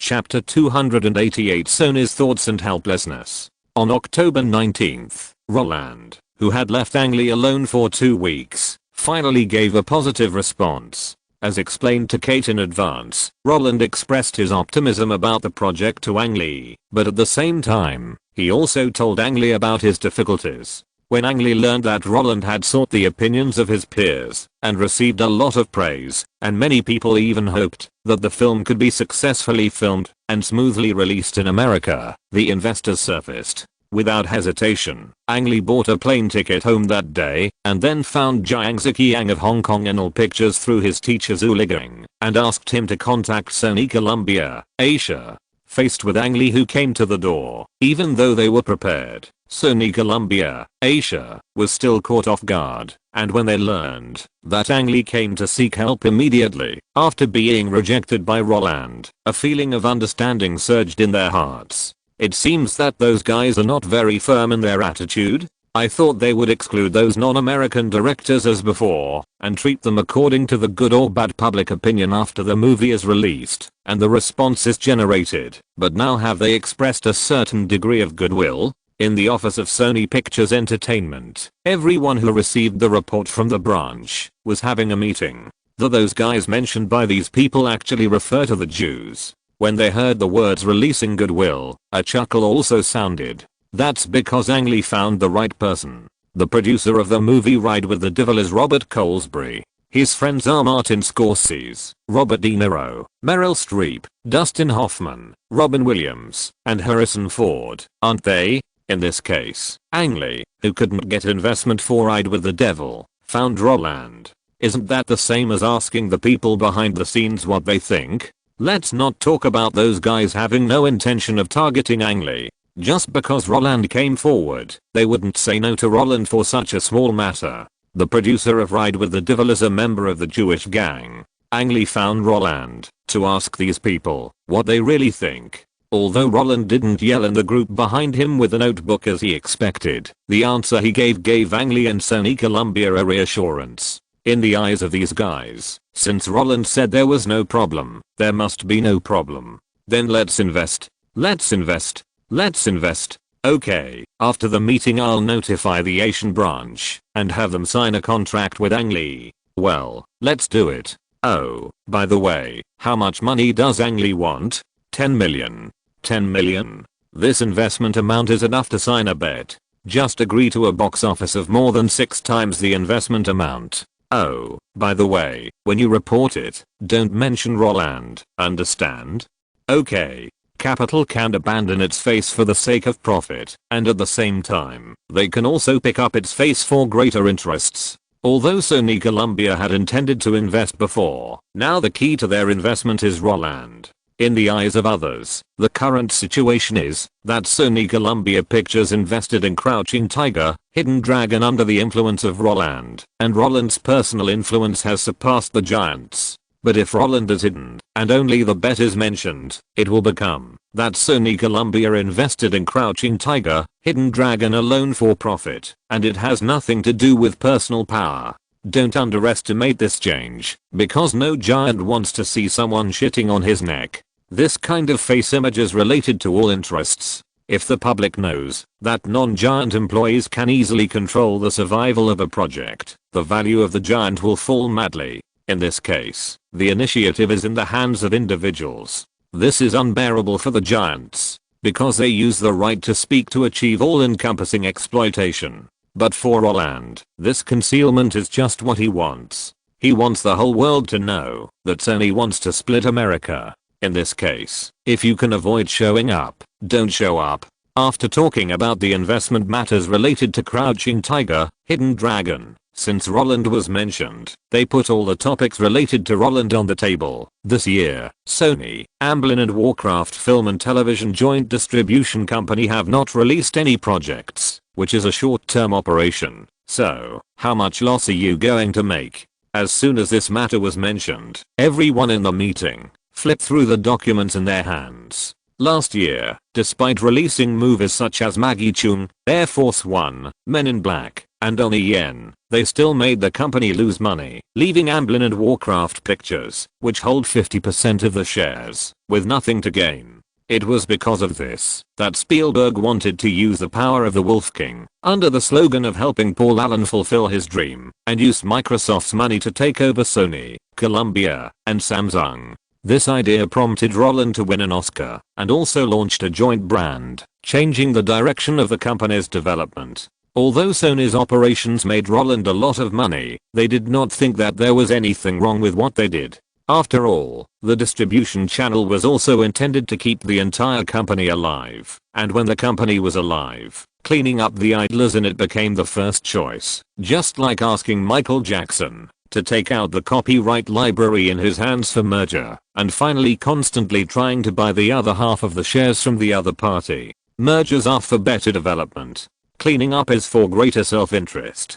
As a result, since they did not launch any works for global distribution this year, but lost a lot of money on their own film projects, they are ready to let The Master and Apprentice make up for their losses this year. We have 34 offices in 66 countries around the world, and the loss of personnel costs is 40.3 million. In addition, the overseas publicity business of 9 films including The Replacement Killers, Les Miserables, V for the Special Forces and The Heroes of the Storm was also undertaken by Sony, Amblin and Warcraft Films joint distribution company. All of this was done at par, and all the publicity profits were taken away, so the net loss was 28 million. In other words, the joint distribution company had a net loss of 71 million for the whole year. Both of us will bear 35.5 million, and Roland and Steven will each bear 17.75 million. This is a number we carefully calculated. It is not difficult for them to bear it.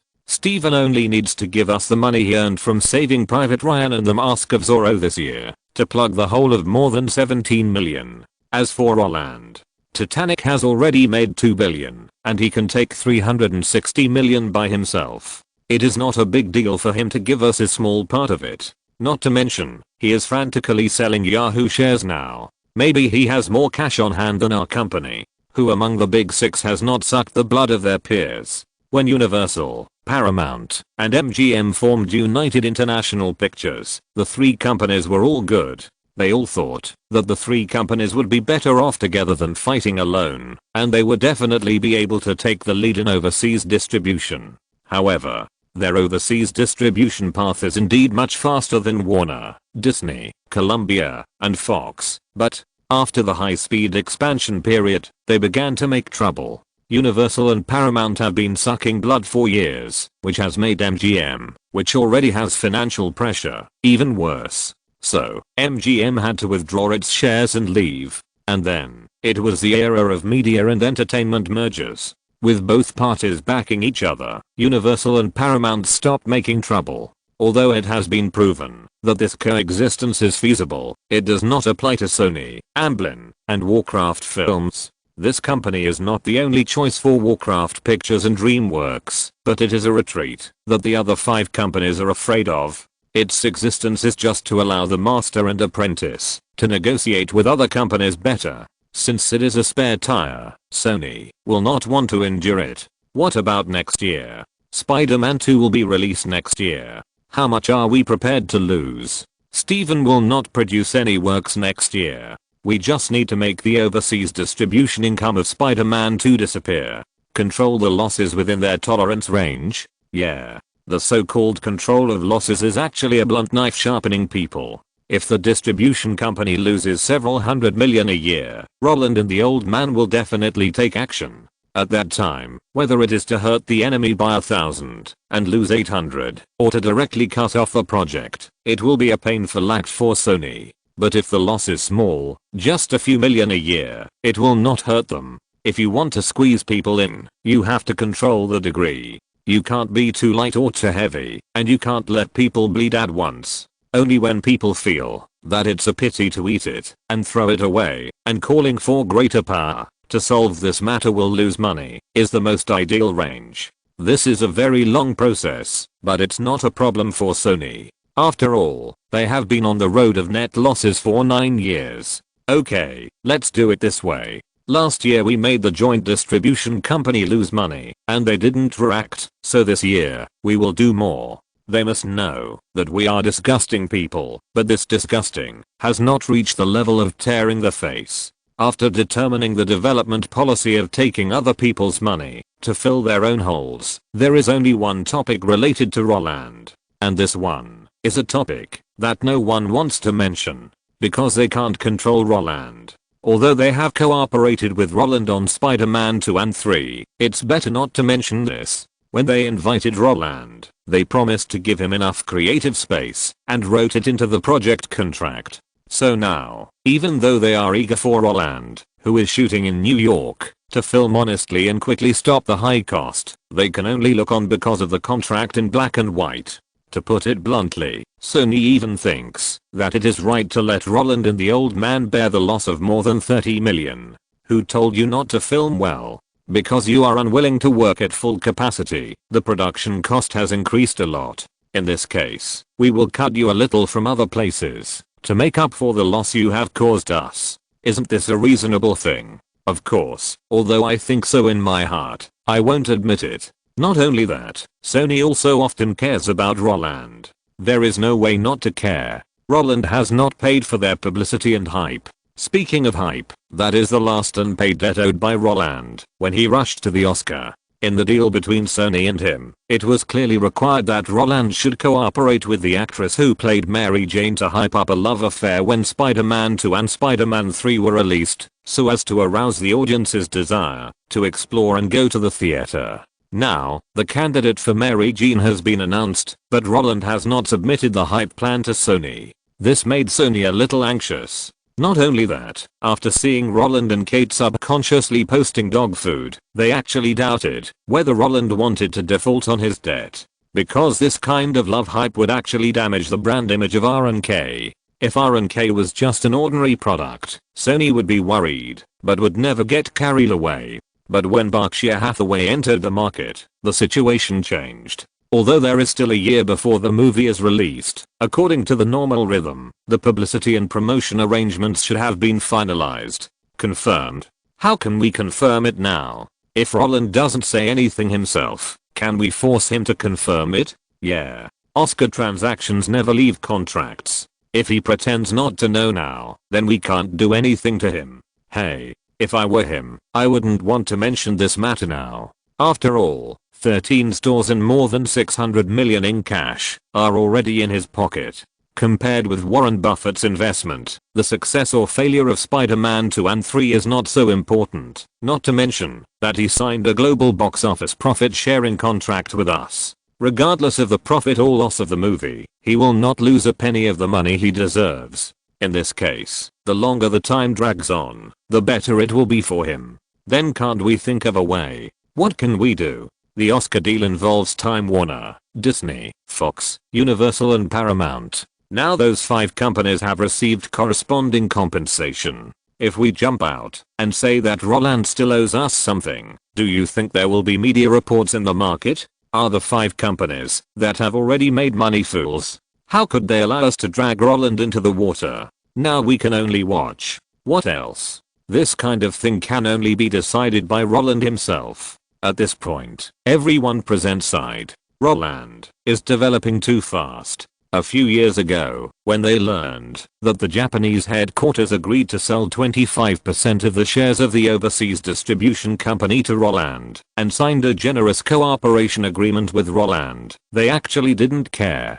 Everyone thought that Roland was holding it on behalf of them, and it would be easy to take it back in the future, because Roland is just an actor. He just held a leg hair of Wall Street. But now, it's only been a few years.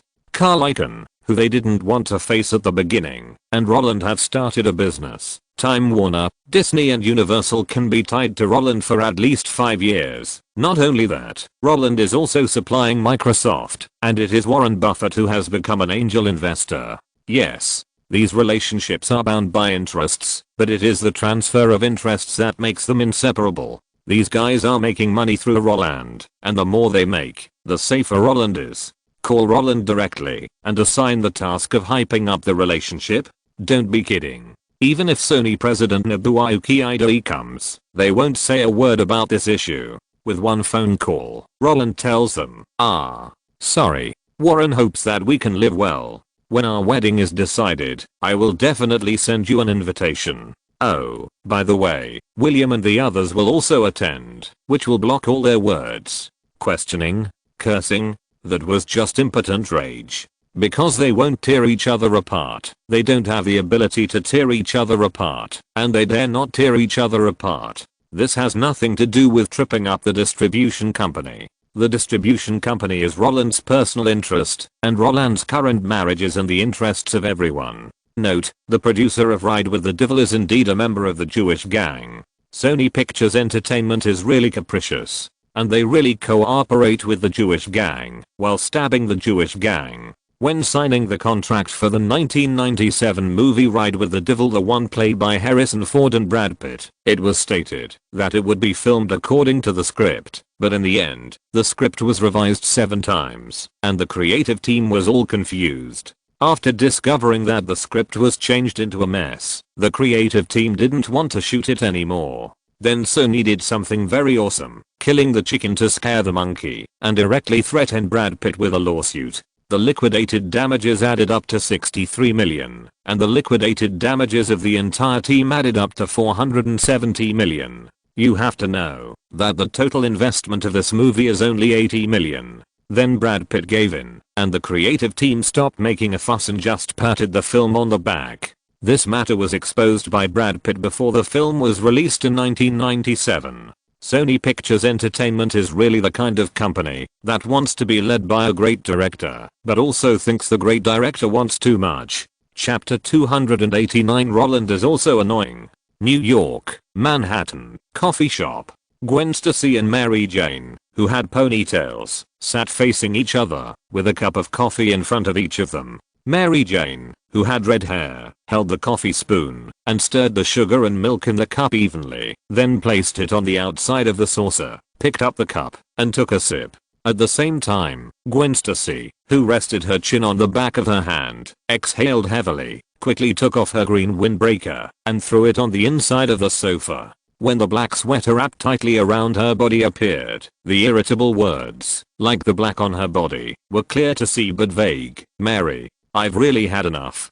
Gwen Stacy confided to her classmate and good friend opposite her. I think Peter has changed. Since we went to college together, he has become a completely different person. In high school, when we were dating and going out together, he was always very punctual. Occasionally he would be late, but he would explain it to me. But after entering college, he has hardly ever been on time. He would be late for every date. Every time we get together, he would either find various reasons to explain his lateness, or find various excuses to leave early. I can't stand that perfunctory attitude anymore. Her empty hands kept flying in front of Mary Jane, and her face looked hideous with burning anger. Such a situation made Mary Jane put down her coffee cup, and pursed her lips. She smiled awkwardly and comforted him. Maybe he is really busy, and every time he explains, I think it is very reasonable. My aunt at home needs his help. He can't just go, right? The professor at school asked him to do an experiment. In order to graduate smoothly, he can't just say no to others, right? And the motorcycle he rides is very broken. It is normal for it to have some problems from time to time. Mary Jane frowned and tried hard to help Peter Parker explain. But this kind of empathy, in Gwen Stacy's eyes, is an extremely perfunctory and clumsy excuse. Is being late really his only problem? If that's all, that's fine. What makes me most upset is that he doesn't take good care of the things I give him. I gave him a pair of Nike shoes for his birthday this year, but one of them fell off in less than a week. I gave him a Nike jacket for Christmas this year, but it disappeared in less than 3 days. I bought him a watch so that he could have a sense of time, but, he asked me where I bought the watch the next day. It got soaked in water and needed to be repaired. I worked for 3 months to buy it, but in his hands, it didn't last more than 24 hours. I've had enough. The words of venting came out of her mouth, and the irritability that burst out attracted the attention of the guests around her. Faced with this list of crimes, based on facts and reasoning, Mary Jane suddenly felt that her previous explanation was pale and powerless. She sighed, used a smile to hide her embarrassment, raised her head and looked around. While exploring the true reactions of the customers around her, she also hoped to use this force to calm her friend down. But when her eyes passed the door of the coffee shop, the handsome young man holding flowers and looking helpless made her, the mediator, smell the embarrassment in the air. The blue shirt collar turned outward, the dark knitted sweater was extremely old-fashioned. If it was matched with jeans and sneakers, this program address in Silicon Valley, San Francisco, would be out of place when compared with Manhattan, New York. If the girlfriend's directus was added, the twitching face would easily make people feel sympathy. If it were a normal person, he would turn around and leave after staring for a while. When the handsome Peter Parker wanted to do the same thing and escape from this sad place, a loud shout interrupted his thoughts and pulled everyone out of the play. Cut. No good. The truck driver sitting behind the monitor popped his head out, leaned over the machine, raised the director's gun, and shouted at Roland, who turned his head in confusion. I showed you the script 5 years ago, but your emotions are still wrong. The conflict between Peter and Gwen is a conflict between companionship and protection. Before Gwen's father died, he hoped that Peter could protect the city, and Peter did so. Gwen didn't know that Peter was Spider-Man, so she was dissatisfied with Peter's frequent disappearances and saving the world. Not only that, before she confided in Mary, she had a big fight with Peter. The content of the argument was whether Spider-Man was the real murderer who killed her father. In this situation, Peter was very depressed, and when Peter saw with his own eyes that Gwen complained about what she had done in front of Mary, he was more entangled in his heart. He was entangled in whether he should obey Gwen's father's last words. He was entangled in whether he should tell Gwen the truth. He was tired of hiding his life for many years. At the same time, he also recognized Mary's gentle side. Gwen's confession to Mary is Peter's emotional turning point in the entire series. He did love Gwen before, but after years of quarrels, this love has faded. When Gwen died because of him, Peter felt more guilty. At the same time, it was because he recognized Mary's gentleness and understanding before that he was with Mary in the third part. Because superheroes need such a partner who can tolerate them. In this way, the emotion you want to express in this scene is to release the depression in your body facing Gwen's back, and then before leaving, your eyes collide with Mary, bursting out with appreciation and emotion. Appreciate Mary's understanding, and feel that her temper is better than Gwen's. And what about you now? When you looked at Gwen's back, I felt that you had done something wrong, and wanted to apologize to Kate. Did you really do something bad? From loud explanation to sudden questioning, the truck driver lying on the monitor winked at Roland. The slightly teasing words aroused a chuckle at the scene. The cameraman in front of the camera rubbed his nose with his finger. In the cafe, Reese with a spoon, who played Gwen Stacy, smiled. Kate Mara, who played Mary Jane, tucked her hair behind her ears with a smile. The guy in charge of sound control put down the pole, and the lighting technician stuck the reflector in front of him. As for Roland, he was already angry, flashed to the side of the truck driver, and raised his hand to hit him. Can you show some respect? Roland slapped the old man on the shoulder, and put his arm on him. What do you want to say? Can't I come over? Is it necessary to shout here with the director's microphone? If I don't speak louder, can you hear me? The truck driver asked with a smile, then raised the director's microphone and said to the staff on the scene, everyone take a 15-minute break. As he spoke, the scene suddenly cheered, and the staff walked away very tactfully to the rest area to drink water and eat snacks, and the two leading actors in the cafe also tacitly got into the trailer, leaving only the old and the young, with their feet rooted and not moving. After everyone left, the truck driver had no scruples and asked, is it difficult to act? I told you before that you were going to hype up the relationship. Why do you break up as soon as your eyes meet? Transactions cannot be hidden from people at all.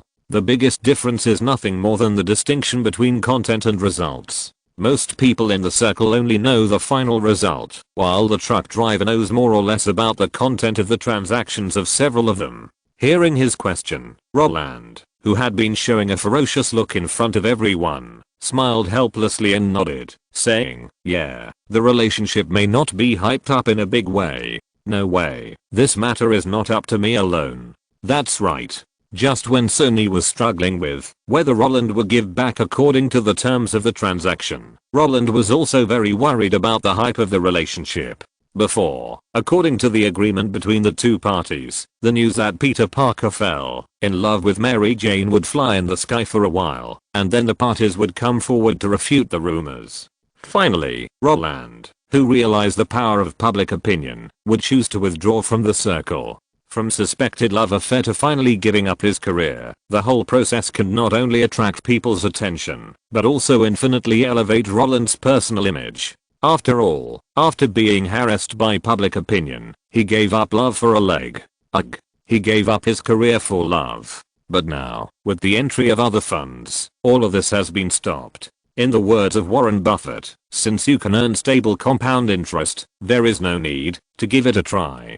Since Roland can directly announce his retirement, then don't play any nagging soap opera in front of the public. Although soap operas can arouse greater influence, at the same time, they will definitely have negative effects. Flies don't bite seamless eggs. As long as negative news spreads, someone will definitely believe it. Even if it is finally whitewashed, it will never be restored to the past. Do you think that 1 billion is easy to get? He directly stopped the hype plan. Roland shrugged, expressing helplessness, and Cameron nodded slowly, after getting this result, expressing understanding. After pondering for a while, he said again, no wonder all your emotions were focused on Reese when you were performing just now. It's not that you dare not pay attention to Kate Mara, but under the bondage of capital, your body has an instinctive reaction to avoid suspicion. Maybe? Roland shrugged, not too concerned. Subconscious resistance can be changed. Before I turn around,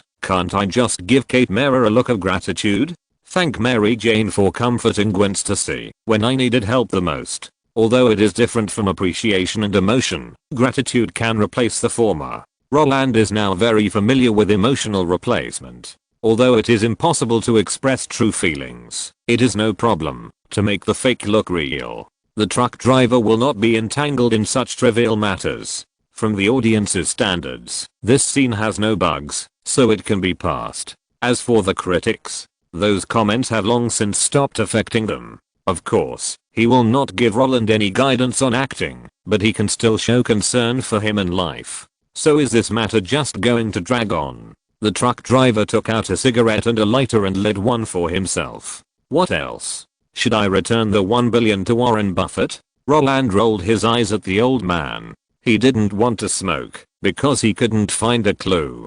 To be honest, the box office brought by hype is not important at all compared to R&K. Of course. The truck driver nodded in agreement. In that case, forget about Sony. Anyway, they can't do anything to you in the movie now. As a guy who can divorce his wife after becoming famous, the truck driver doesn't think there is anything wrong with standing up the investors. In his opinion, every decision in a person's life must be based on his own comfort. If he is not happy, then it doesn't make sense to earn more. But for Roland, standing up Sony is actually a big problem. After all, he was planning to trick Sony into investing in Black Hawk Down. If he had a disagreement with Sony in terms of hype and promotion, it would be very difficult to persuade the other party to invest in the project and control the release time, which is the key to killing Sony. If Black Hawk Down cannot be released in the period Roland wants, then even if Sony shoots it, the impact on them will be quite limited. But there is no way. Compared with killing Sony, personal brand is the meat that has already been eaten. What's more, after killing Sony, he can't get a share of the dismemberment process. In this way, focusing on the present is the most important thing. If there is no good solution, then we can only take it one step at a time. Hey. Why is it so difficult for me to get everything? Of course, although he was depressed, Roland did not vent his emotions on the performance. Under the stare of the truck driver, the subsequent filming was bumpy, but it was still under everyone's control. While Roland was filming during the day, accompanying Kate at night, and thinking about how to repair the relationship between himself and Sony in the rest of the time, the news of Lars Putin's visit to Japan and South Korea was also faithfully reported by CNN. Reading the news every day to make up for the lost memory is basic operation. He has watched at least 800 news reports on Lars Putin's interviews over the years. It is not a new thing at all, but this time, the situation is a little different. On November 22nd, after Lars Ipton's visit, America officially announced that it would impose punitive tariffs on imported Japanese hot-rolled steel sheets, and that importers would also have to pay protection money to the customs. At the same time, Japan immediately responded by imposing a 1000% tariff on imported American rice. Chapter 290. Sony is targeted like a dog. At night, in the hotel suite, Roland focused his eyes on the TV in the living room. In the CNN Live studio, two experts stood on the left and right of the host. They were wearing white shirts and were analyzing the current international situation. In order to hear their remarks clearly, Roland turned up the volume. Today, we are honored to have Professor Robert from Johns Hopkins University and Professor Raphael from Massachusetts Institute of Technology to discuss with us the impact of the president's visit to Japan and South Korea. After briefly introducing the live broadcast theme to the camera, the host turned his head to look at the old man on the left and asked, "Well, Professor Robert, before discussing the impact of the visit to Japan and South Korea, can you briefly introduce to us the reasons for the president's visit this time?" Okay. This visit is the third head-on collision between us and Japan after the passage of the Comprehensive Trade Act. The result of the collision will determine the future direction of US-Japan relations. As soon as the host finished speaking, the old scholar-like guy nodded, turned sideways to the camera, and talked freely. And if we want to introduce the origin of the collision, we have to start from 40 years ago. After the end of World War II, in order to promote post-war economic recovery and prosperity, we began to establish a multilateral trading system. After the Bretton Woods Conference in 1944, the IMF, the World Bank, and GATT were established one after another. At that time, Japan, which was undergoing post-war reconstruction, established the path of commercial and industrial country in 1945, and in the 1950s and 1953, the rapid development brought about by blindly restoring the economy caused overcapacity, unsellable products and goods accumulation in Japan's textile field.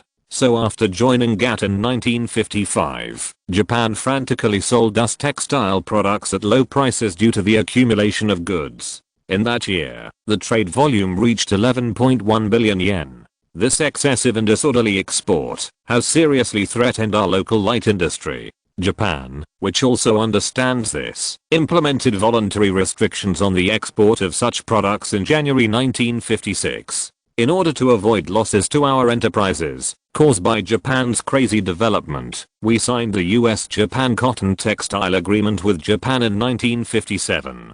But even so, in 1965, Japan still had a trade surplus with us.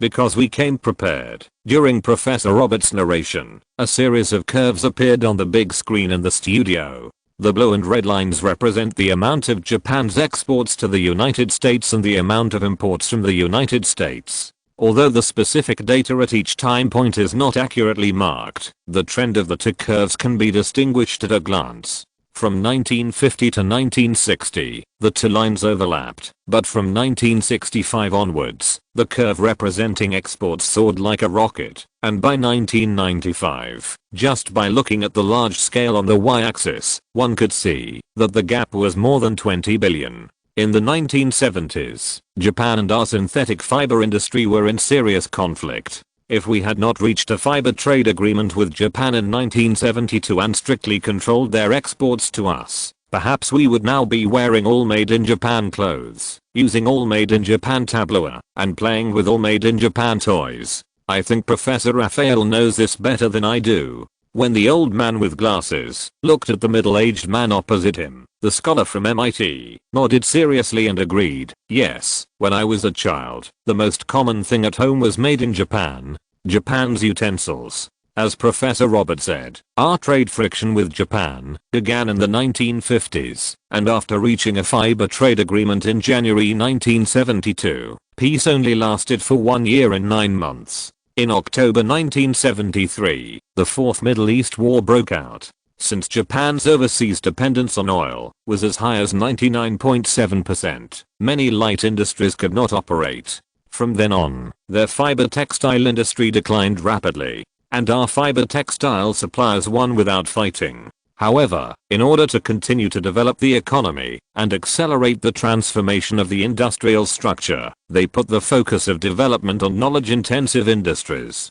Therefore, our contradictions have changed from light industry to heavy industry. That is, industries such as automobiles, steel, CNC machinery, household appliances, and integrated circuits. The host asked. Yes. Professor Raphael nodded in agreement and said, although Toyota was not a company founded at that time, they also transformed from a cotton textile factory to enter the automotive field, and the opportunity for their rapid development was the Middle East War in 1973. Because of the oil crisis, they madly devoured our automobile market. The same is true for Honda. They were only established in 1948 and initially developed in the fiber and textile fields. After 1973, they sold cars to our country.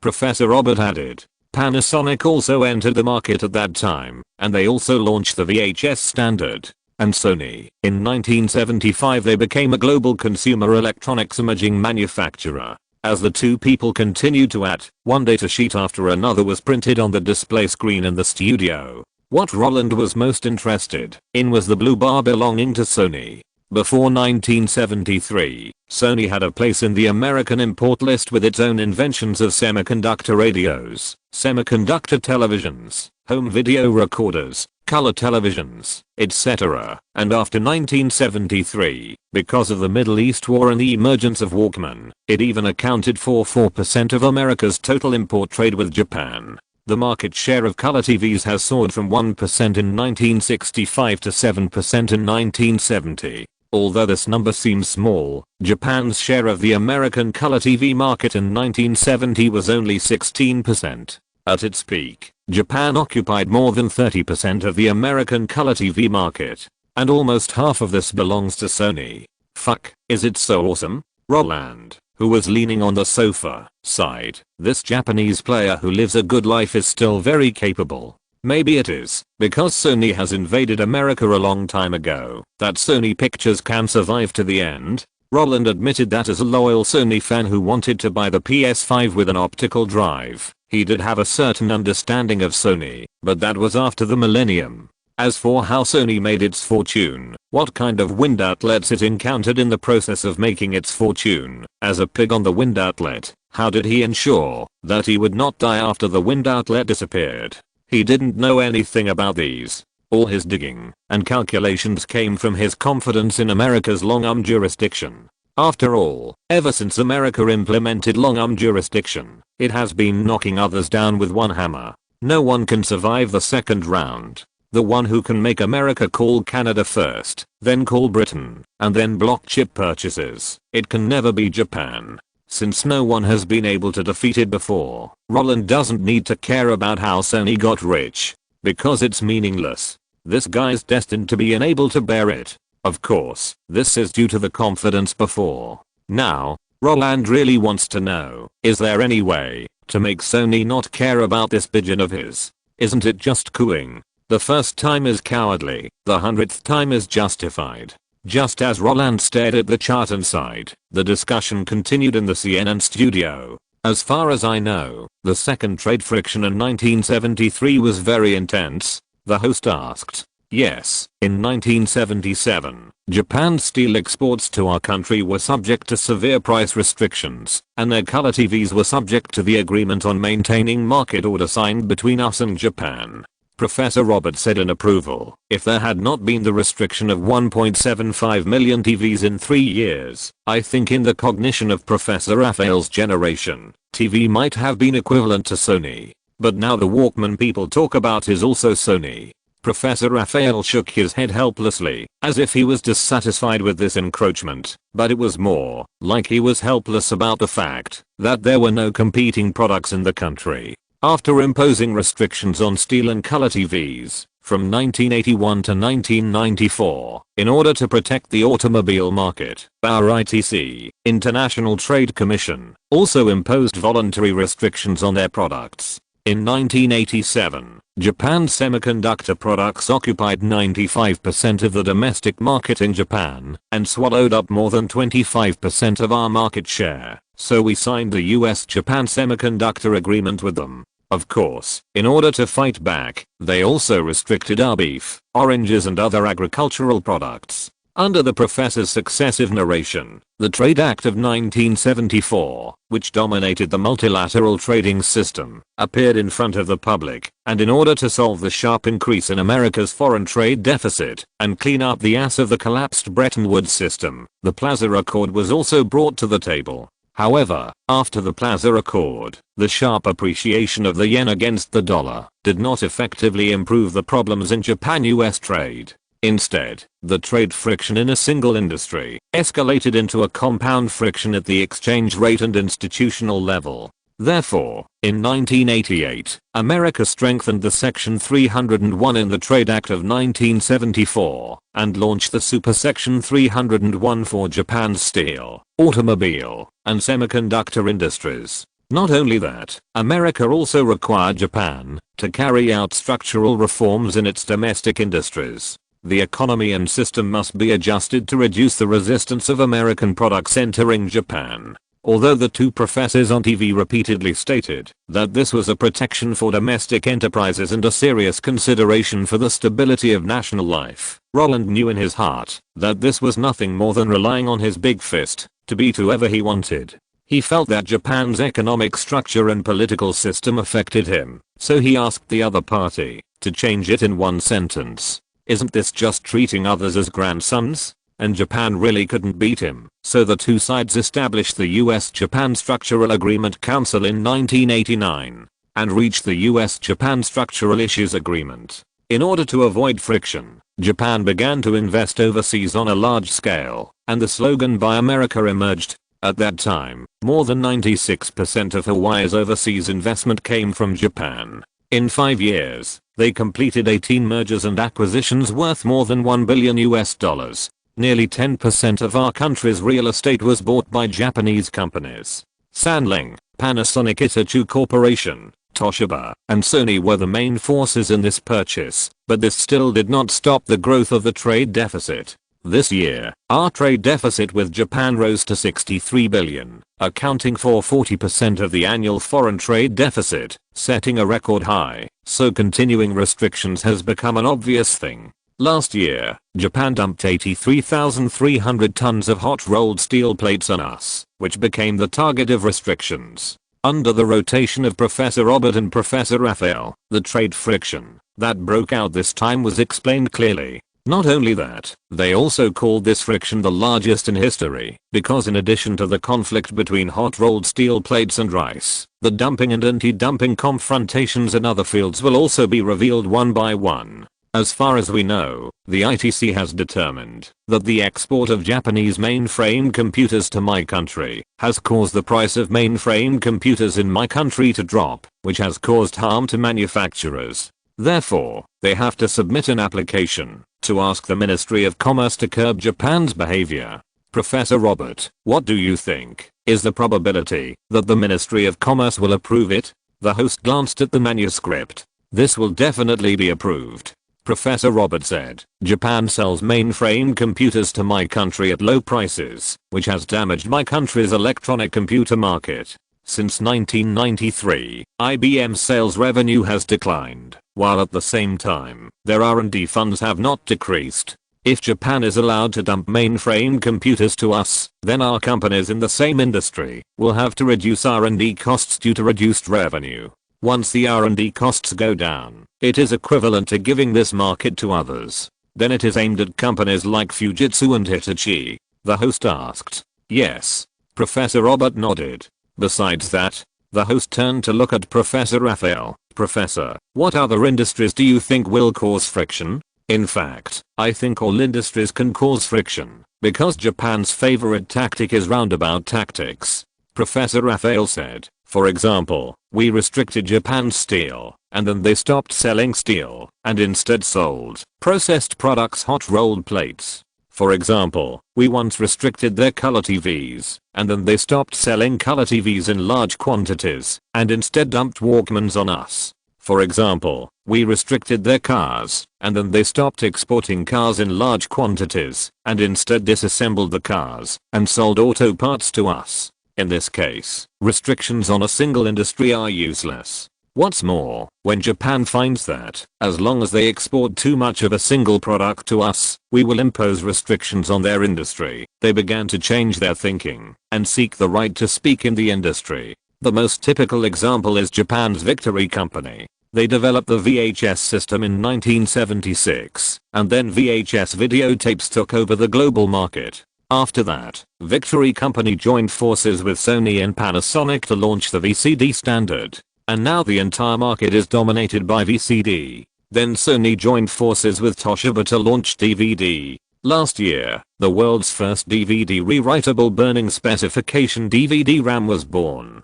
One standard after another is the solution Japan came up with when dealing with trade frictions. Imagine that every time we produce a DVD disc, we have to pay Sony and Toshiba. This licensing fee is much more exaggerated than dumping a single product. The right to speak in the industry sought by Japanese companies is what we need to be most vigilant about. Professor Raphael slapped the table, and the dull sound won the approval of Professor Robert. That's right. The best way to break through friction is to have the right to speak in an industry. When I'm the only one who has the final say in this industry, then any restrictions will not work. And Japan is doing this now. Since Professor Raphael has mentioned Sony many times, we can also say a few more words. Although I don't think Sony will be the focus of this trade friction, Sony has been making industry rules. In 1975, they launched Betamax. Although they lost to VHS, they did not give up. They are tinkering with game consoles, just to promote the CD-ROM in cooperation with Philips. Last year, they released the VAI laptop computer, which was just to consolidate their position in film and television entertainment. As long as they control the right to speak, their image receiving chips can monopolize the global market. Then, they are now creating a non-MP3 audio encoding method. If successful, their Walkman will dominate the world in the digital age, and they are not afraid of any country imposing restrictions.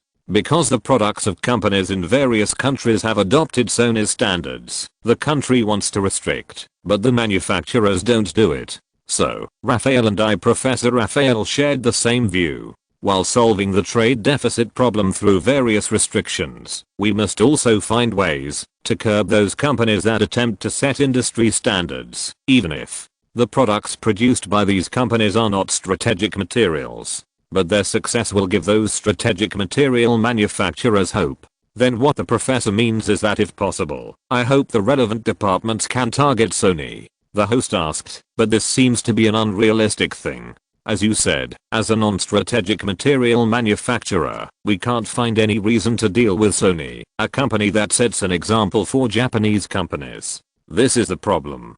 Professor Raphael shrugged and said, Sony is on the road of consumer electronics, and their current core product, game consoles, we don't have any company that can target them, and their portable digital music products, we don't have any company that can target them. As for other industries, they have no intention of setting standards for the time being, so if we just want to show our determination to maintain various industries, dealing with it will do more harm than good.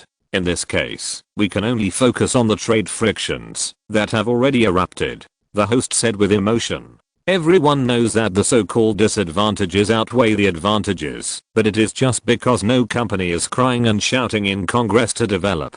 Just like when Raytheon shouted, Mitsubishi Heavy Industries was beaten into giving up the market. The benefits that everyone talked about were just the interests of the capitalists. If the capitalists felt that entering this industry was unprofitable, no one would be stupid enough to waste time on a field that even the capital was too lazy to invade. In this case, Sony would certainly be able to survive comfortably. While these guys continued to analyze, Roland, who was sitting in front of the TV, laughed.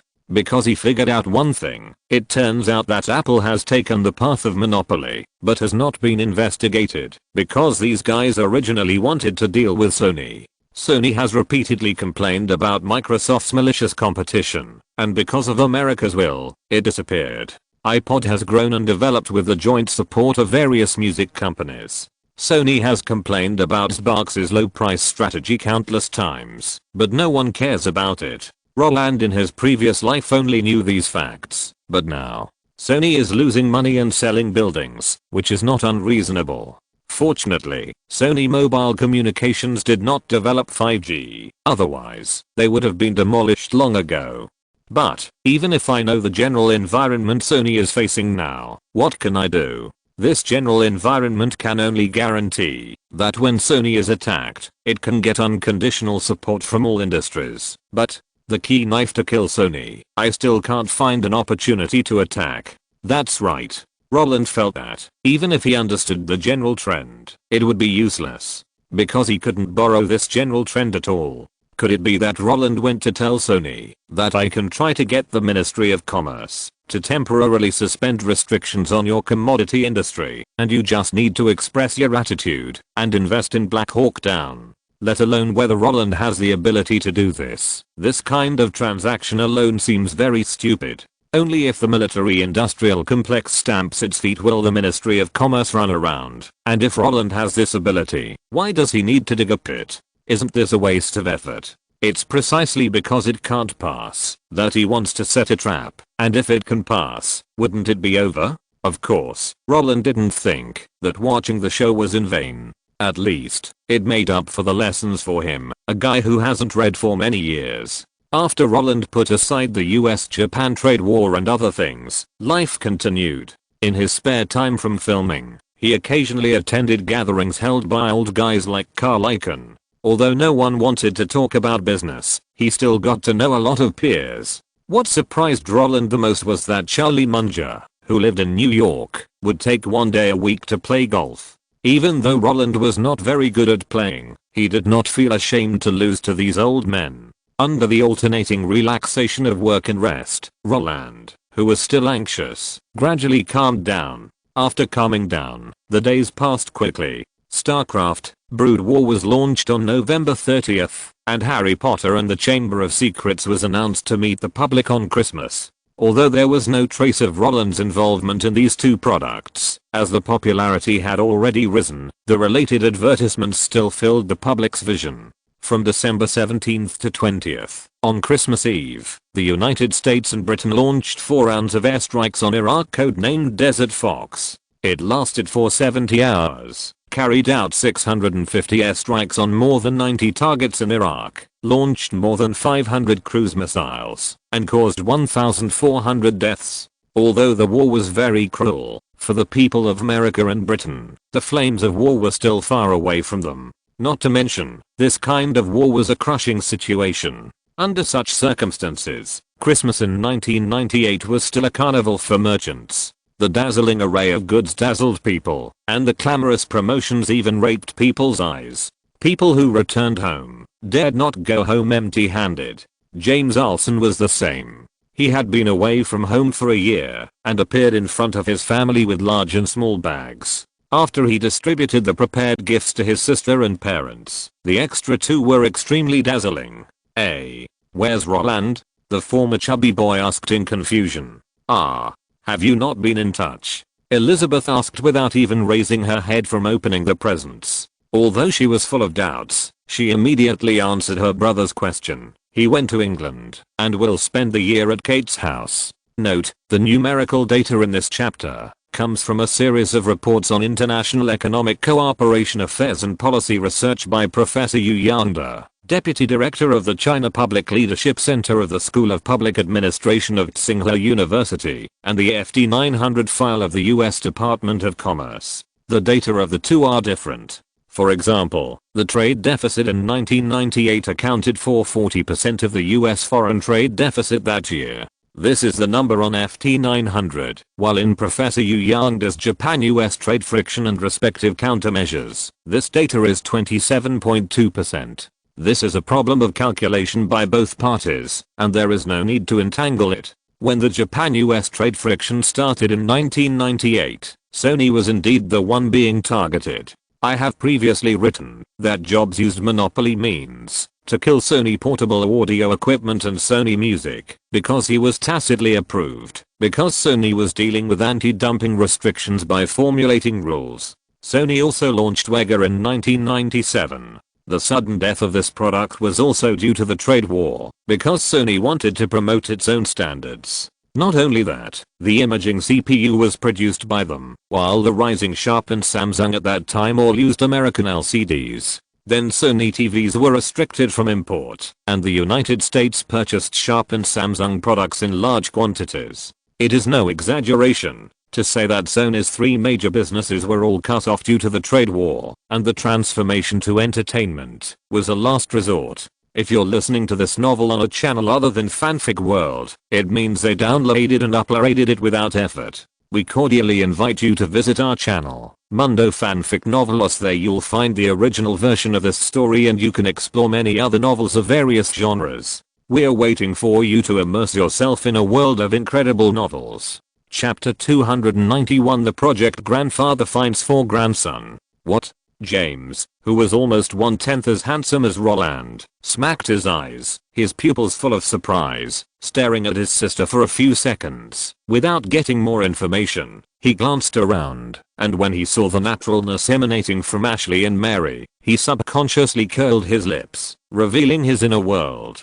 Damn. This damn guy didn't tell me again. He slapped his thigh in anger and wanted to throw away the gift in his hand, but as soon as he raised his arm, the feeling of regret drove him to put the things on the table again. Looking at the two gift boxes, one large and one small, with a helpless smile on his face. This guy must have done it on purpose. Since 1996, Roland and James have been apart more and more. The former has to work, and the latter has to study. But the distance in time and space cannot cut off their feelings and relationship.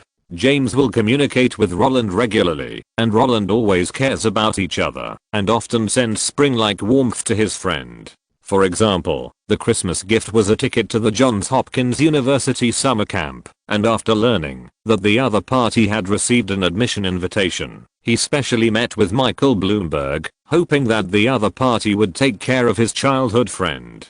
Well, maybe the person concerned may have something to say about this kind of concern. But no matter what, they have been in contact with each other over the years. Although, every time they communicate, Roland always brings up some old questions. Have you found a girlfriend? Do you need me to introduce you to one? You can fall in love at 18. Don't wait until my child is born, and you are still single. Anyway, you don't play games, so you don't need to practice such fast hand speed. Whenever Roland expresses his true feelings, James on the other end of the phone will curse and exit the voice. But isn't the nagging inquiry also a manifestation of a close friend? Just like there is a kind of coldness that your mother thinks you are cold. Well, more often, the person concerned feels that this is a mockery of himself. However, even though James was not interested in Roland's care and concern, he still did not do the excessive act of not bringing gifts to him on Christmas. After all, I call you brother and you call me grandpa. When choosing gifts, James had already thought about how to show off, give, present, gift, muscles, beg, flesh, forgiveness, in front of Roland this year, so that Roland would be honest in the future and not mention those unpleasant things in front of him. But now, this guy actually ran away. This is meaningless. It's like sending local specialties to some authors through the internet. The things are mailed out, but the recipient is Roland Allen. That feeling of powerlessness made James feel that this year's Christmas is meaningless. James? Just as James was thinking about it, a call pulled his thoughts back. Looking down, his sister Elizabeth was patting his arm. What are you thinking about? Mom is calling us to go downstairs for dinner. Oh, okay. Hearing this, James immediately put away his boredom. What if Roland is not here? Christmas is a day for the whole family to reunite, and happiness is the most important thing. As a grandfather, he doesn't need to argue with his grandson. Humph. Carrot. James came to the restaurant with his sister, and the food on the table made him smile again. Perhaps because the topic center of previous years disappeared, he, who had not seen his family for a long time, finally felt the taste of being valued by his family again after 9 years, and became the focus of everyone's attention. Under the curious questions of his sisters, James at the table talked about his experience for more than a year. The gap between Baltimore and Los Angeles is too big. The temperature there is below 10 degrees in winter. Wow, how did you get through it? Elizabeth opened her big eyes. Buy a down jacket. James said, I have a down jacket in my suitcase. When I was waiting for the flight in Baltimore, I put it on. After I got on the plane, I took it off. This is so troublesome. Mary frowned and complained. Yes. James nodded in agreement and said, but the temperature is still good. We can still get through it, if we endure it. What makes me most uncomfortable is that the security there is not good. The west and east districts of Baltimore are the gathering places of black drug lords, and there are fights in broad daylight. In front of the Peabody Conservatory of Music at our school, there are often black people blocking the way and robbing. The security around the medical school is also very bad. When I just enrolled, I learned that a medical student passed by the blue light district after school. He just took a look at the gangsters, who were in a fight, and was beaten to death. Then all the school buses were replaced with anti-riot vehicles. The glass was shot. Ah. So dangerous? Hearing his son's words, Ganetti, who was still smiling, was shocked. Where are the school police in your school? Mom, don't you know that the area covered by the school police patrol is the most unsafe place? James shrugged helplessly and complained, if it is not too chaotic, is it necessary for the school to send school police to patrol every day? So you are now avoiding the area patrolled by the school police? No, I don't leave the school at all. Although everyone knew that Baltimore is a murder city, knowing and witnessing are two different concepts. If there are many homeless people on the road in Los Angeles, they are like NPCs in the game. Whenever you pass by, you can see all kinds of guys, but as long as you don't get close, they will not assign you a task. Then Baltimore is equivalent to the city of crime. Open Google's crime map and select Baltimore. You will find that the whole map is full of yellow and red dots. Among them, yellow is the place where the theft occurred. If it is a money bag icon, it means it is a theft in the street, and if it is a residential icon, it means burglary. As for the red dots, they are all gun murders. There is also a famous saying, only rats go to Baltimore. The American TV series The Wire also interprets the situation in Baltimore very well. While James was complaining, David on the main seat did not show any sympathy. Didn't you choose it yourself? I asked you to go to UCB, but you didn't go, and you had to go to Baltimore. After this, James was helpless again, because he knew that his father was still upset about his behavior of giving up UCB Haas School of Business and choosing Jew School of Biomedical Engineering. Dad, don't I dislike that thing? Is it a question of like or not? Of course. Without interest, where would the motivation for learning come from? James subconsciously brought up his grandson. Look at Roland, that's his interest-driven career. He's interested in movies, so he joined Hollywood. He's interested in the internet, so he switched to investing in the internet. You can accept his choice, but why can't I accept it? David rolled his eyes at his son. You use a survivor bias case to explain everything. I read your book in vain. Is Roland's success because he's great? No. It's because of the people around him, and you're the only one who's not great. However, since his son brought up Roland, David stopped nagging. He felt that he could help Roland keep an eye on him for more than a decade, so he naturally wouldn't favor one over the other and force his career to his son. Besides, real estate is really not easy to do, as infrastructure in various places is infinitely improving, and the population will not increase dramatically. The profits of this industry will become less and less. More commercial real estate companies have turned to business operations. In this case, it is also a good choice to find a way out in advance. Not to mention, his son chose the ultimate field of human development, biomedical engineering. Okay, you're going there, so study hard. David waved his hand and said to his wife, although Baltimore's security is not good, as long as he stays in school, nothing will happen to him.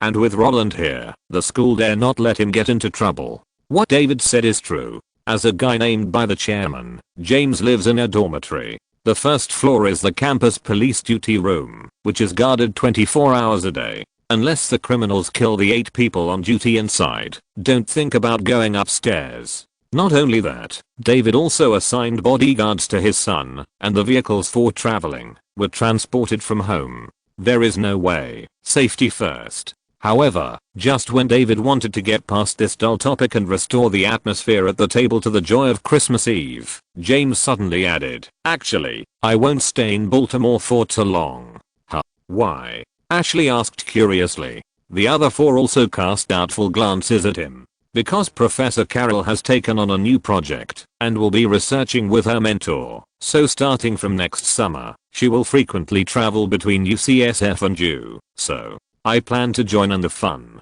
It doesn't make much difference to me whether I graduate early or late, as long as I complete the credits within 6 years. And Professor Carroll has already selected the corresponding courses for me when I enrolled at the beginning of this year. As long as I finish the courses for the spring semester next year, the theoretical knowledge will basically be fine. Is that so? Then you might as well transfer to UCSF directly. Ganetti felt that her son was doing something unnecessary. Of course, she was even more worried about her son's description.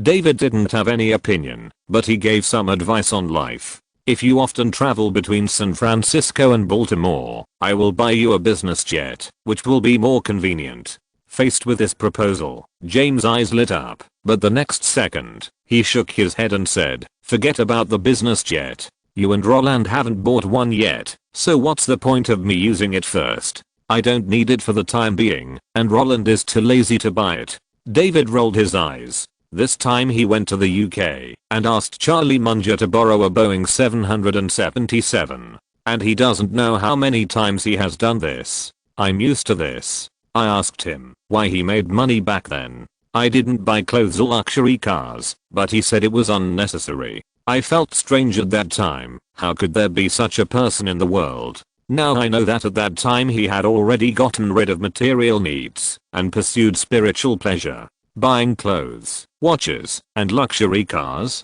Is it more refreshing than buying a company? What's more, appearance will naturally improve with a girlfriend.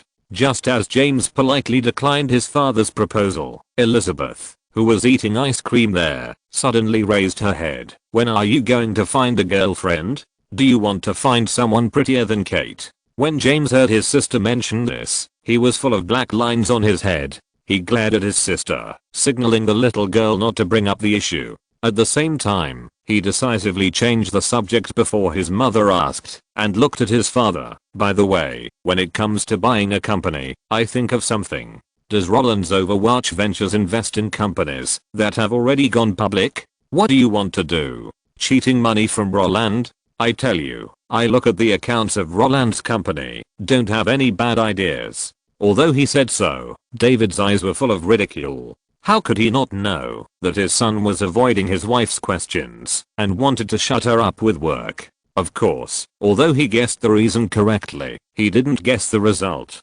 Single James really didn't want to talk to his mother about his girlfriend, but he really had a project to talk to his father about.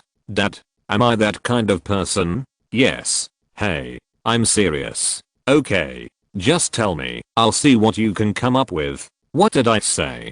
Don't waste time." "Okay, didn't I say before that Professor Carroll and her mentor have a new project to research? The company I mentioned is related to the new project they are researching.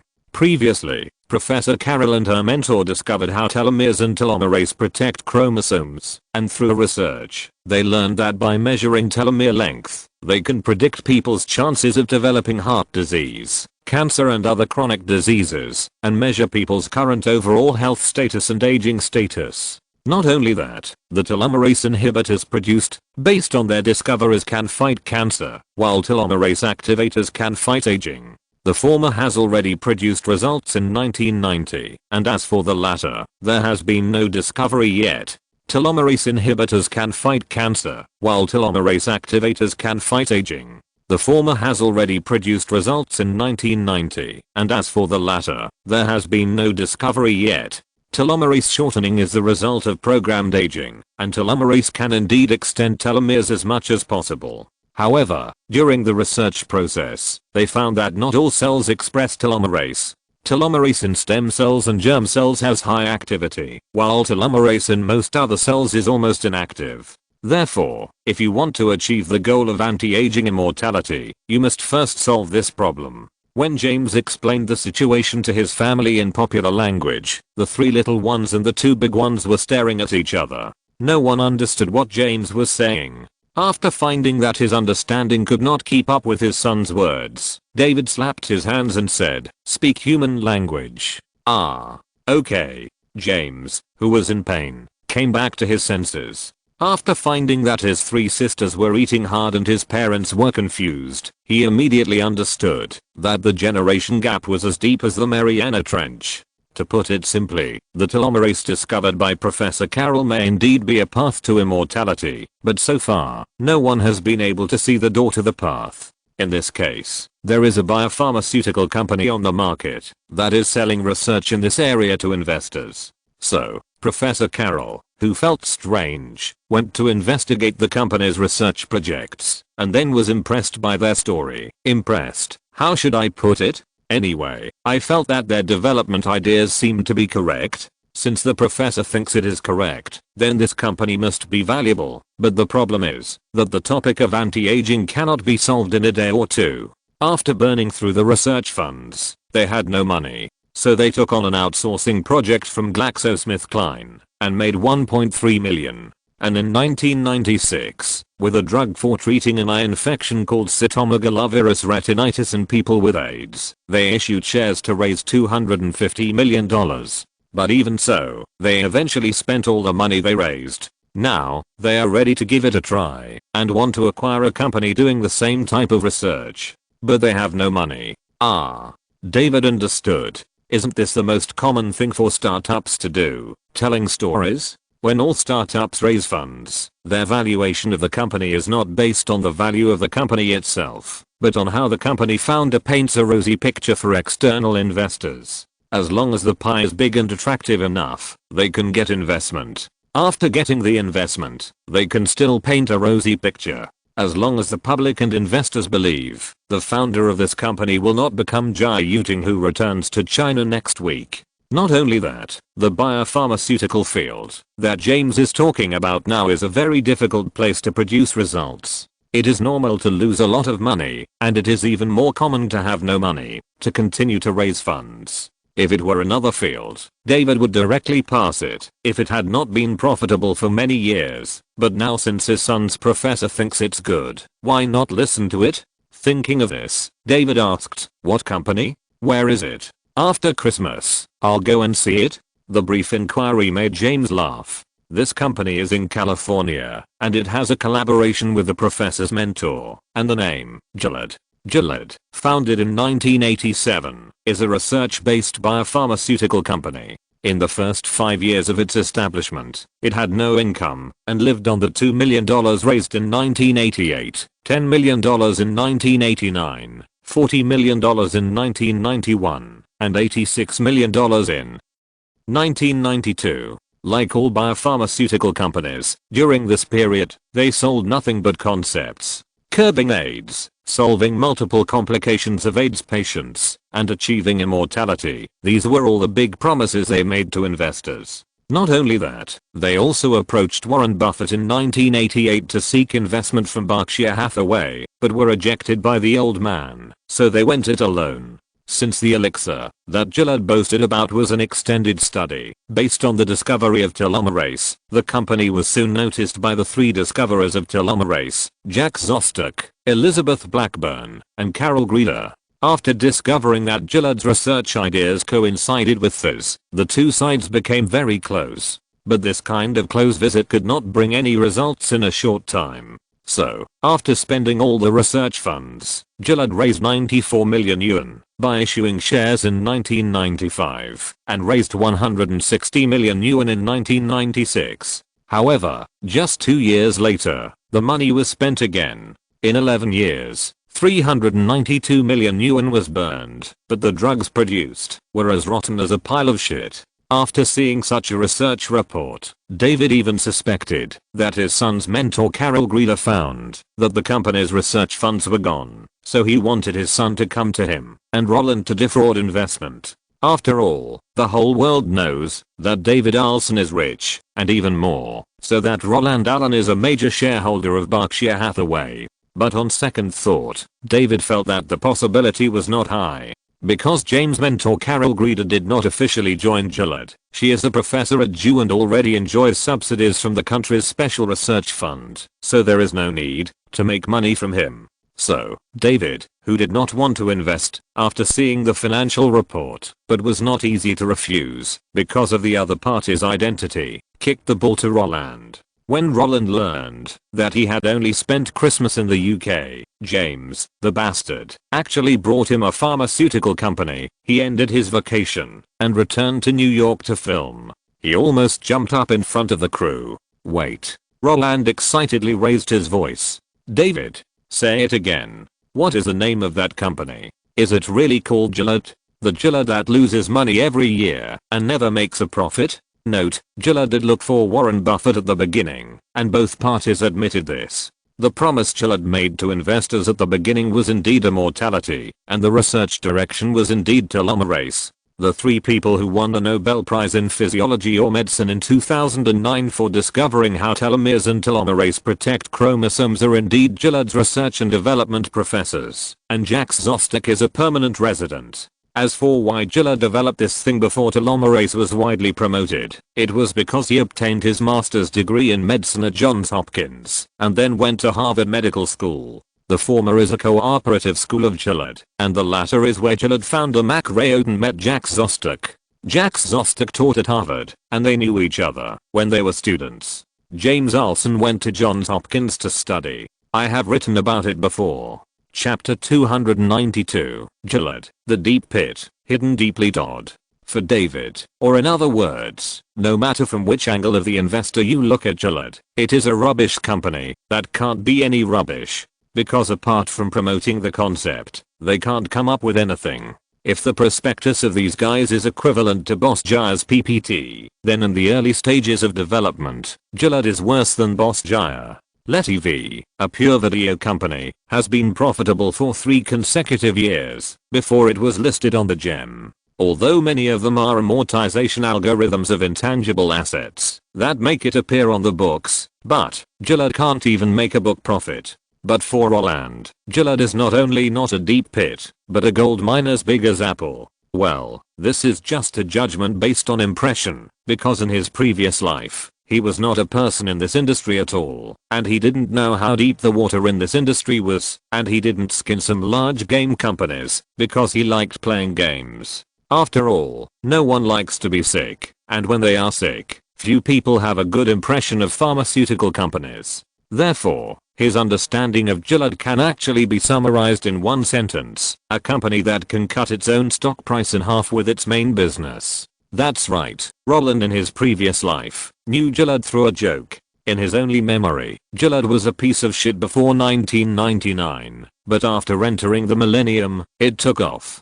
Gillard's success is not actually due to how strong its R&D capabilities were at the beginning. If it was really awesome, they would not have failed to launch a drug with annual sales of more than 10 million for 11 consecutive years. Their success is actually capital operation. All the achievements, all the R&D teams, and all the drug patents were acquired. Your product is good, but it will be mine in the next second. In 1999, it acquired Northeast Star, and Northeast Star later developed Anbasu and daunorubicin hydrochloride liposomes. In 2003, it acquired Triangle Pharmaceutical, and they later developed Truvada. Truvada is the only drug on the market to prevent AIDS, and it has a success rate of up to 90%. In 2006, they acquired Raylo Chemicals, a supplier of pharmaceutical raw materials, Myogen in the cardiovascular field, and Chorus Pharma, which produces antibiotics, although these 3 investments have not yet seen returns. In 2011, they spent another $11 billion to acquire Pharmasset. 2 years later, Pharmasset launched Sovaldi, which can kill hepatitis C, and its sales reached $10.3 billion that year. In 2015, the drug for treating hepatitis C alone could cost the American health insurance $10 billion. The health insurance of almost all countries on the earth was plundered by it, and only 2 countries survived. In 2013, they acquired him by Olsens. In 2015, they continued to acquire Phoenix Pharmaceutical, EP Therapeutics, and Galapagos NV. In 2016, they acquired Nebus. To put it bluntly, this is the most typical way to develop a company controlled by capital. Do it yourself? There is something wrong. My time is more valuable than this market. Facing a vast blue ocean market, crazy money throwing investments will be the end of the matter. Facing a fiercely competitive red ocean market, as long as I acquire the industry leader, won't I become the industry leader directly? As for the rest, let me say something very hurtful and unpleasant. The thing that this world lacks the most is people who work. And it is precisely because Roland knows that Gillard is a company that has grown gradually through capital operation. So he threw this thing into the garbage dump from the beginning. How many companies that can grow through buying and buying can let ordinary people get involved? Those who dare to do this are either rich or have a dark background. For a guy like him who started from scratch, relied on his own efforts, worked hard, and started a business with great difficulty to get involved, wouldn't that be a humiliation for himself? But now, Gillard has no money? A company that has developed with its money ability has no money? Roland felt that this was simply a joke. That's right, the company is really called Gillard, and it has been losing money every year. The word coming from the receiver of the mobile phone woke up the confused Roland. Still unable to believe this fact, he asked again, has Gillard ever sought investment from Warren? Yes. David answered affirmatively. Oh my god. Roland almost held his head. Is this company in California? Yes, California. While answering, David's voice was also full of doubt. You actually knew? Did James tell you before? As soon as he said this, David felt something was wrong. Oh, I forgot. It was you who gave James the admission ticket to Johns Hopkins University's summer camp, and you also asked their chairman to take care of James. In other words, you actually knew about this a long time ago. Then are you going to invest now? They have a funding gap of $300 million. Oh my god.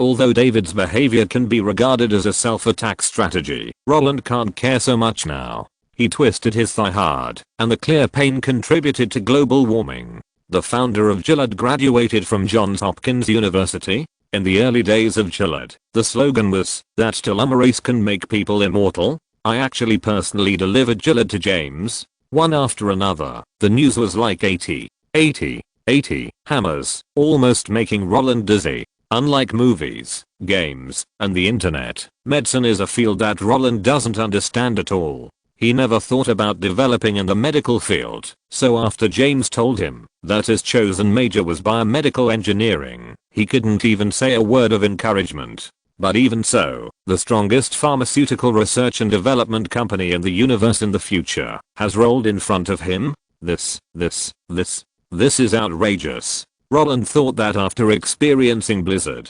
Marvel, Apple, Google, and Amazon, he could already be able to remain calm, even if a mountain collapsed in front of him, and not blink, even if a deer rose on his left. But it was too far away. But Roland felt that he couldn't blame himself, because Gillard was really good.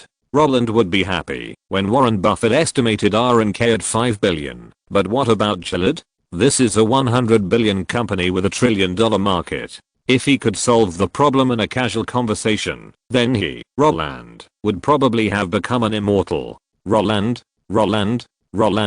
Just when Roland was stunned by the news thrown by David, who had not received a response for a long time, spoke again. Hearing the call, Roland came back to his senses and said hurriedly, you're there? I thought you were called to film. David said casually, and then continued to ask, how is it? Will you invest in this company or not? If you don't invest, I will directly reject them. After all, 300 million yuan is not a small amount of money, and I personally think that this company is a liar. The honest words made Roland shudder. Although he admitted that what David said was correct, but a liar in scientific research and a liar who understands capital operation and scientific research are two different concepts. The point is, if you don't invest in Gillard now, you won't be able to invest in it in the future. Invest, Roland said repeatedly. Not only that, he also found a reason in a flash. We should invest in companies related to Professor James. When David heard the first half of the sentence invest, he was actually very surprised, but after he heard the second half of the explanation, the surprise turned into a warm current and penetrated into his heart. After a long pause, he said, "Roland, you don't need to do this. I know you think that, since James likes this business, we have to support him, but 300 million is really too much. For so many years, we have raised you in name, but you have given us much more in return than we have given you. You have helped Ashley and Mary get projects more than once, and you have built a zoo for Lizzie. Now you have invested 300 million in the company that James likes. How can you ask them to pay you back for all this? You can't spoil them like this. You will spoil them when they are used to unreasonable demands. One day when you refuse them again, they will become enemies directly." The sudden heart-to-heart made the emotional Roland stunned on the spot. When he came to his senses, the surprise that had occupied his heart had already subsided. Roland admitted that the reason he had just put forward was indeed weird, just like a father spoiling his child and satisfying his demands without limit, but it was precisely because of its weirdness that it stood up. "David, we must be fair. I have satisfied Ashley, Mary, and Lizzie, so why can't I satisfy James? This is the first time James has made a serious request, and I can't let him down. Besides, 300 million is indeed a lot, but compared to Yahoo, which we are selling, 300 million is not even 1% of Yahoo's stock price. This money, even if it is a reward for bullying James for so many years, if his vision is good enough, he should study hard now and try to ask me for a position as a director of the company in the future." The other end of the phone fell into silence. It seemed that he was thinking about Roland's words, or maybe he was thinking about the loopholes in the logic, but it was more like he was trying to convince himself. About half a minute later, a chuckle mixed with a sigh entered Roland's ears. "Hey, okay, I get it. I won't persuade you this time. I can help you negotiate for investment, but I hope you can listen to my analysis next time. That's it. I'll hang up first. Call me directly if you have anything." Hehe. The busy tone made Roland purse his lips and smile. But after a moment, he sighed again, staring at the phone with his eyes gradually empty. To be honest, 10 years ago, when he signed the contract with the crew of Terminator 2, he felt that David was a very good parent, and now, he is willing to give David a full score as a parent. David's educational philosophy is to let children develop according to their own preferences, but at the same time, he will not spoil them endlessly. Children can regard hobbies as careers, but the premise is that hobbies must be safe. Just like he thinks that girls have no need to mix in the entertainment industry. If it weren't for Roland's help, he would have divorced his wife long ago, but after confirming that Roland can ensure that his daughter is not violated, he just let it go. Although his laissez-faire attitude can be regarded as a manifestation of irresponsibility, it also complies with the personal wishes of the children. The point is that once the children have chosen a path, he will spur them to keep moving forward. You choose the path yourself, so you have to finish it yourself. I can help you solve various problems, but you can't choose to push all the decisions to me because of my intervention. I can help you solve all the details, but you have to control the overall situation yourself. Details can be done by countless tools, but strategic thinking can only be accumulated through decisions again and again. Tools are easy to find, but it is difficult to cultivate a sense of the overall situation. Fortunately, they have money and can try and make mistakes.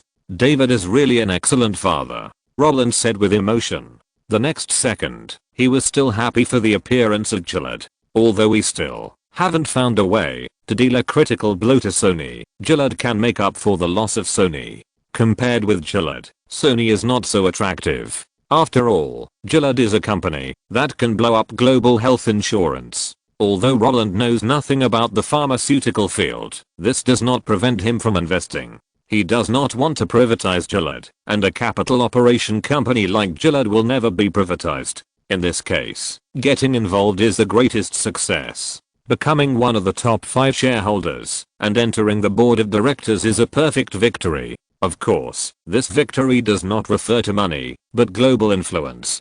Just like military capital and financial capital can treat Congress as a persimmon, pharmaceutical capital can also rub them into a ball. It is no exaggeration to say that in Roland's eyes, Gillette is more important than Blizzard Entertainment, Warcraft, Amazon, Apple, and Google, because people can stop playing games, watching movies, shopping online, using technology products, and getting rid of the convenience brought by search engines. However, no one dares to say, "I'm not afraid of getting sick." The public and capital are both afraid of illness. The public and capital both want eternal life. James is really a treasure boy. Roland laughed while playing with his mobile phone. At the same time, he was satisfied with his help many years ago. Sure enough, if you learn math, physics and chemistry well, you will not be afraid to travel around the world. Of course, James can be what he is today, but it is because of my good education in the past. If I hadn't bought him exercise books and hired a tutor for him, he, who only read Marvel comics, would definitely not bring me Gillette.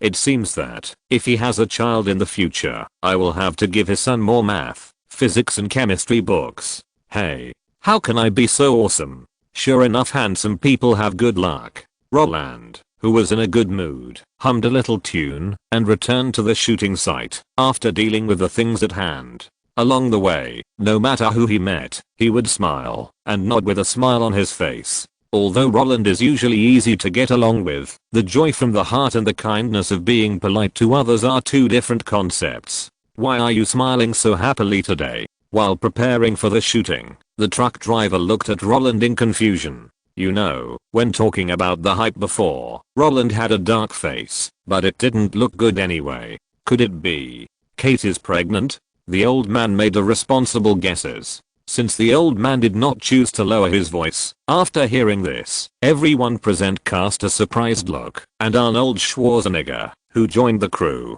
to play Dr. Octopus after Christmas, also hurried over and shouted, "Look, look, look at what I heard. Is it true? Did they find out during Christmas? Roland, you are amazing. When I first met you, you were only this young, and now you have a child?" The sudden shouting made Roland look as surprised as a big hammer, and after seeing the future governor's hand, he was furious and said, "Go away. Go away. If Kate is pregnant, can you still see me? How can a pregnant woman take a plane? I will definitely stay in the UK and not come back." While explaining, he raised his arm and put it on the truck driver's shoulder, shouting, "Don't spread rumors." The next second, he turned his head to look at the future governor and punched him on the arm. "Don't spread rumors." Ha ha ha. Although everyone was hit by Roland, they still laughed. Infected by them, Roland's face was not tense, and he broke his strength with a puff.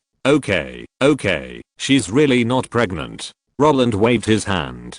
"I hope she gives birth soon, but she insisted on having a wedding first, and then having a baby." I understand. The truck driver nodded happily. Although they can hold a wedding after having a baby, it means something different to them. Taking wedding photos with a child and taking wedding photos with a couple are two different concepts, and it will become a regret with a contrast. The future governor added. That's it. Roland was very satisfied with their reaction. "Since she's not pregnant, what are you happy about?" the truck driver asked again. "Wow, what are you saying?" Roland was shocked. "Kate is not pregnant. What does it have to do with my happiness? I'm in a good mood. I'm happy. Is that okay?" "No." The truck driver deliberately frowned and said in a slapping manner, "You." Roland glared at him, and the next second he threw out the ultimate killer move. "Your deep sea submersible is gone." As soon as these words came out, the truck driver was stunned on the spot, a sense of astonishment, which made him petrified instantly. The future governor was actually laughing at the two people's funny behavior, and then, he choked on his own saliva. Cough, cough. Are you two trying to make me laugh to death? Stop acting. James, your acting is really bad. The truck driver smiled slightly after putting away his surprise and ignored the future governor's diss, but directly said, "Making money again." No, I just invested some money in a company related to the teacher of the kid at home." Roland, who knew what the old man was asking, waved his hand, and he was in a good mood and acted like an old man. "No way. for the graduation certificate. The guy in the Olsen family with the same name as me? James was a little surprised. His teacher is a big shot in the field of biomedicine.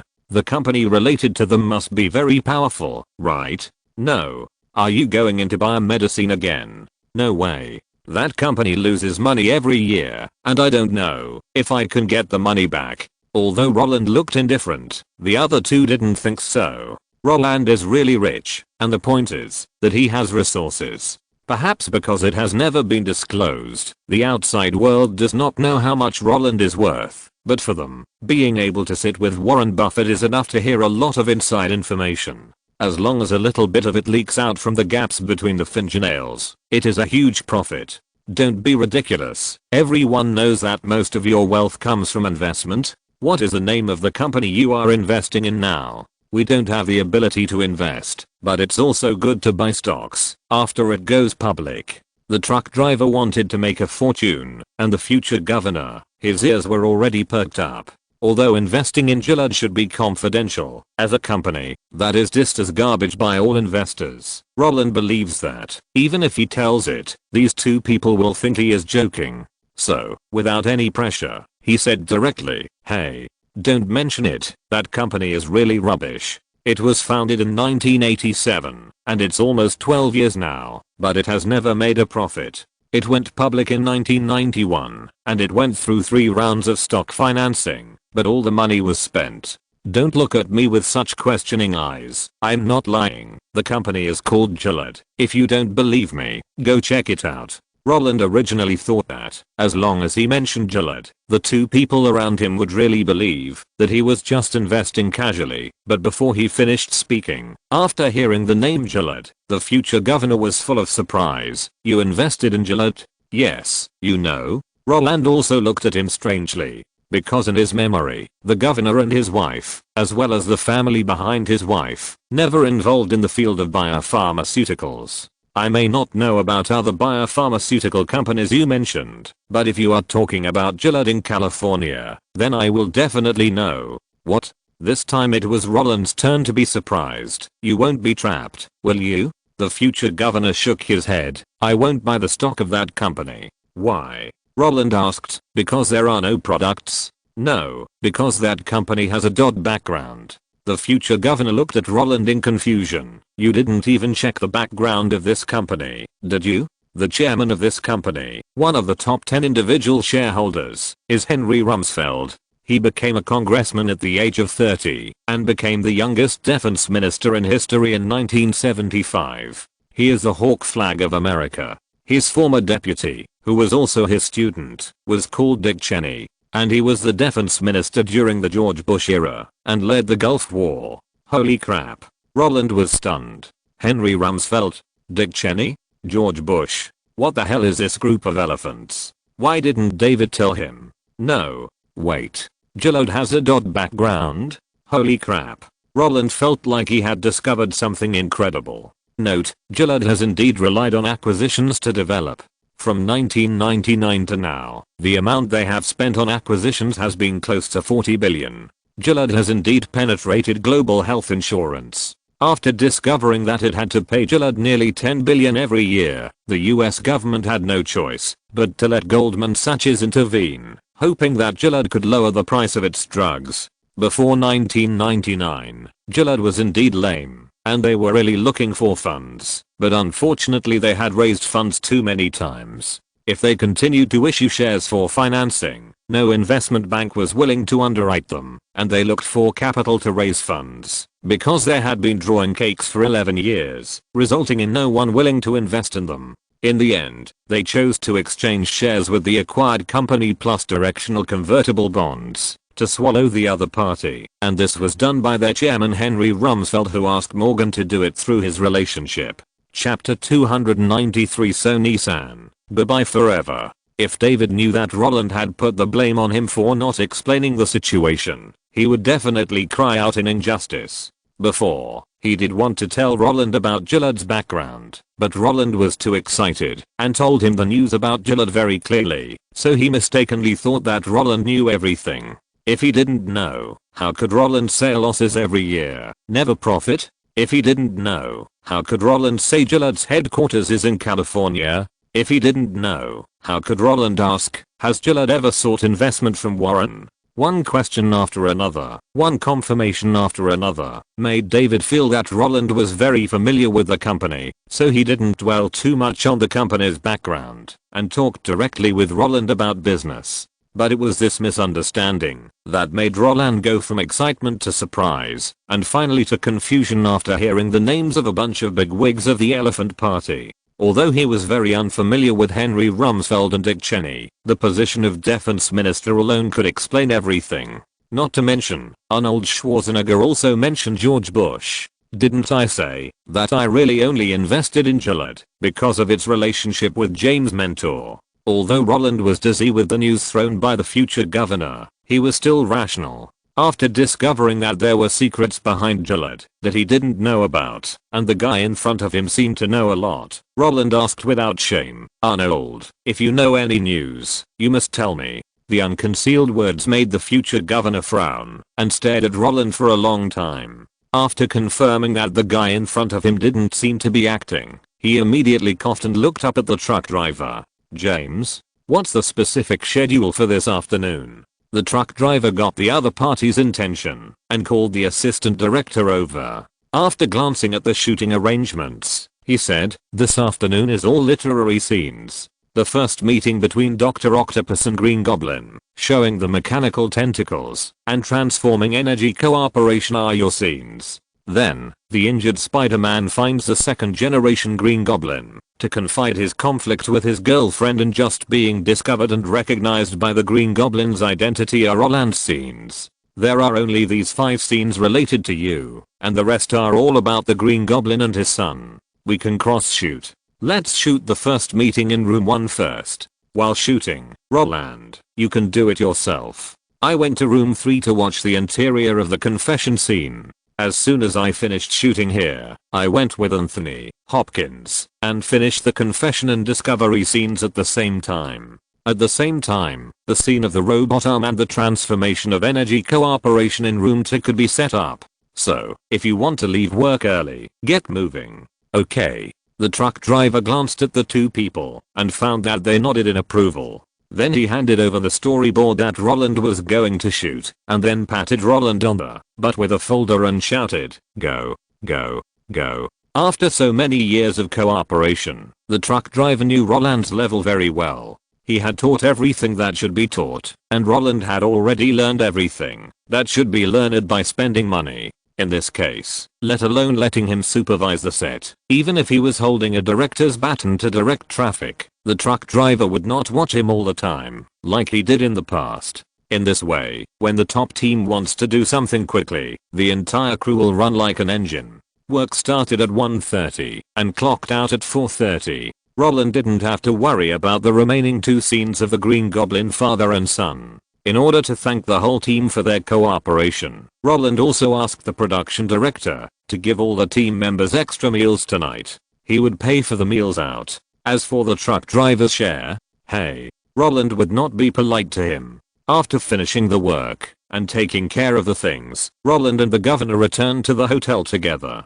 Since the next topic was very sensitive, they had the conversation in the guest room that had been rented for several months. What do you want to know? The governor, leaning on the sofa, lit a cigarette. I don't know anything now. Roland spread his hands. If you can, please start from the beginning. For example, why is Henry Rumsfeld the chairman of Gillard? What is the relationship between Gillard and Dodd? Why can't Gillard raise funds with the Dodd background? Yes, this is what Roland was confused about. If Gillard is really backed by Dodd, how could it lack research funds? Trouble? Why are you being polite to me? The governor flicked off the ash from his cigarette, waved his hand, and said, these are all news you can get from other places, but they definitely don't know as much as I do. Henry Rumsfeld actually likes pharmaceutical companies very much. He used to be the CEO of GDC Roll, and as soon as he took office, he cut off the loss-making subsidiaries and departments, allowing GDC Roll to turn losses into profits. So when Gillard was founded and promoted its longevity plan with emerging concepts, he gladly accepted their invitation and joined Gillard's board of directors in 1988, owning a certain amount of shares. At first he did not participate in the company's operations because this kind of startup company that sells concepts could not provide him with room to display his talents, and he was also the chairman of General Instruments at the time, so he had even less time to manage Gillard. But because of his existence, Gillard still attracted a lot of investment because those investors felt that they could save GDC. Roll has the ability to lead a startup company to grow and develop. So, what you mean is that because you believe in immortality, you invest in Gillard, and this is just the rhetoric of capital? Roland interrupted the governor and asked, very puzzled. What else? The governor shrugged and pressed the cigarette butt into the ashtray. Is the immortality thing that can be solved in a day or two? Do you think those old men are really easy to deceive? Every startup pharmaceutical company will weave a beautiful future to the outside world when looking for investment, but which company that can really get investment is not endorsed by big names? If you believe it with just a few words, then am I still capital? Which guy who can make 1 billion and control tens of billions is a fool? Just like you are investing in Gillard now because why? Do you think it's good? You don't know anything. It's just that your family thinks it's good, so you believe in your own people. It's the same with others. They don't believe in a bright future at all, but they see that there are really people in this company who can take the investment amount to develop drugs. Or they see that there are talents in this company who can manage. If not, then don't invest. Warren Buffett is like this. And I personally think that his vision is really great, because Gillard is not a research and development company at all. Well, Roland laughed. He remembered the experience of Warren Buffett being surrounded and questioned in his previous life. Every year at the Berkshire Hathaway shareholders meeting, there will be a lot of people asking the old man which cases he regrets the most among the ones that he could have invested in, but didn't invest in over the years. And the old man's answer every time is Google and Amazon. But at this time, Charlie Munger would add, no, no, no. To sum up these 2 points, I regret not investing in Jeff Bezos. We have known each other for many years, but we don't trust the internet and missed Amazon. Similarly, we have known each other for many years, and Jeff invested in Google, but we still didn't. Whenever this happens, someone will ask if they regret not investing in Gillard. Faced with this question, the two old men's answers are surprisingly consistent no. If Roland couldn't understand it at the beginning, then now he understands it. Because Amazon and Google are companies that do things, and Gillard is exactly like Berkshire Hathaway, growing through capital operations. If this is the case, then there is no point in investing. When it comes to compound interest, Warren Buffett is not afraid of anyone. Then what? Why did he become the chairman of Gillard? Roland asked. This is mainly because Gillard has defrauded too much money. When he said this, the corners of the governor's mouth curled up slightly, as if he was trying to hold back a laugh. Gillard spent 8 years to develop a drug called Cidofovir. For this product, they burned nearly $100 million. The point is that when they were promoting the drug, they said that this drug that inhibits cytomegalovirus is hundreds of times better than sodium phosphonate and ganciclovir on the market. The latter two require surgical intubation for administration, while the former only requires intravenous injection. So they raised another $250 million in financing in 1995 and 1996. However, when the drug was launched in 1996, people found that the drug was not as powerful as it was said. So Henry Rumsfeld became the chairman of the company in 1997. Oh. Is it because he found out that he was also deceived by the company? Roland was shocked. That's about right. Gillard raised funds under his name and swindled so much money, but in the end, it couldn't come up with a drug. The governor's hands kept gesturing in the air. This will seriously deplete his trust in the capital. So he must make Gillard change. Even if it still ends up in bankruptcy, he must at least try to save the company. If he does nothing, it will be very difficult for him to get investment the next time he joins a startup. And as far as I know, Gillard's acquisition this time was led by him. Whether it succeeds or not, he can give an explanation to the investors. And you, how did you get involved? The governor smiled helplessly. At this moment, he really felt that Roland had been deceived. But Roland didn't care about the governor's sympathy because he understood why this company couldn't raise funds even with a dot background. It was because it had been deceived too much before. So what you mean is suggesting that I should think about it more. Roland took a deep breath, with a bitter smile on his face. No, I won't tell you that. However, the governor shook his head. Not only that, I will also tell you that Gillard is a very good company. Why? Such an answer surprised Roland. Because I'm the chairman of the President's Health and Sports Commission, appointed by George Bush on January 22, 1990. The governor shook his eyebrows, and the funny action made Roland laugh. Hahaha, I haven't seen you working out for a long time. I forgot about it.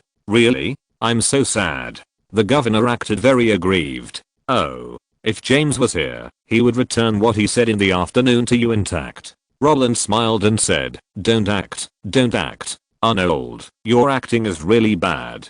Hehe. The cheerful governor didn't care, but picked up the water cup to moisten his throat. Under his narration, Roland had already figured out the situation of Gillard. Roland had thought that Gillard was some secret project of the Dodd, but now it seems that it's just that those politicians, after retirement, are frantically asking for the benefits promised to them by the capital. It's just, maybe they're going too far. Since Gillard is not the private property of the Dodd, Roland invested boldly. As for Henry Rumsfeld, it's easy to get things done with someone in the court. It's because of him that Gillard can frantically acquire other pharmaceutical companies. You know, all the pharmaceutical companies acquired by Gillard can basically come up with shocking products within 2 years after being acquired. If you infer the timeline, you will find that these companies were targeted by Gillard when they submitted their applications to the FDA for approval, and they were swallowed up by Gillard during the FDA approval process.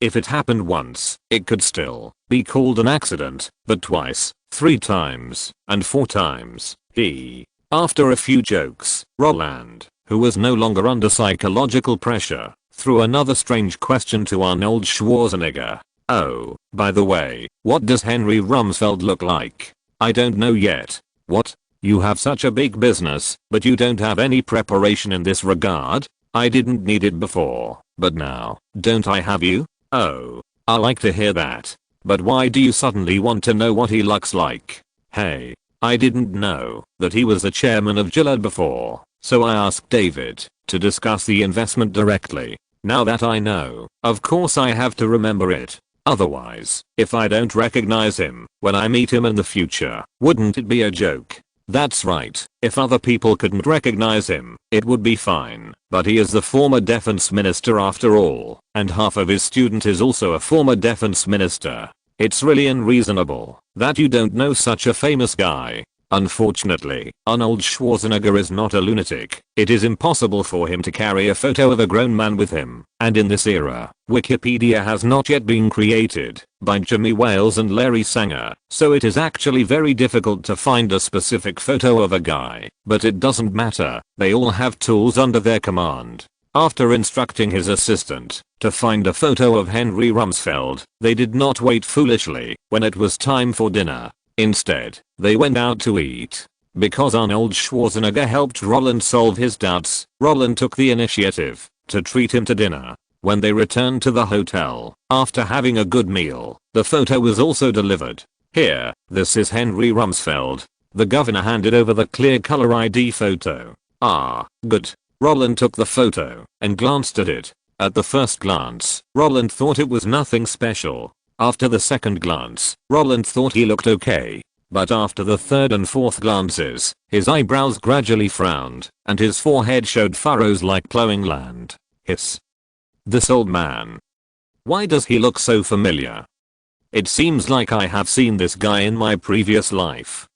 That's not right. Wasn't this guy the Minister of Defense in 1975? How could I have flipped through the Defense Minister of America in 1975 in my previous life? If I had flipped through it deliberately, I would have remembered this guy's name, just like I remembered those European and American stars. How could he be familiar and yet strange? Roland felt very strange, but he didn't know how to ask. After staring at the photo and thinking for a while, he said, "How about, help me get another photo of Dick Cheney? After all, he is half of his student, so I have to remember him too." What? The future governor was a little confused. He thought Roland's behavior was a little strange. But after looking at Roland, he was defeated by Roland's entanglement. In his opinion, Roland, who decided to invest in the abyss of Chilled, wanted to remember these people firmly. If he encountered the same thing in the future, he would call up this memory and make himself act cautiously.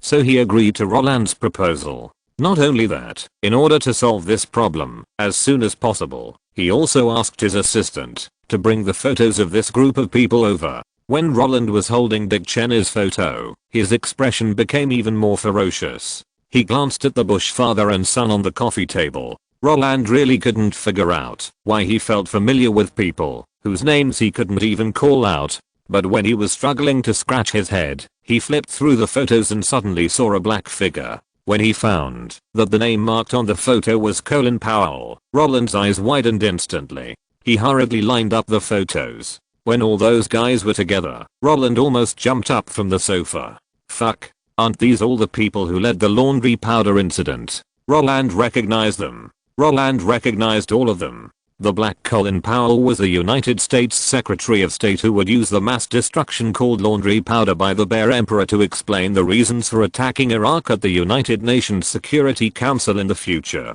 And Dick Cheney in the Mediterranean was the Vice President who promoted the wars in Afghanistan and Iraq. As for the current chairman of Chilled, isn't he Bush's anti-terrorism spokesperson, the only guy in American history who served as defense minister twice? And during the anti-terrorism war in 2001, he used 9 kills at the press conference. Fuck. Henry Rumsfeld will leave Gillette? Then how did Gillette develop? Roland was confused again, but the next second, he slapped his forehead and woke up suddenly. No. What I need most now is not to guess Gillette's development path, but to find a guy who can endorse Black Hawk Down and let Sony invest. Now, no one is more suitable than this group of people. Thinking of this, Roland suddenly felt that his brain became extremely clear. All the layouts that were originally scattered in a group seemed to be connected by lines, one ring after another. According to Roland's plan, Sony would first invest in the unfair Ang Lee, then shoot Black Hawk Down and release it at a fixed time to stir up public opinion and promote the war on terror. Then, he would use the iPod to block Sony's market share in portable music devices. Then Xbox came into being, and Blizzard Entertainment cooperated to encroach on the market of Sony games. Not only that, the old man who was already dissatisfied with Sony was pulled in, so that the Jewish gang rejected Sony's film and television entertainment projects as much as possible. In this way, it was a three-sided attack, giving Sony's cash cow a heavy blow. Then, when America fell into the quagmire of the war on terror, both at home and abroad were questioning the correctness of the war, and anti-war sentiment spread across the country, they put the blame on Sony for interfering in America's internal affairs, stirring up public opinion, and promoting war. In this way, Sony will die. But the problem is that there are two problems in this plan. First, Roland, who had stood up Sony on Spider-Man 2 and 3, could not think of a reason for Sony not to reject him and invest in Black Hawk Down. Second, even if Sony was killed, Roland would be thankless, because in addition to helping the Jewish gang to gnaw Sony film and television entertainment, he could not share the cake left after Sony's death. I spent so much effort to kill a Fortune 500 company, but I can't get the big share. Isn't this a waste of time? But now, all the problems are solved. Roland is worried that Sony will not be willing to invest in Black Hawk Down, which he led after seeing that he stood up. That doesn't matter. I'll give you a reason that you can't say no. Under normal circumstances, a film and television project will first find investors and then find a creative team, but this time, I will find a creative team first. I took the Black Hawk Down project to Henry Rumsfeld and asked him to be a consultant for this film. Is the former defense minister important enough? It doesn't matter if he is not. And then bring in his student Dick Cheney. Two former defense ministers. One of them also led the Gulf War. And after he left office, the overwhelming US military produced Black Hawk Down. If they are not qualified, then no one in the world is qualified. Not only that, let Dodd get involved in Black Hawk Down first, and then go to Sony for investment. Would Sony dare to refuse? As soon as the US-Japan trade war started, Dodd came to Sony. Sony wanted to refuse, but they didn't dare to refuse. because they couldn't guess Dodd's intentions. Are they really just making movies? Or are they testing whether Sony wants to go against America? If they are really making movies, then forget it. But if it's a test, wouldn't it be a death sentence if they don't accept it? What's more, even if Dodd said at this time that we really just want to make movies, would Sony believe it? Why not shoot it earlier or later, but when the US-Japan trade war just started? Not to Warner, not to Universal, but to us Sony. You say it's not a test, do we Sony dare to believe it? This is an open conspiracy. Even if Sony knows this is a pit, they have to jump in. In this way, the first problem Roland faced before was solved. And if the first problem is solved, the second problem will no longer exist. Before, the core contradiction of the second problem was that the cards were played, but they could not be taken back. Although Black Hawk Down was the key to stabbing Sony to death, the hand that stabbed it could only be the initiator of the war who had to divert the contradictions in the face of domestic and foreign pressure. Only they can distribute the benefits. Apple, Microsoft, and the Jewish gang can share the cake because they are directly targeting Sony, but Roland, who is hiding behind the scenes, will only be ignored. But now, after investing in Gillette and finding the initiator of the war to act as a consultant for Black Hawk Down, although Roland is still behind the scenes, these people will never ignore him again. What's more, Roland is the leader of the movie. He is a major shareholder of Apple. Microsoft has a close cooperation with him. Only the people deceived by the media don't know his relationship with the Jews. In this case, he directly became the core of contacting all parties. The one who dug a pit for Sony was Roland's people. The one who punched Sony was still Roland's people. The one who made the knife that stabbed Sony to death was still Roland's people. And in the end, the hand that stabbed Sony to death was still Roland's people. The whole world is my people, so how could I not have a share of this cake? And I don't want much. Apple can smoothly swallow up Sony portable mobile devices. Microsoft can easily swallow up Sony computer entertainment. The Jewish gang can get the Sony Pictures entertainment they want most. And Roland is not a devil. Sony's most powerful semiconductor business, imaging products and mobile communications were given to those warmongers, and they took them out to manage the ups and downs. He Roland only wants Sony Music Entertainment. Star Records can't develop.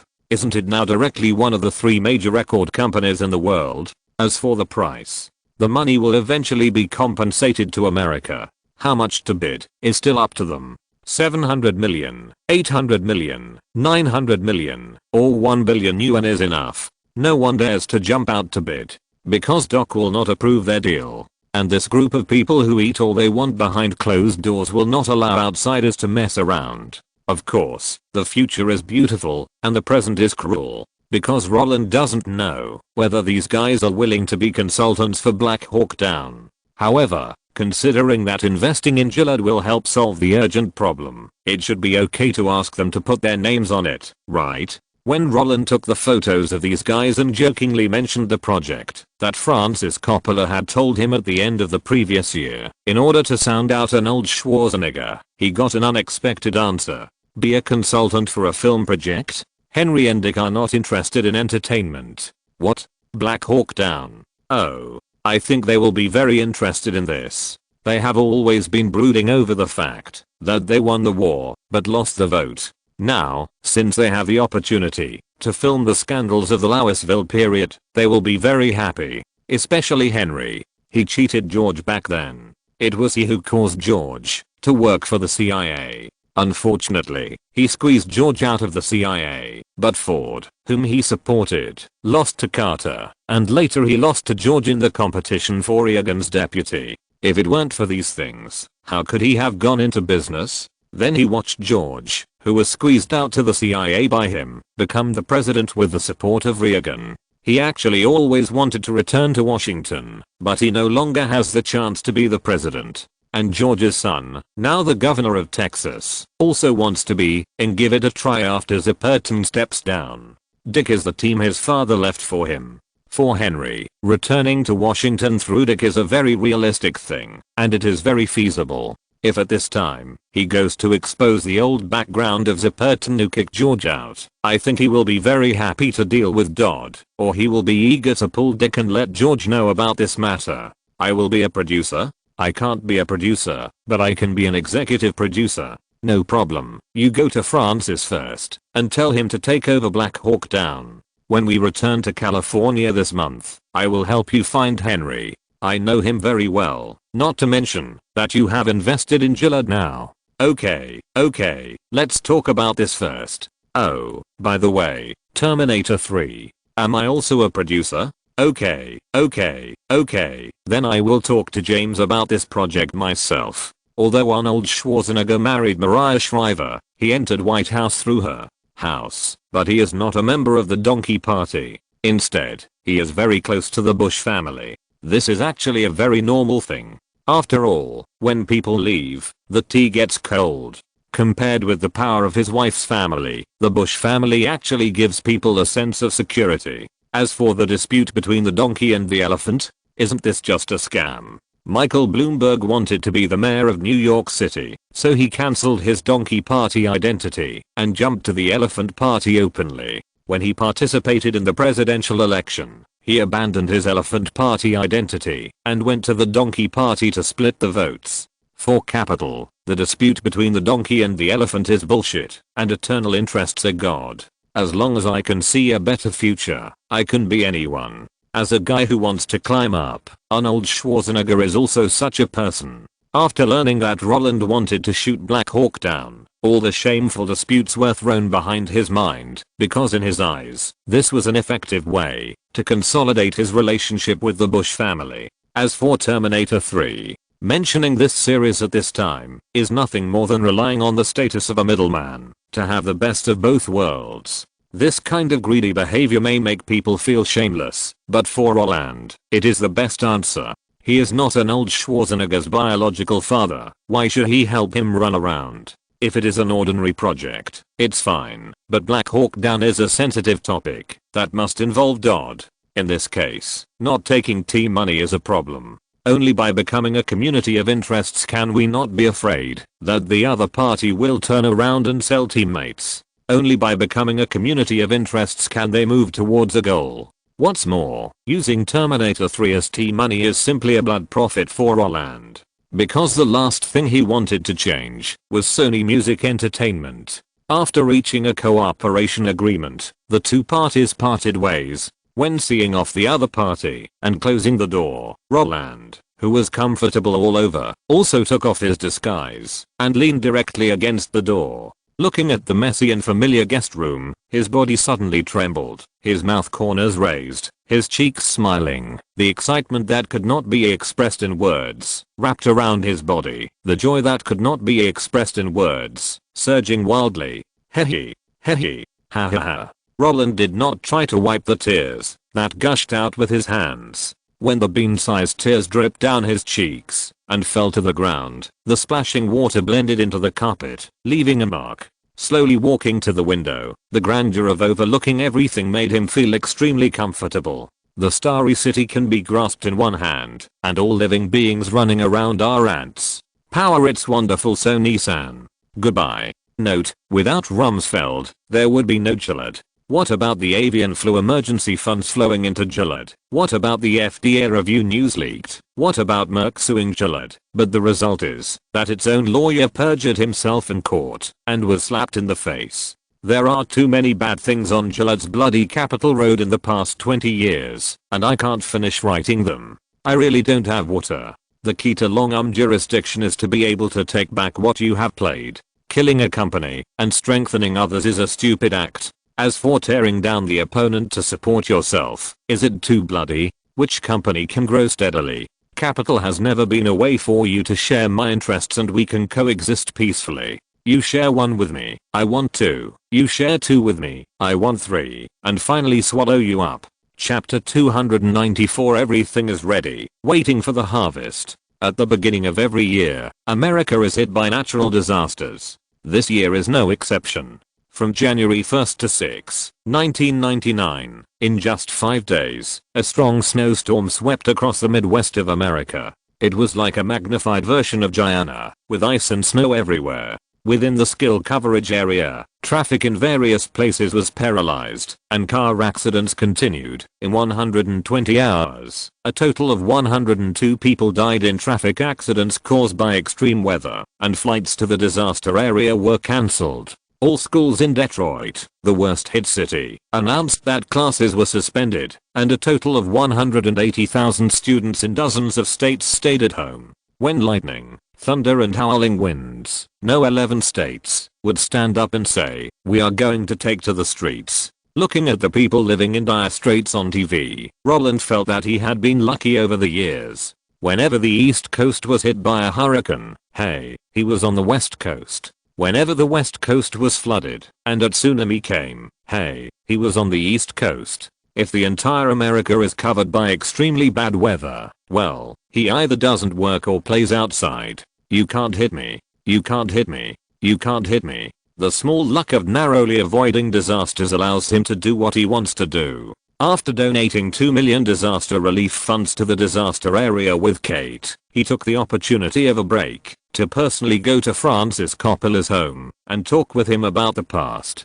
After receiving Roland's sudden visit and listening carefully to his ideas, the bearded man smiled and said, "Are you going to directly ask Dodd to do this project?" "Sure." Jerry Bruckheimer is almost annoyed by Simon West now. Does he really want to shoot Black Hawk down? Roland asked with a smile. "Why? I don't know." The bearded man shook his head. Without getting hung up on this issue, Roland said directly, "But if I take over, the film may still not be shot by him in the end." Roland said the ugly words up front, because he still hopes to let Ridley Scott intervene in the film Black Hawk Down. The bearded man didn't care about this matter. "Roland, let me tell you this. I don't care whether Simon West can make it or not. If Jerry couldn't handle Simon, I wouldn't interfere in this matter. Jerry, as the boss of a startup company, it's difficult for him to say no to Simon, but you don't care. Simon doesn't dare to pester you, let alone promote himself in front of Dodd. How ruthless." Although he secretly complained in his heart, Roland still felt that the other party's thinking was correct. Simon West was not on their side, but Jerry Bruckheimer was. In this case, who to help? Isn't it obvious? "Okay, I feel relieved when you say that." Roland nodded and said, "Then, could you help me get the copyright?" "Sure." The bearded man answered very straightforwardly. "The copyright of Black Hawk Down, a modern war story, right? The author is from CNN. I will try to negotiate the price to $500,000 for you. At least 3 days, and at most 7 days. No one will bid for such a sensitive topic." "Okay, I'll wait for your news." Roland nodded with satisfaction. Although the Black Hawk incident is a fact that existed, this project really cannot directly draw on history. You must first buy the story, and then adapt and shoot it. This is actually the normal operation mode of Hollywood film and television projects. The so-called documentaries, historical films, and biopics are all adapted and filmed, based on the works of literati. The purpose of doing so is, firstly, to avoid market disputes during publicity. If someone questions the creative team's disrespect for history, then we can hold high the banner of literary adaptation. Secondly, we can modify a period of history, because we are shooting a story, and that story is originally half true and half false. In this case, we can hide some things, and add some private goods. Anyway, it is a secondary creation of literary works, and no one can find fault with it. As for facing history directly, the governor of Maryland just sprayed at Chuanjango, and was accused of historical revisionism by the other party. How could Hollywood do such a thankless task? But if it is based on literary works, isn't this loophole here? The main body of the story is not true. Is there any problem if we change it? As for the public believing that it is true, what does it have to do with us? As the main position for promoting ideology, Hollywood has a lot of tricks. After finalizing the filming rights for Black Hawk Down, Roland, who was filming in New York, received Kevin Feige, who arrived late. According to the prior agreement, he should have reported with his own plan at the end of 1998, but in order to perfect his dream, he spent another half a month. Roland could understand that slow work produces fine results. After looking at the newly written structure, the crazy increase in the number of movies made him nod secretly in his heart. Your original plan was to shoot mutants first, and then introduce the Avengers through mutants, but now, you have separated their connection a little? Why? Because it's too messy. Kevin Feige said, and it's dangerous. Although Mutants and Avengers are both works launched by Marvel, the audience groups are different. Compared with the Avengers, the theme of mutants is a little darker. In this case, I will put the idea of fusion aside for the time being. In my new plan, the Avengers group is actually more inclined to popcorn movies.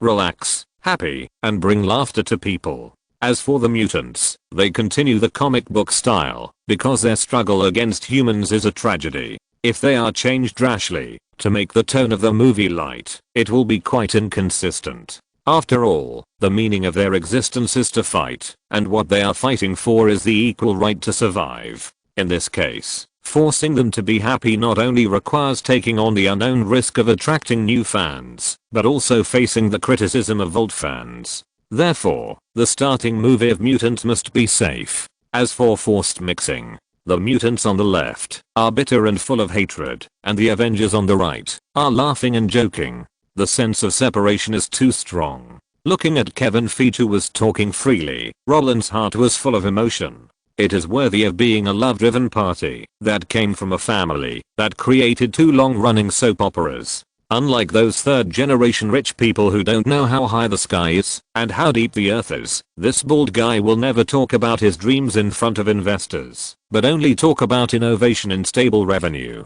In his newly submitted shooting ideas, he simply divided the mutants and the Avengers. The mutant trilogy and the derived single-player movies are still a tragic history of walking in the dark. After the trilogy, they chose to live in seclusion and their desire for freedom, so the single-player movies of the Avengers took over. The popcorn mode of fighting monsters and upgrading can make people spend 2 hours in laughter. In the words of the bald guy, the suffering of the mutants is a means to maintain comic fans.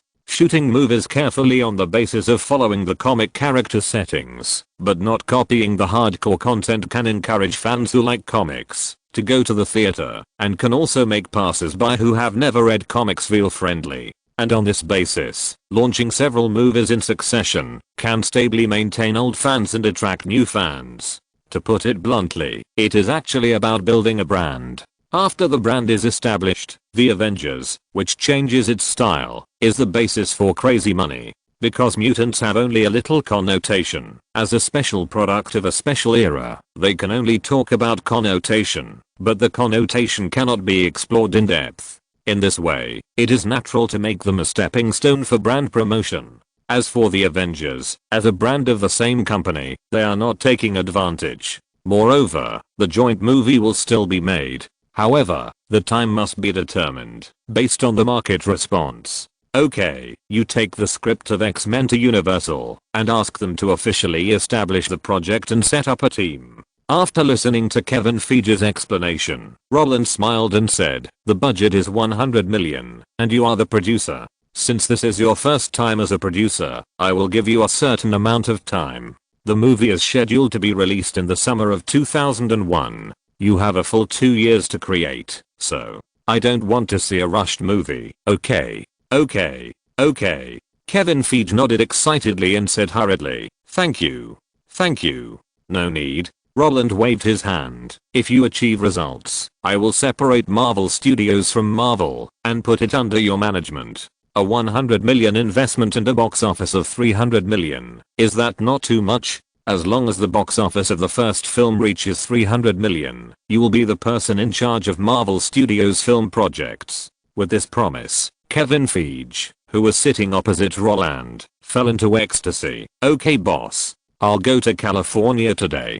People who work for love, what they seek is recognition and respect. And Roland's decentralization is everything they desire." After finalizing the X-Men project, the 3 major series of Warcraft films all entered the production state. The Lord of the Rings series, which was taken over by Peter Jackson, will officially start shooting this year, and the first one is expected to be released at the end of 2001. The Sorcerer's Stone, taken over by The Old Man, has already started casting in the UK, and the first one is also expected to be released at the end of 2001. Add to that the X-Men that has just been finalized. Warcraft films will complete the slaughter in 2001. After that, every year when I get up, people will feel the fear of being shrouded by me. I really don't shoot movies anymore, but you still have to give me money. Roland's mouth curled up, and he was in a good mood with his legs crossed. Spider-Man 2 and 3 started shooting in August 1998.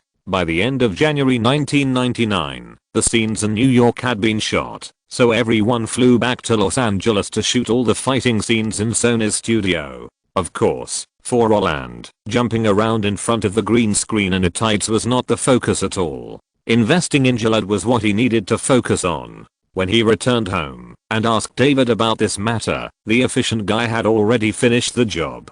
Gillard had a funding gap of 300 million yuan, and Watch Ventures also invested 300 million yuan. However, all of these 300 million yuan were convertible bonds.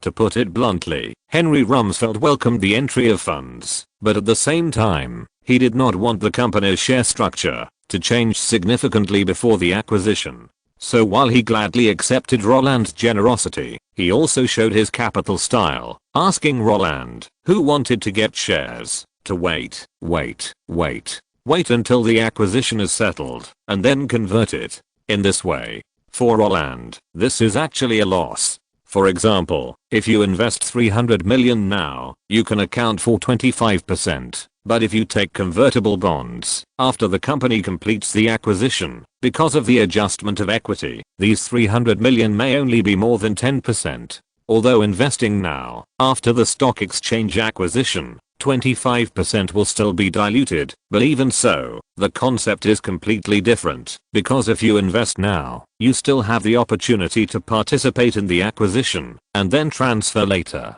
Sorry, he can't intervene in this round of acquisitions. Although Roland didn't want to intervene, Henry Rumsfeld's rejection so openly did put the word tough on the table. I want money, but I only want money, not power. If he didn't know that this old man could shout 9 kills to Afghanistan in front of the world, showing his face of destroying the country vividly, Roland would have thought that this was a madman who wanted to challenge capital. But it was precisely because he knew all this that Roland didn't care. As a member of the military-industrial complex, this hawkish faction did have the capital to let him, a junior in the entertainment industry, stop making decisions. And when they met, this guy was not polite either. I heard from Arnold that you want to make Black Hawk Down. The old man with glasses stared at Roland with his deep eyes, and his eyes under the glasses were even more scrutinizing.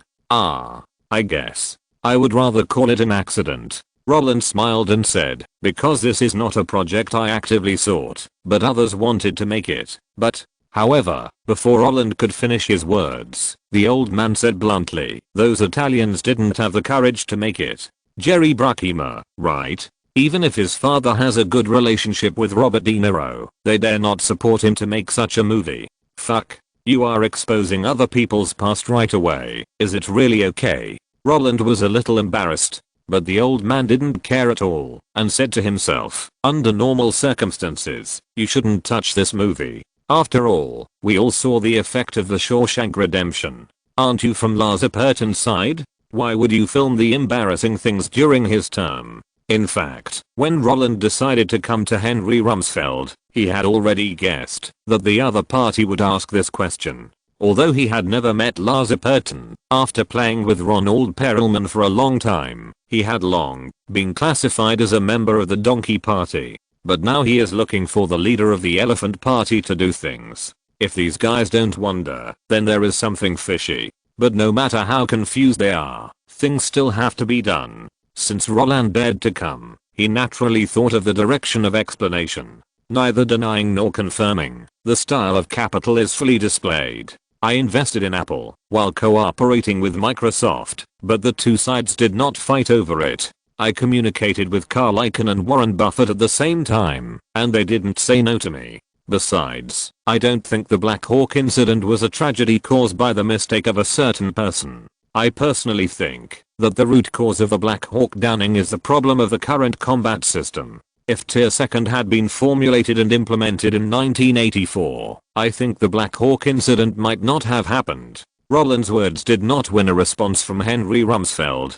He sat there and looked at Roland calmly, as if he wanted to dissect the kid in front of him with his eyes. As the two of them kept silent, the scene suddenly fell into a strange silence. After 5 minutes, the old man nodded and said, "It seems that you have done a lot of homework. Very good, very good. You want to ask me and Dick to serve as consultants for Black Hawk Down, right? Go back and prepare the script now and give it to me directly. After it is ready, we will tell you what can be filmed and what cannot be filmed. As for the Rangers, Delta, and SEALs that will appear in the movie, when it is time, it will be there." Listening to the promise, that was not a promise, Roland laughed and nodded. Okay. Since it was the first time they met, the two sides were not familiar with each other, so after discussing the business, the old man left. Although it was really arrogant to do so, and did not take the future major shareholder of Gillard into consideration, Roland did not care. Because he had seen that Sony was trembling in the corner because of the Rangers, Delta Force, and SEALs. The world's largest violent organization has entered the scene. Next. Just wait. Notes. Tier 2 is the US Air Force's medium altitude and long range drone program. This order was won by General Motors, and the MQ-9 that was finally developed was called the Reaper drone. The reason why he mentioned Tier 2 in front of Henry Rumsfeld was because he was the one who came up with the crazy drone program in the United States. Before he came to power, he worked hard for the drone production plan of his employer General Motors. After he came to power, he directly raised the $3 billion budget for 1991 to 1999 to $10 billion for 2003 to 10. At that time, the US media criticized him for pulling orders for his old employer General Motors, and he said that large-scale deployment of drones could avoid the tragedy of Black Hawk Down. Don't say that the US Special Forces cannot show up.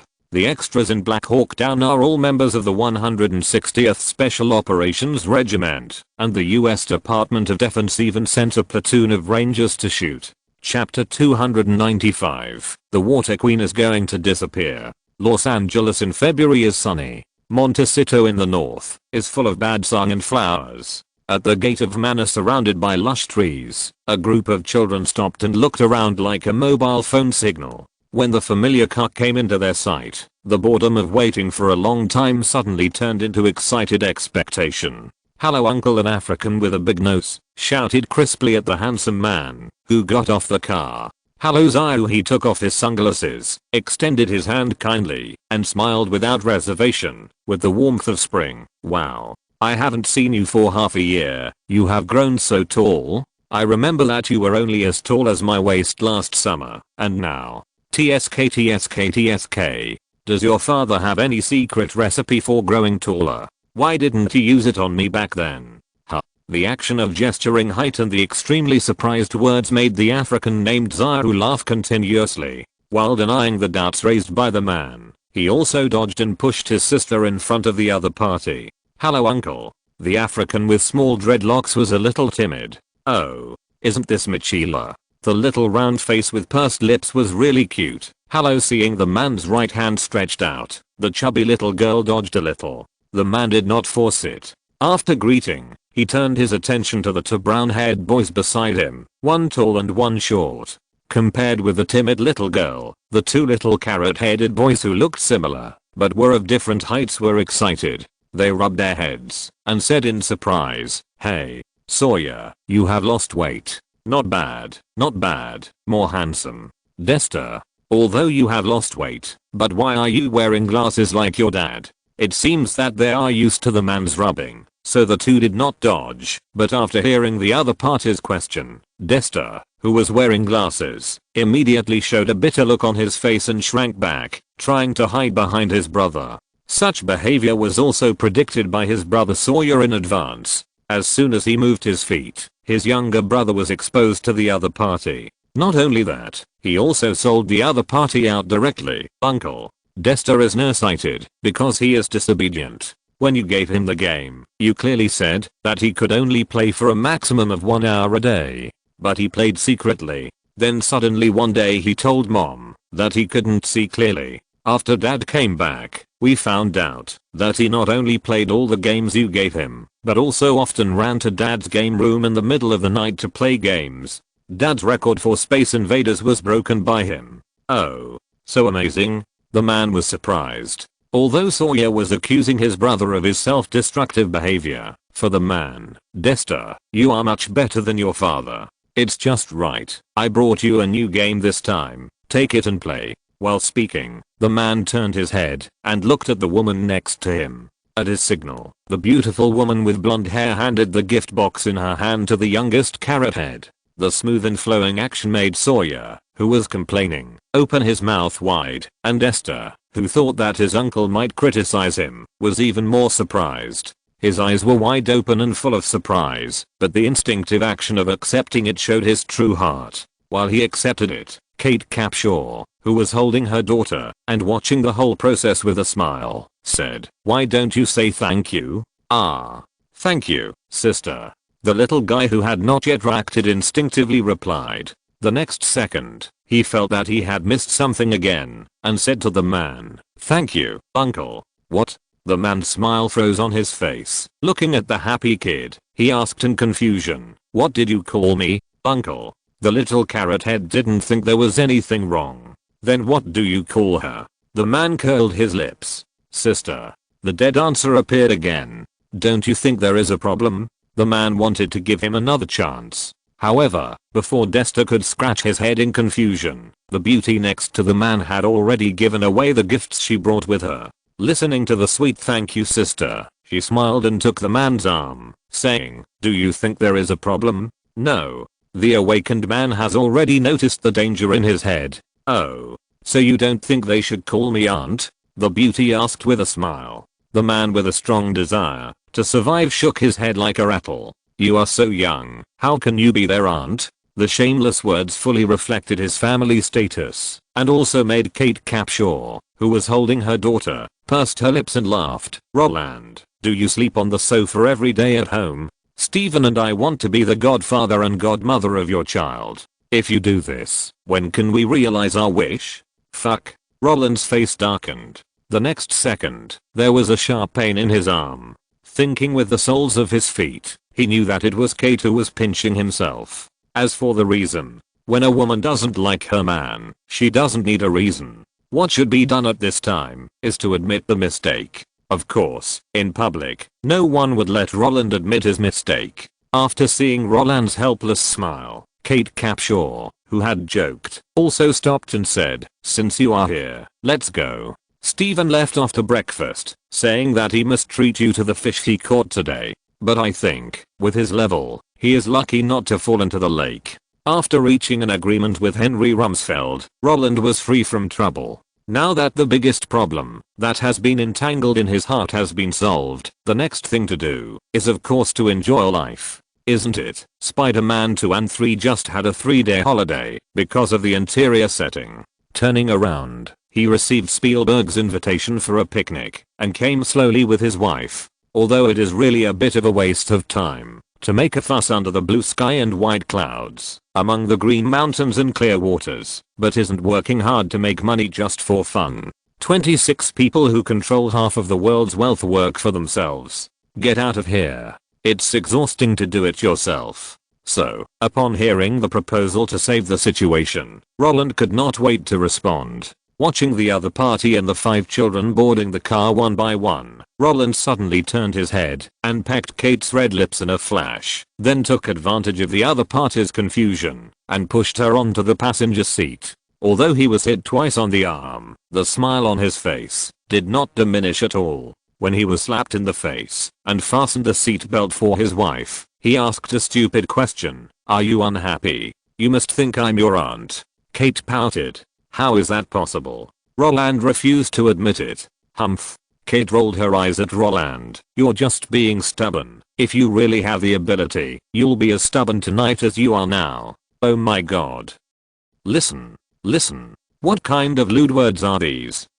Turning his head and glancing at Kate, seeing that her expression did not seem fake, Roland made a note of this request in his mind. "Okay, I'll make you call me dad tonight." "Humph. Am I the kind of person who is afraid of having sex?" Kate started the car and stepped on the accelerator. The clear feeling of pushing from behind made her glance at her man. When she saw Roland's raised mouth and the confidence that came naturally, she bit her red lips with her expectant teeth. The picnic site chosen by the old man was the San Bernardino National Forest area northeast of Los Angeles. 100 miles away, along Highway 10, can be completed in more than an hour. As a resort at an altitude of 7,000 feet, from December to February of the following year, this place will be affected by the winter rain climate, with a large amount of snow.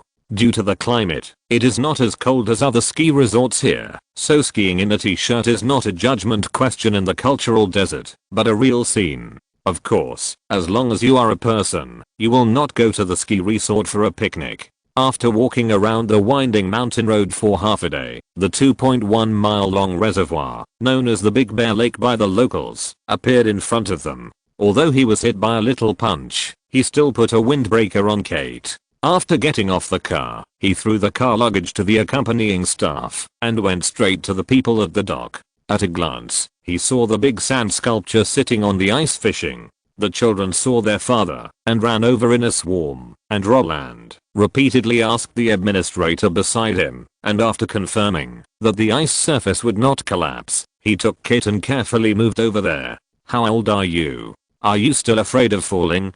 Seeing this situation, the old man was full of disgust. "How old are you? Aren't you still afraid of trouble?" He was submissive in front of Kate, but he hit hard in front of the old man. Hearing what he said, the smiling old man immediately curled his lips and said, "Hiss. I called you here to relax, not to make trouble for me. I can't help it.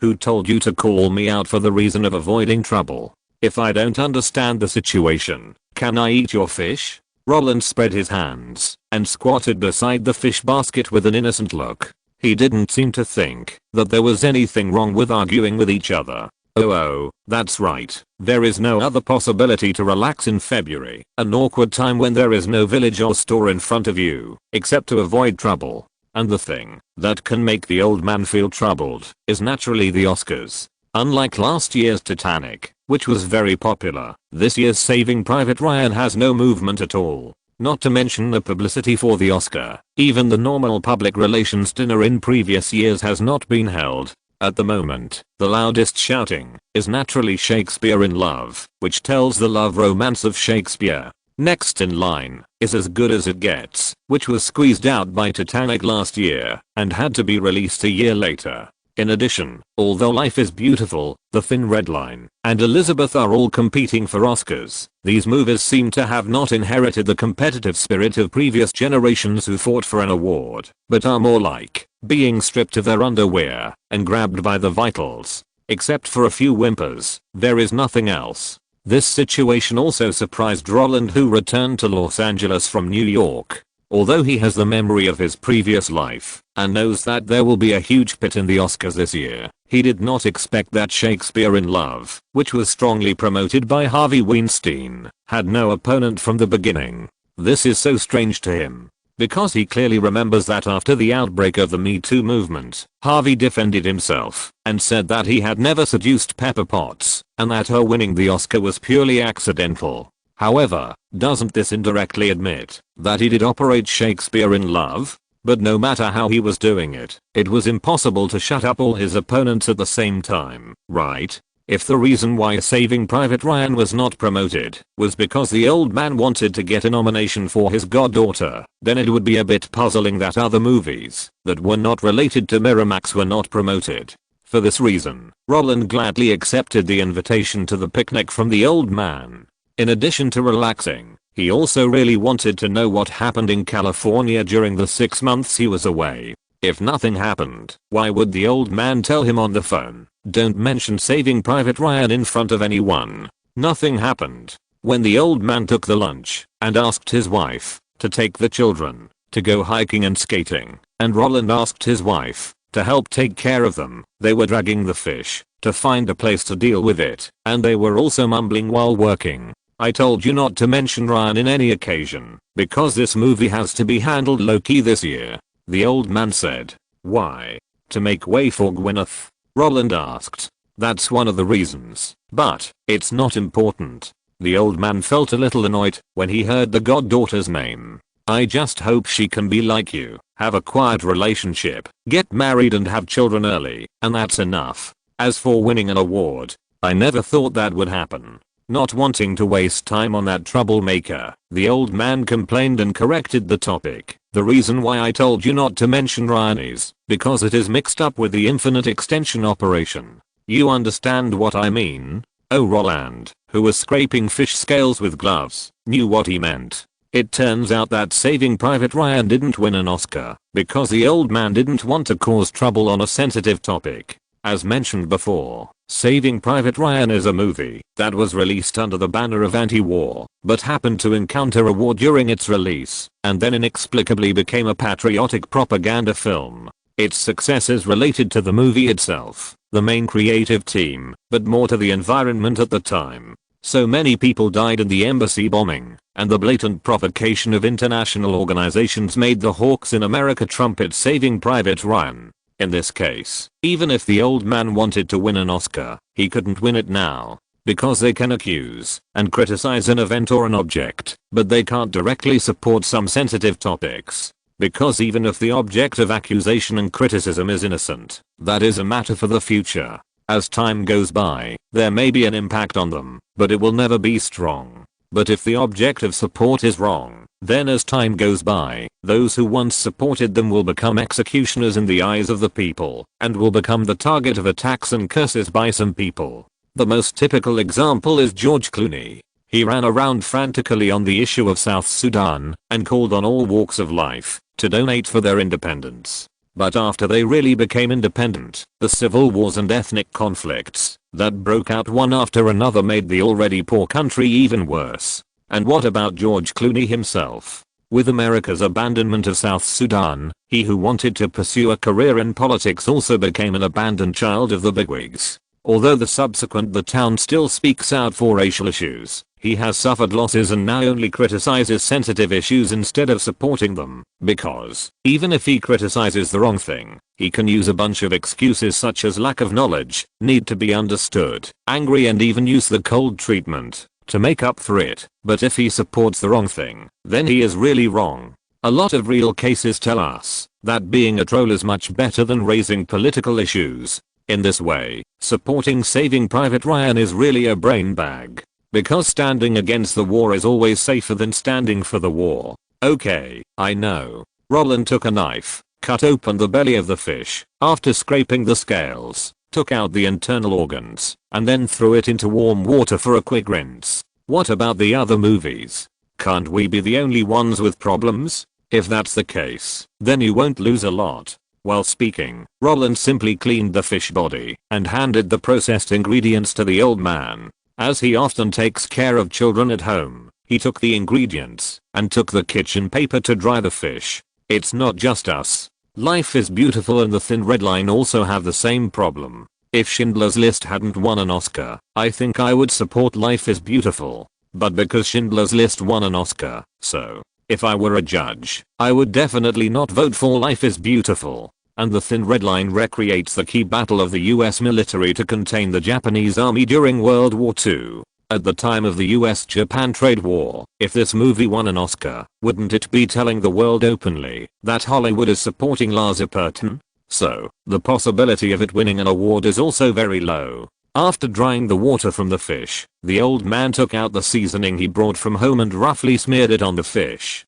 Hearing such words, Roland, who was squatting there processing the ingredients, turned his head and glanced at the other party. After he caught the helplessness emanating from the other party, Roland, who had already sorted out the matter, shook his head. Well, he finally knew why Shakespeare in Love won the Oscar in his previous life. It was not because the judges were too stupid, nor because the opponents were not strong, but because the situation did not allow it. The embassy bombing and the subsequent infinite extension operation made Saving Private Ryan embarrassed. The US-Japan trade war made The Thin Red Line, which tells the story of the confrontation between the US and Japanese troops in World War II, very uncomfortable. And Life is Beautiful was not an American movie, so it was not advantageous in itself. In addition, Schindler's List was in front, and the movie, which was also a cry for the Jews, suddenly fell into a disadvantage. In this way, when the three opponents could not beat them at all, Shakespeare in Love had all the advantages.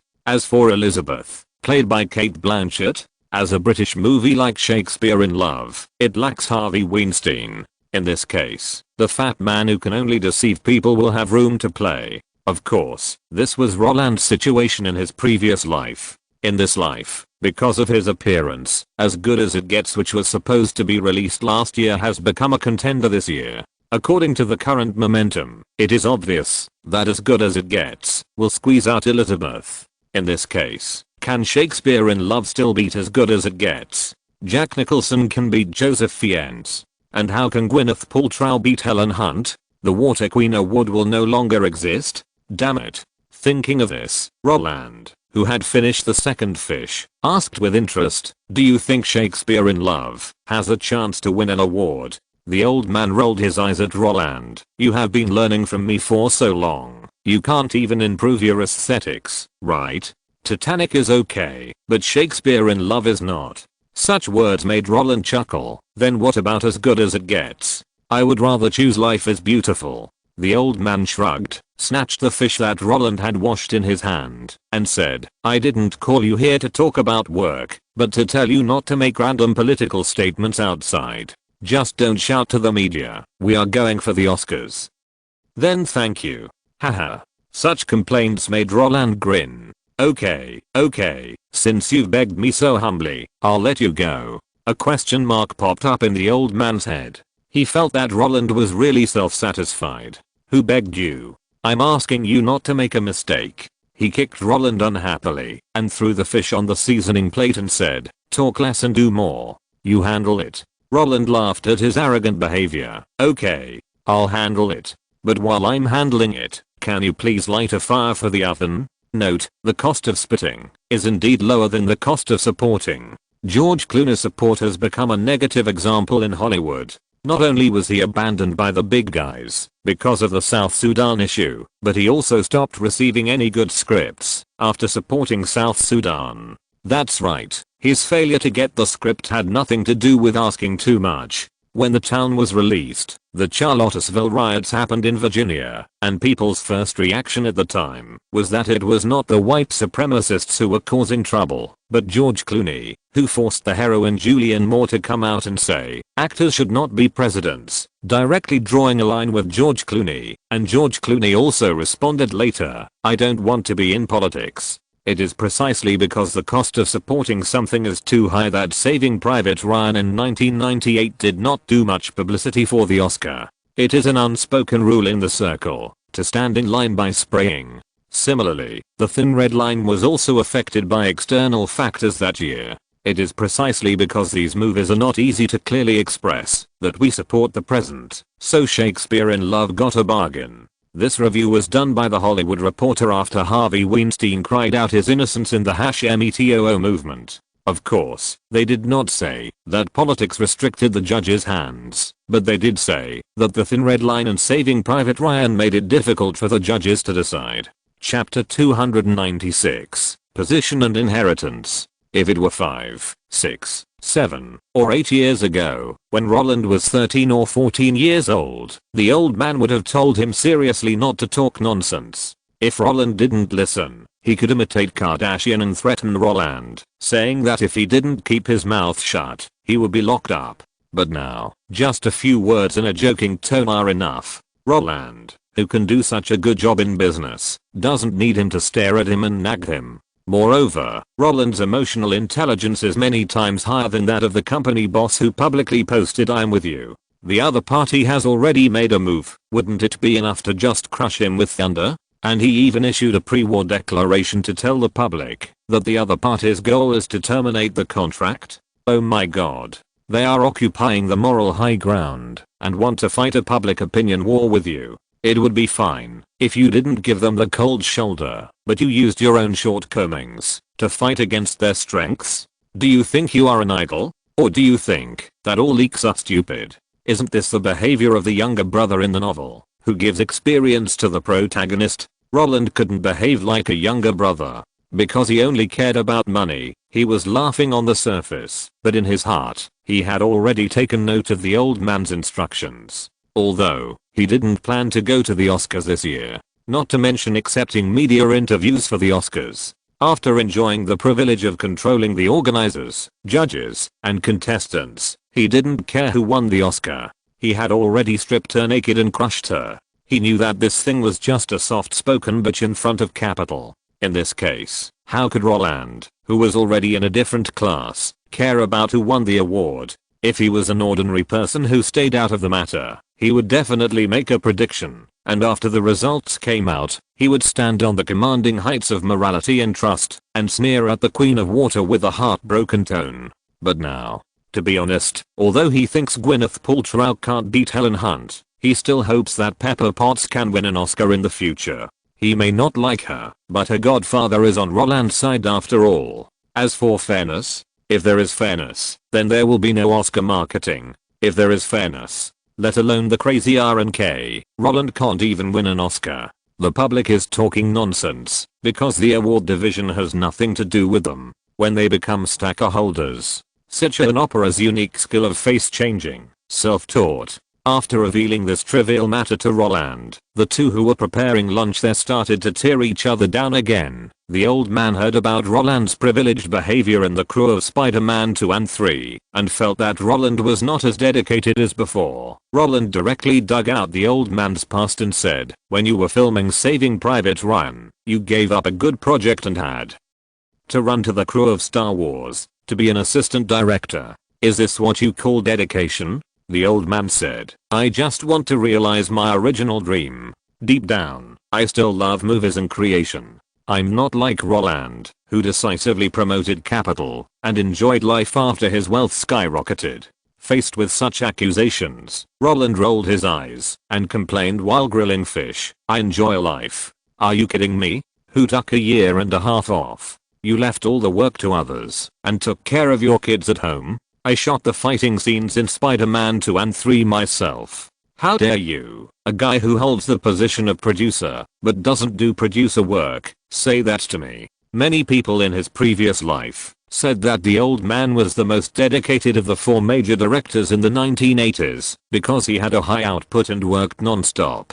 George Lucas, who lived on Star Wars, was dead for 10 years. Martin Scorsese, who was a teacher at New York University, appeared in school much more than on the set. Francis Coppola, who was soaking in a wine barrel, worked on 7 films, while half drunk and half awake. Only the old man made 10 films in 10 years. The point is, there are 4 box office records. Compared with the previous 3, the old man's ability to produce films is like Kato Toru's fingers, fast and high quality. But after he completed his contract with Universal, hey, his true colors were revealed. In addition to the clause of never working overtime written into the contract, his total output also dropped from 10 in the 1980s to 6 in the 1990s. Most importantly, before he got the final editing rights, he took charge of everything in the project team. But after he got the final editing rights, he took on the overall control and delegated the power.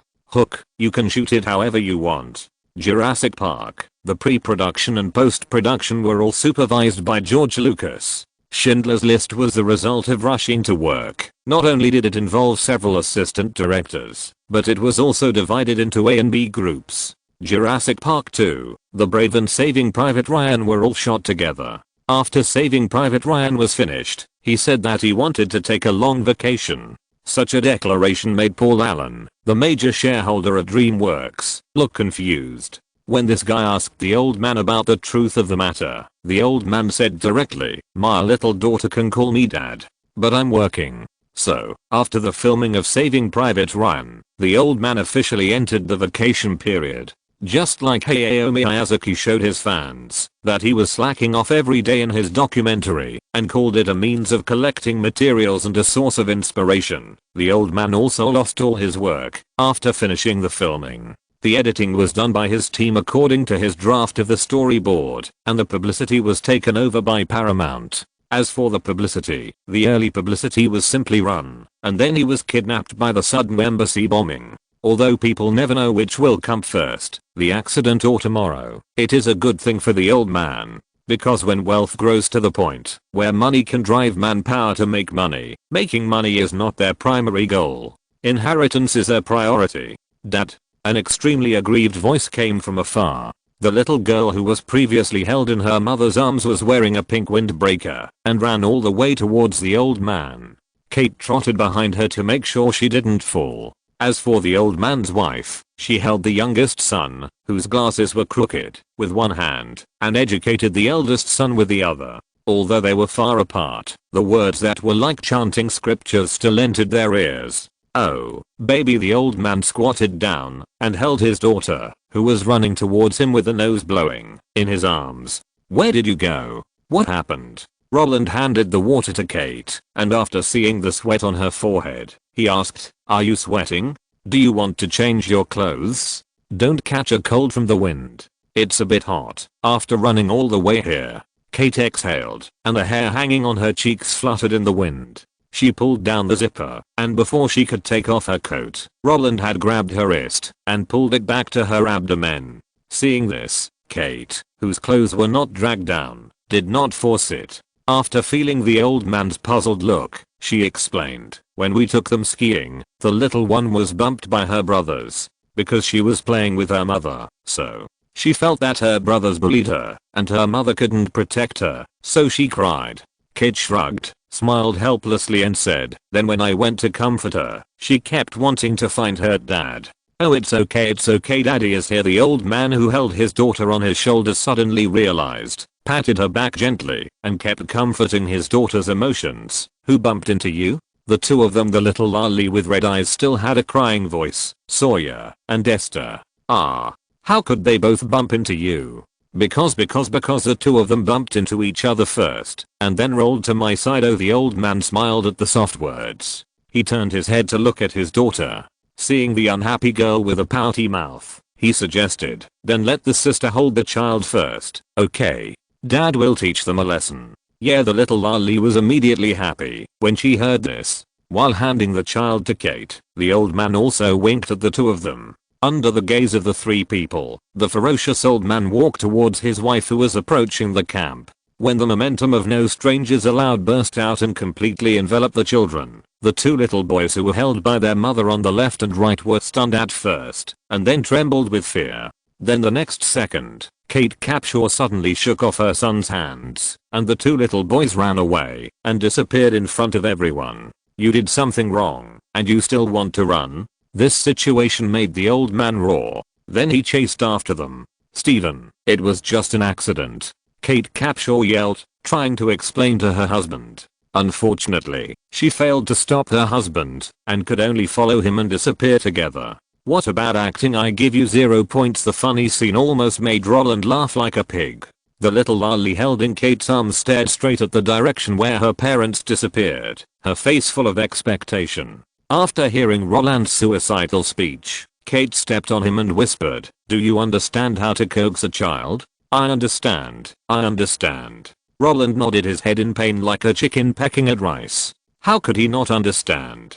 Kate was wearing boots. If he didn't understand, his feet would be useless. HMPH, she snorted and glared at the guy who almost exposed her parents' childish behavior in front of the child, then coaxed the child in her arms. "Delhi, are you hungry? Let's eat first, okay? Your father has gone to educate your brother. Let's eat the grilled fish first, and let them go hungry when they come back. How about that?" While speaking, Roland also cooperated to open the oven. When the tempting aroma spread all around and entered the little lolly's nose, the little girl, who was still looking forward to the result of the education, immediately turned her head and looked at the juicy grilled fish on the iron plate. How could the little girl have the thought of revenge? Nodding vigorously, "Yeah. Okay, let Roland do it for you." Kate sat down with the little lolly in her arms, and her chin was raised higher than anyone else. The instruction was justified, which made Roland smile and narrow his eyes. He picked up a fish with a quick movement and put it in front of the two. "Be careful, it's hot." Although the old man and Roland's education method seems a bit crooked, because spoiling a child means actively provoking a family war, which is more ridiculous than the donkey party kneeling for votes. But well, in this case where it is not intentional to target the younger sister, spoiling her is fine. Not to mention, judging from the reaction of their family, it is obvious that everyone is familiar with this kind of educational performance. When the little lolly swallowed half of the grilled fish with the help of Kate, the family that was not in a tight position also came back. Facing the apology of the two brothers, the little lolly with a mouthful of oil had already forgotten what happened before, and when the old man took his daughter from Kate with a smile, Roland could already see that, although the old man was very good at talking, movies were no longer the most important thing in his life. Just like the truck driver who hoped his wife could retire, movies have become life, and inheritance is everything. Coaxing children while eating is the main theme of traveling with children. After spending a morning on the snowy mountain, the group went to the beach to surf in the afternoon.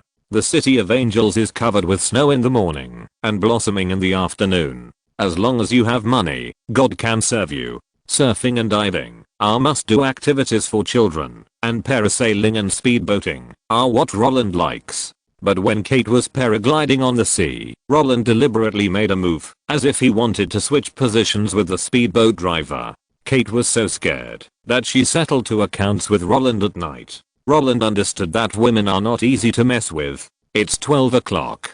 Go to bed. It's 1 o'clock. I'm really sleepy. I'm wrong. It's 2 o'clock. It's 3 o'clock. Tomorrow, we still have to play with them. It's 4 o'clock. Let's go to bed. Okay. I'll listen to whatever you say in the future. Kate was quite satisfied with such an attitude. Okay, let's stop here for tonight and go to bed early. Moor, as the saying goes, fight at the head of the bed and make up at the foot of the bed. When Kate woke up the next morning, she was full of glory. But Roland, I'm fine. I'm not floating. It's the world that's moving. This situation made the old man, who understood the situation, hurriedly take the children away. He didn't want to disturb the sweet life of the young couple, but when Roland saw that the disloyal old man ran faster than a pigeon, he, who was still explaining with a thick neck, smiled at Kate. I'm busy, the world is not moving, I'm floating. Kate was very proud of her sincere words, but the next second, she threw herself into Roland's arms and yawned loudly. I'm sleepy too, let's go back to the room and catch up on some sleep. We'll go home tonight. To be honest, when Kate threw herself on him, Roland's heart sank. But after Kate told him the truth, Roland was relieved immediately. It's said that 30 is like a wolf, 40 is like a tiger, and 50 is like a sitting ground. I thought I couldn't bear it. Now fortunately, it's not my style. She can't stand it either. Chapter 297, new project related to Disney. Roland discovered a very strange fact. When he first entered the industry in 1990, he was full of energy, but 10 years later, his face was full of fatigue. He felt that his body was hollowed out, and no matter how he replenished it, it could not be replenished. And this fatigue seemed to be a contagious disease, because besides him, the people around him were the same. After the Home Alone series, director Chris Columbus, who initially cooperated with him, took on Marriage and Mrs. Doubtfire, but since 1993, he has entered the fishing mode. Although he released 3 movies, September of the Pregnant Woman, Santa Claus and Stepmom in 1995, 1996 and 1998 respectively, the meaning of crossing over is extremely strong. This is actually easy to understand. He has a girlfriend, got married, and wants to be a father. The second person he met was James Cameron. This former tyrant on the set now turns a blind eye to everything. The excitement of shooting Terminator 2 and Titanic is gone. Instead, he has a shooting attitude of 60% long live, 70% better, 80% perfect, 90% redundant. As a guy who doesn't want his wife to show up in public, exploring the deep sea is what he wants to do now. As for work, life is not just about the immediate, but also about poetry in the fields in the distance. The third person he collaborated with was Steven Spielberg, although this guy has a full schedule. In fact, he is unmatched in being lazy. Roland handed over the preparation work of Harry Potter to him, and what was the result? This guy threw it to Kathleen Kennedy and Industrial Light and Magic. The former was responsible for preparing the crew, and the latter was responsible for the production of props.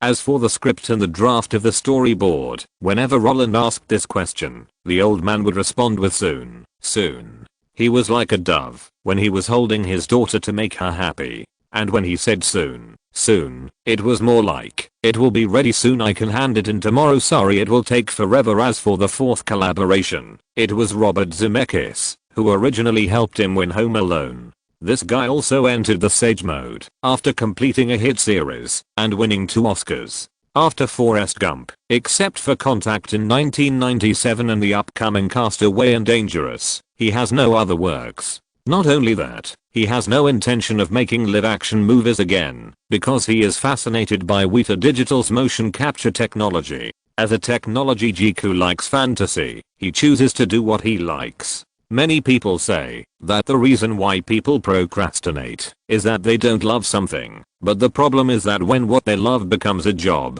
no matter how much they love it before, it will decline due to the passage of time. The reason why people are interested in something is that this interest can make them relax and feel happy after work, but when the interest keeps appearing in front of you, happiness disappears. However, once the interest disappears, hey, happiness appears again.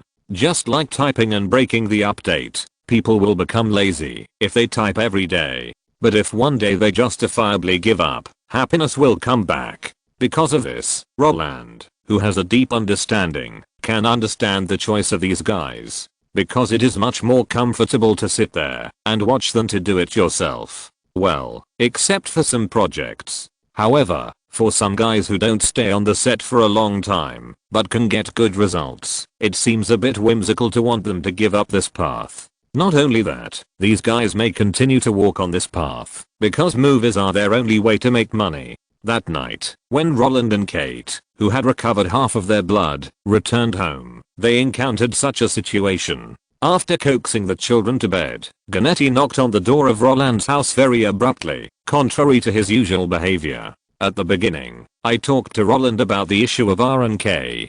Due to investment negotiations, store equity investment and decoration, etc., the first product could not be launched on the market on Valentine's Day this year as expected. In order to ensure that the first shot would be a hit, the new product launch date was set for this year's Christmas, and the product launch preheating will be linked to Spider-Man 2. To put it bluntly, it is to take advantage of the publicity of Spider-Man 2. Roland naturally had no problem with such an arrangement, but after he handed everything over to the other party's husband David, Ganetti suddenly changed the subject and planned a way out for his daughter, Roland A. The Perfect Match was released last month, with a box office of $79 million in North America and $118 million worldwide. This result is already quite excellent for Ashley and Mary, who are the first to play the leading roles. Especially since you helped them get a box office share contract. The salary for this movie is about $15 million. When he said this, Ganetti's face was full of gratitude. Oh, not bad. Roland was surprised by the result. Although the previous Jurassic Park, Sleepless in Seattle and Jumanji all had good box office results, this is the first time they have made $1 billion project without external help. It is a direct reflection of their ability to attract money. It's very good. If Roland remembered correctly, the box office of The Perfect Match in his previous life did not seem to exceed $100 million. Although it seems a bit unreasonable to get a box office of over $100 million for the first time starring in a movie with the popularity of the Olsen sisters, movies and TV are really different. An investment of more than $10 million and a box office of $100 million is really a big hit. For someone like Roland, who climbed up to record, he was all riding the wave of the times. He was the first person to reap the dividends of the times. If he couldn't fly, then hell. But before Roland could say a few compliments, Ganetti changed the subject and showed an embarrassment on his face. But, although the results are good, after so long, Ashley and Mary still haven't received any good invitations. The Big Six seem to have not seen the nearly tenfold return on investment. No company has sent them scripts. Oh, Roland understood. This is to ask him to continue to find projects for the Olsen sisters. In Roland's previous life, after their parents divorced, the Olsen sisters basically found jobs on their own. Because they were too young and had limited vision, they took on projects with bad scripts, no highlights, and extremely mediocre projects such as Good Things Come in Pairs, Dad's Big Clearance, Paris Passport, and Switch the Pillars. But there was no way. They didn't have a good thigh at the time. If Roland took the role like this, he would have just called the investor in the morning to confirm that he wanted to take the role, and before he went to sign in the afternoon, the old man would have come to his house at noon and broken his legs. There was no way. He couldn't afford to take a bad movie under the name of the old man, and the old man couldn't afford to lose this person. Because of this, the situation of the Olsen sisters has changed. With Roland here, who will give them the scripts. Your family has money and resources. If you want to shoot something, just ask for it, right? Who can grab the ready-made projects from you? You can go your own way for customized projects faster than us. In this case, the 6 big companies are all sitting in a row to enjoy the fruits of their labor. Whoever the Olsen sisters choose will happily reap the profits.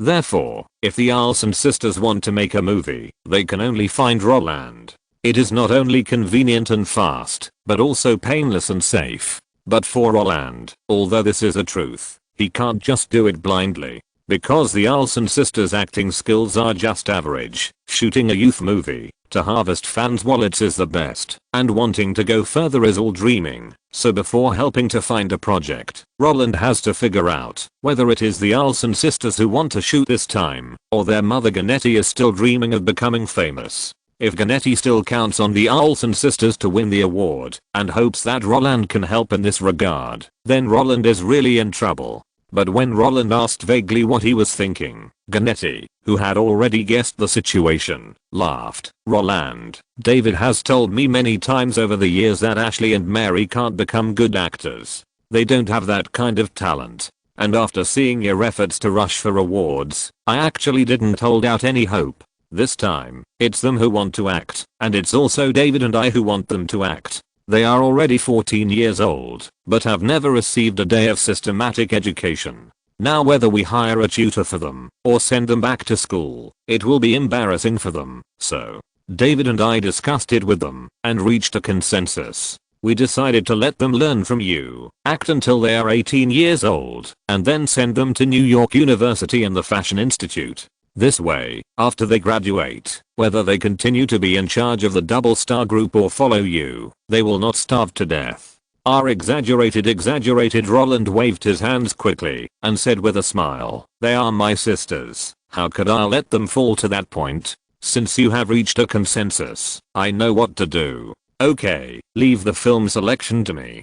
Give me some time. Don't worry, I will definitely come up with a plan for you before Spider-Man 2 and 3 are finished. Since Ganetti had an idea, Roland was relieved. As for the Olsens' arrangement for their daughter, Roland could understand it even more. She has not received systematic education for so many years, and she wants to relearn basic subjects, which is a waste of life. In this case, it is better to cash in on her fame and make a lot of money. After seeing Roland's own operating model, they also discovered the watershed of adulthood.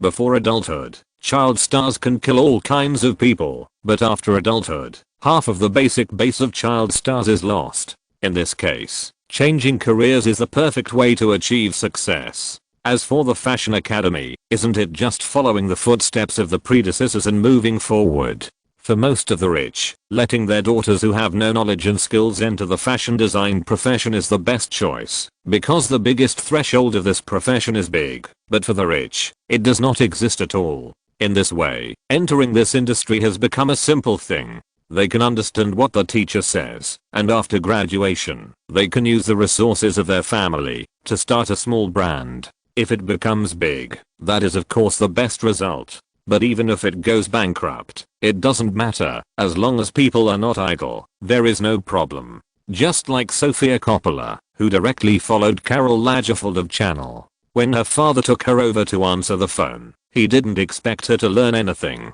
He still hoped that she could be quiet and not make trouble. In this way, Roland can arrange it. Commercial films representing youth continue to be managed, and whichever one makes money will be filmed. Like Mean Girls and Freaky Friday, can't we film all of those? After sending Ganetti away, Roland went into the study alone and directly stroked Lindsay Hanro's bald head. Youth movies don't have any time factors, and isn't the protagonist of Mean Girls set to be 15 years old? The same goes for Freaky Friday. Ashley and Mary are 14 years old this year. Let them film Freaky Friday first, and when the movie is released, they will be about 15 or 16 years old. Then let them seamlessly connect and film Mean Girls. When the movie is released, it will be the age for them to retire, bid farewell to Hollywood, and enter New York University to study. Freaky Friday is easy to film, just get Jodie Foster to play the role. And for Mean Girls, just buy the book copyright.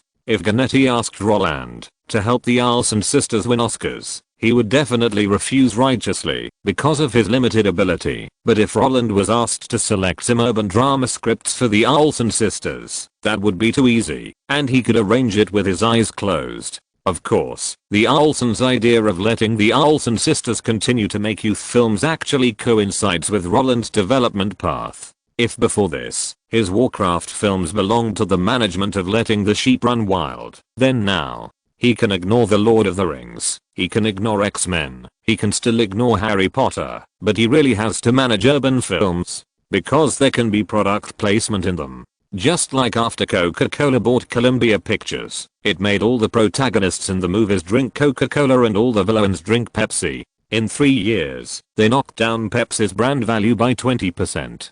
Before, Roland didn't have R&K, so it didn't matter to him whether he made urban films or not, and whether he took the profits or not. But now, since he has his own brand, he has to operate it well. It is not very safe to implant brand advertisements in the 6 major urban themed movies, because no one knows how the producers will present the advertisements in the end. If it is a stupid shot like Yuli Shuhua Milk, it is better not to implant it. But if you do it yourself, it will be very feasible.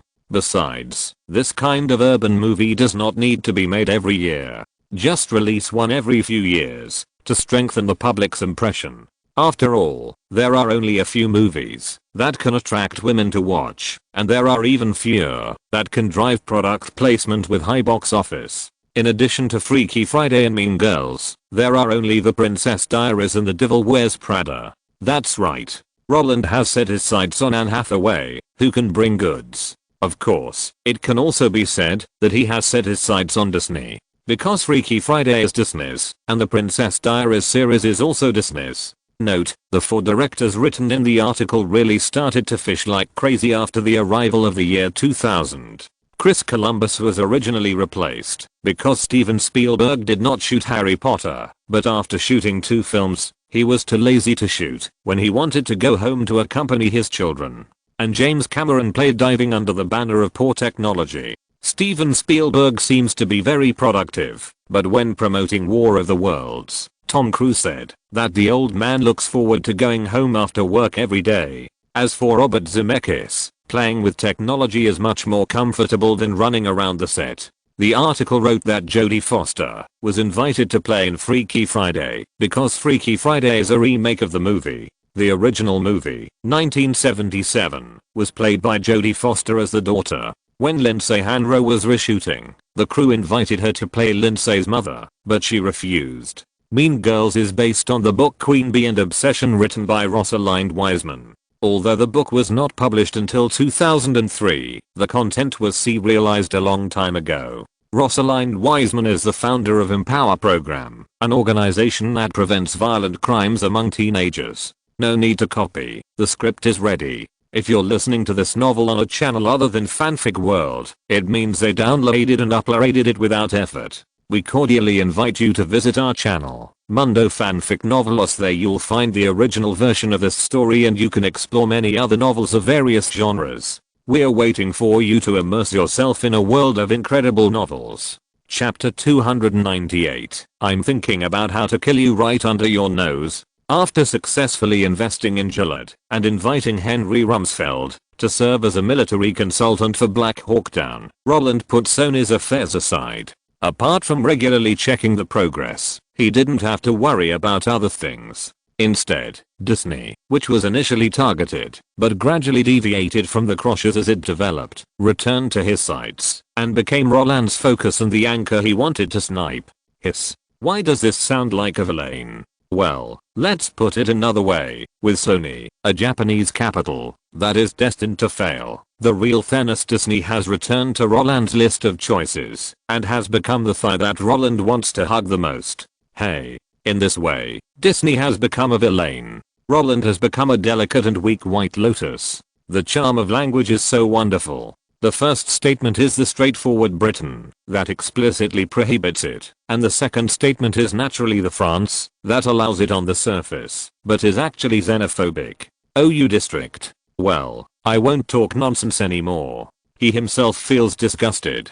As a production company, the reason why Roland turned Warcraft Pictures into a light asset copyright operation company was because Roland was unwilling to compete with the Big Six when he was weak. Unlike the barren market in the eastern countries waiting to be cultivated, Hollywood has a mature operating system. When Rockefeller established RKO, it meant that Hollywood was officially invaded by capital. After that, it was undoubtedly a foolish dream to want to beat Universal and step on Warner by making 2 hit movies like before 1928. In fact, no matter how good the film creation is, it is meaningless. Pixar has invincible technology, but it was finally acquired. Marvel has a bright future, but when Disney offered a price, they decisively sold it. Lucas could eat Star Wars for a lifetime, but after selling the company, his wealth doubled by 1.5 times. Larry Ellison's children, with the support of their father, did not think about becoming bigger and stronger.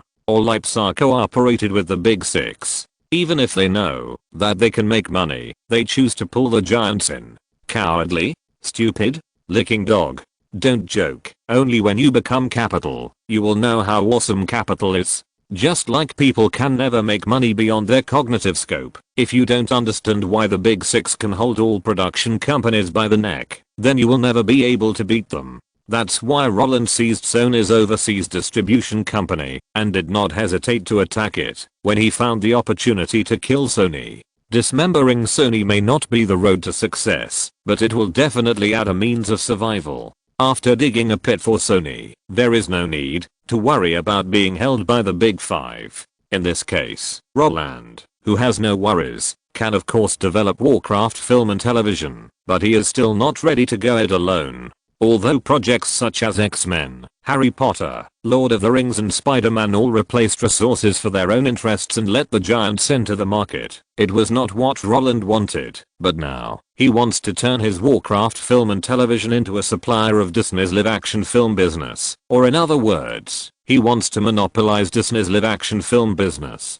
Just like when he used the Spider-Man series to exchange for the equity of Sony's overseas distribution company, Roland, who had tasted the sweetness, wanted to integrate his subsidiary with one of the other party's main businesses while thinking about targeting Disney. As long as this part of the market is monopolized, once the two sides have a conflict, a fight, and wish to split up, the most concerned will become Disney. For Disney, the live-action film business can be created from nothing, but it must not be created from nothing. If it is created from nothing, then their financial statements will not look good, and once the financial statements are not acceptable, their stock price will have problems, and when the stock price has problems, the situation of the management will be precarious. As a listed company, the management first represents the interests of shareholders. But for Roland, isn't this a free death metal? As long as World of Warcraft Films is not listed, it doesn't matter how much it makes, or how little it makes.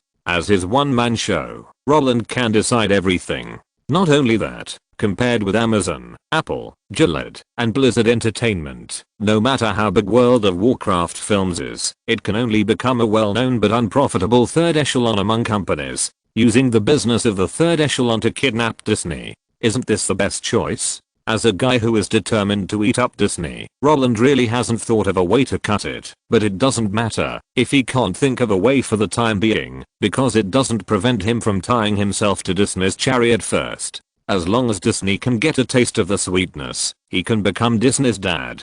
Just like Steve Jobs' Pixar made Disney unable to stop. Even though all the copyrights of Pixar's animations are in Disney's hands, they still dare not let Pixar go, because no one can guarantee that after leaving Pixar, those 3D animations will still be as crazy as before. Because of this, Ganetti's request actually coincides with Roland's development. The perfect match made Disney make money. Then Roland will use the name of product placement to let Warcraft Films participate in his sister's project, right? Freaky Friday is a remake of an old Disney movie. The copyright is in Disney's hands, so he can't plot at all, but he can buy the copyright of Mean Girls and do it with Disney. Not only that, he will also intervene in the project of The Princess Diaries, even if it is outsourcing. Because this movie can not only do brand placement, but also be deeply tied to Disney. With Freaky Friday, Mean Girls and The Princess Diaries all making profits, the loss-making Pearl Harbor will become extremely conspicuous. In this way, Jerry Bruckheimer will never get involved in Pirates of the Caribbean again. I want both the project and the copyright. Looking at the layout diagram spread out on the desk, which looked like a Russian nesting doll, Roland has decided to let the lucky Jerry Bruckheimer in his previous life suffer, since Disney made Pirates of the Caribbean, just to promote the theme park game Pirates of the Caribbean. Then the copyright they gave up so much money should be taken. And under the attack of the Lord of the Rings and Pirates of the Caribbean, Disney will give him time to come up with a solution. I will study your weaknesses right under your nose. Hey. If you have the guts, you can risk the stock price plummeting to hit me. If the Lord of the Rings and Pirates of the Caribbean are not enough, I still have Harry Potter and Marvel. The magic world and superhero peripherals haven't been touched yet. Are you greedy?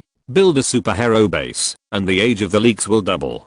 Build a magic academy, and the park will extend its life by 20 years. Roland didn't believe it. When these potential benefits were placed in front of Disney, the dead rat would not be tempted. Moreover, he was not afraid of being robbed. 10 years ago, he couldn't protect himself, but 10 years later, Pixar, your 3D animation supplier for Disney, is my man. Berkshire Hathaway, your major shareholder of Disney, is my man.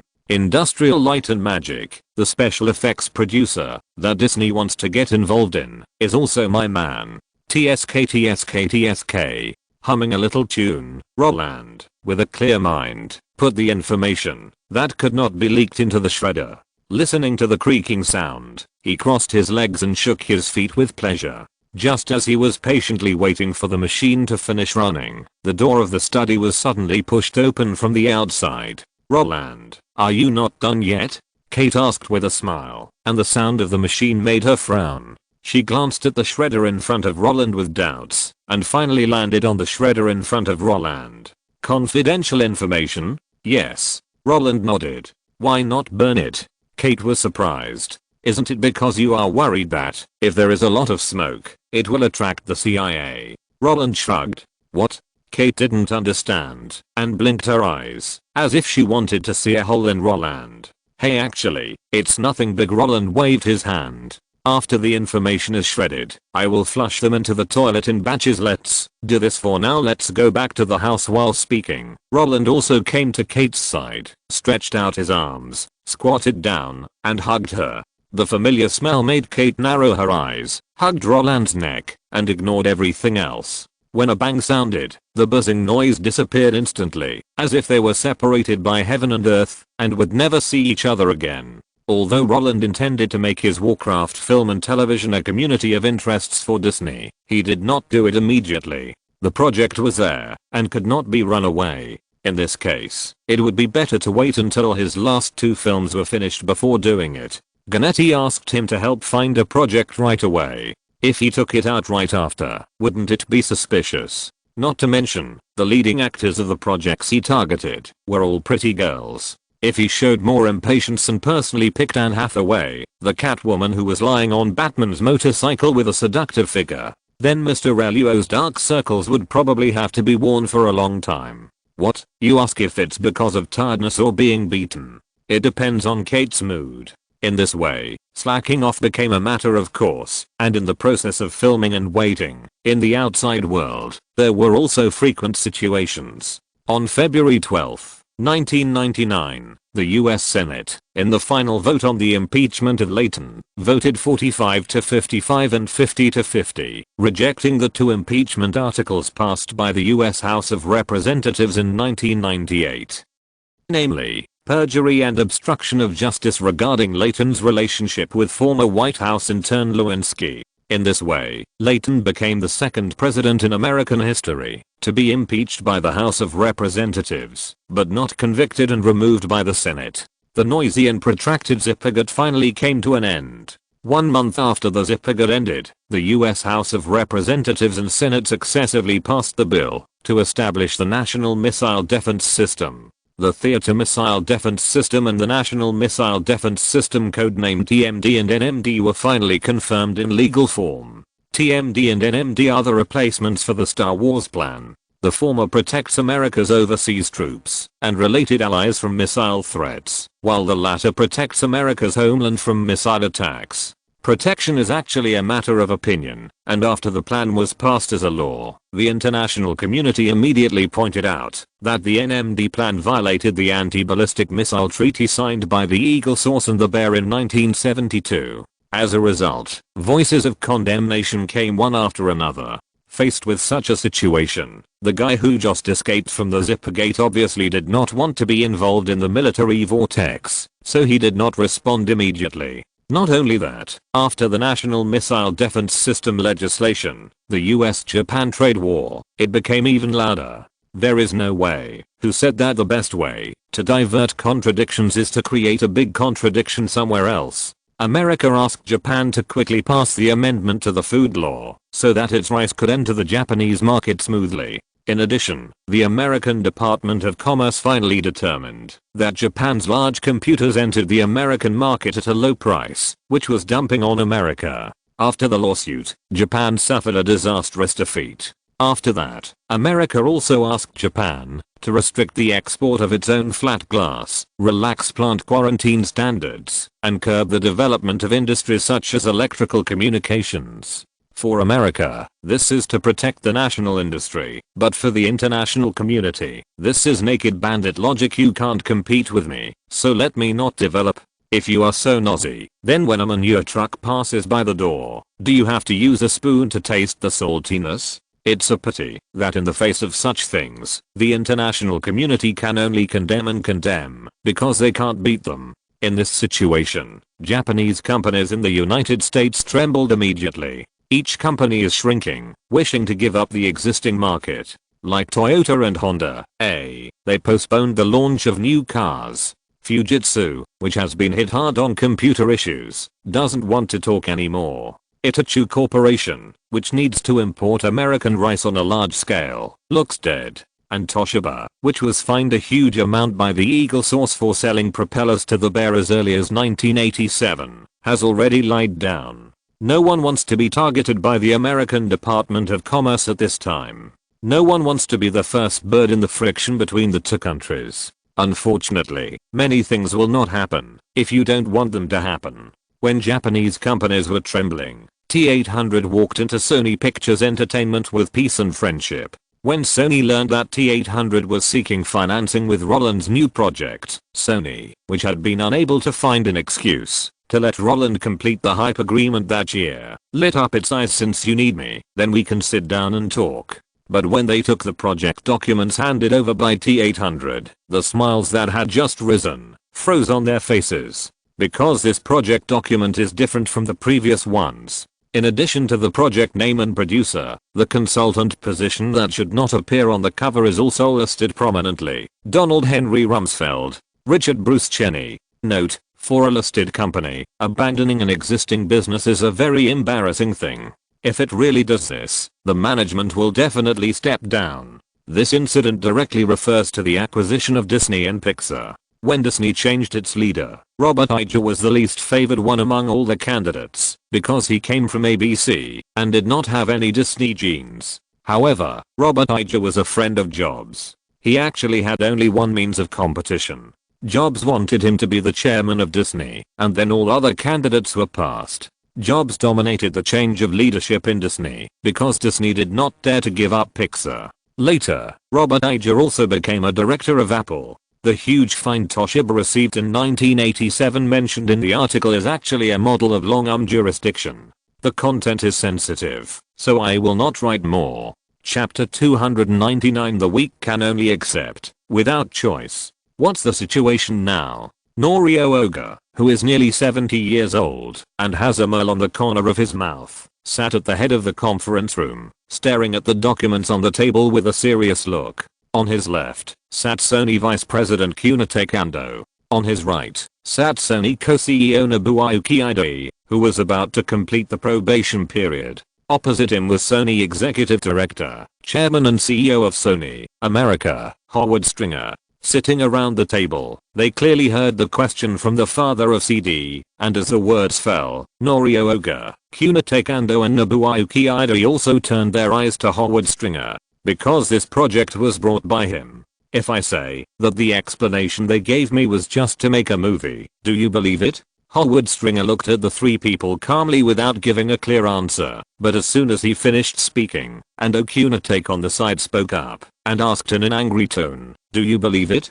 When the Japan-US trade war has started again, they suddenly invite us to bring the Black Hawk incident to the screen. Even if it is just to shoot a movie, we have to consider it, because it will be regarded as a provocation. But this is not the point now. The point is who is the leader of this project. Although I have never been involved in film and television production in the 30 years I have worked for Sony, even if I don't understand the process, I can see that producer Roland Allen and executive producer Arnold Schwarzenegger are just working. Aren't the consultants Henry Rumsfeld and Dick Cheney the ones who really lead this project? And who are they? You came from CBS. I think you should know better than us, right? If you didn't understand, you wouldn't have flown here from New York overnight. That's right, after the Sony Pictures Entertainment staff saw the project cover, they knew that this was definitely not something they could participate in. So, after asking Arnold Schwarzenegger about his intention, reporting it to higher levels became the only option. But when they submitted the project to Sony's headquarters in America, seeing the list, Chairman Howard Stringer, who also felt that the matter was difficult, contacted the Japanese head office directly, and then the head office invited him to Japan under the banner of tea tasting. On the day of arrival, the three-court trial had already begun. Just as Roland thought, during the US-Japan trade war, letting the military endorse Black Hawk Down was a conspiracy that Sony could not resist, but he also did not expect that Sony would immediately remove him from the list of action planners after seeing the project. This was really a complete loss. Of course, it was no wonder that Sony would do this, because the current situation is slightly different from the situation when Roland conceived it. It was precisely because of these little changes that Sony's judgment and Roland's brain circuits diverged by a huge amount. Roland felt that such a project during the US-Japan trade war would make Sony think that it was a test from the US and that they had to accept it. But when the project was really put in front of them, the test speculation still existed, but it was only one of the factors. They should want to know what attitude we have towards this trade war now. After Ando Kunitake yelled, when the atmosphere on the scene dropped to freezing point, Ide Nobuaki spoke up to save the situation. In the past few decades of trade friction, we have made concessions many times, so this time they will continue to test us, hoping that we can be the same as before. Therefore, Ando-kun, you don't need to be so angry, because they obviously won't tell Howard the truth. Hearing this, Ando Kunitake, who was glaring at Howard Stringer, sighed heavily. Although he did not apologize, the action of lowering his head and keeping silent was also a manifestation of concession. This situation made Norio, who was sitting at the head seat, very satisfied. He first glanced at Ando Kunitake, then nodded at Howard Stringer, and finally said to Ide Nobuaki, continue. He convened the meeting to solve the problem, not to listen to everyone quarreling. After getting the chairman's approval, Ide Nobuaki continued. Of course, like Ando-kun, I also think that something is wrong about this matter. If it is just a simple test, they can just put some of our products on the list of restricted imports as they did before, and then we can take the initiative to reduce production and reach a corresponding consensus. But the problem is that they didn't do that. Instead, they chose a movie that has nothing to do with trade between the two countries as a means of testing us, which is surprising. When I first saw the project, I didn't understand why they did this. Although Black Hawk Down is a sensitive topic, as long as it is endorsed by DOD, it will not have any impact on us. Compared with using trade strikes for testing, this method is too mild. But after I listed the problems they have faced recently, I found that using Black Hawk Down for testing is indeed the best way, because they can gain more from this movie. Having said this, Nobuaki Ide suddenly bent down, picked up the file bag placed at his feet, opened it, and distributed it.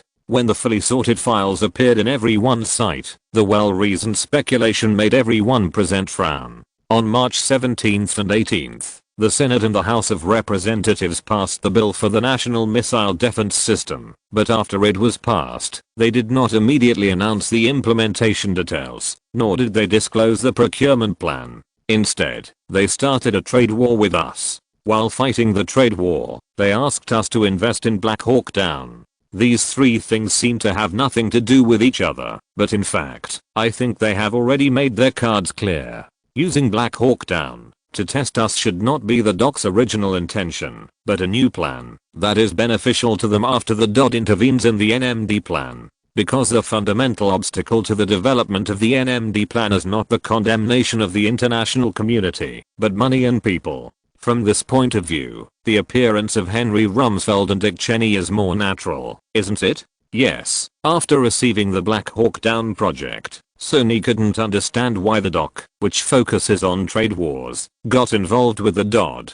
Although a trade war is also a war, it does not require the use of firearms at all. But when they saw the bill on the National Missile Defense System passed by the US House and Senate before the trade war started, they understood why the DOC and DOD, two institutions that had nothing to do with each other, would unite. Because of money. The NMD program is indeed awesome, but they are very expensive. For example, the standard to-air defense missile purchased by the US Navy costs 490,000 yuan per missile. The standard 3 required by the NMD and TMD programs, which has a maximum flight speed of Mach 15.25 and can intercept ballistic missiles outside the atmosphere, has an estimated purchase price of 18.4 million per missile. In this case, even if the bill is passed, it will be very difficult to deploy it. In the past, military-industrial enterprises would lobby Congress at this time to ask them to come up with proposals to increase defense spending to seek greater benefits for themselves. But now, isn't there a better real example right in front of us?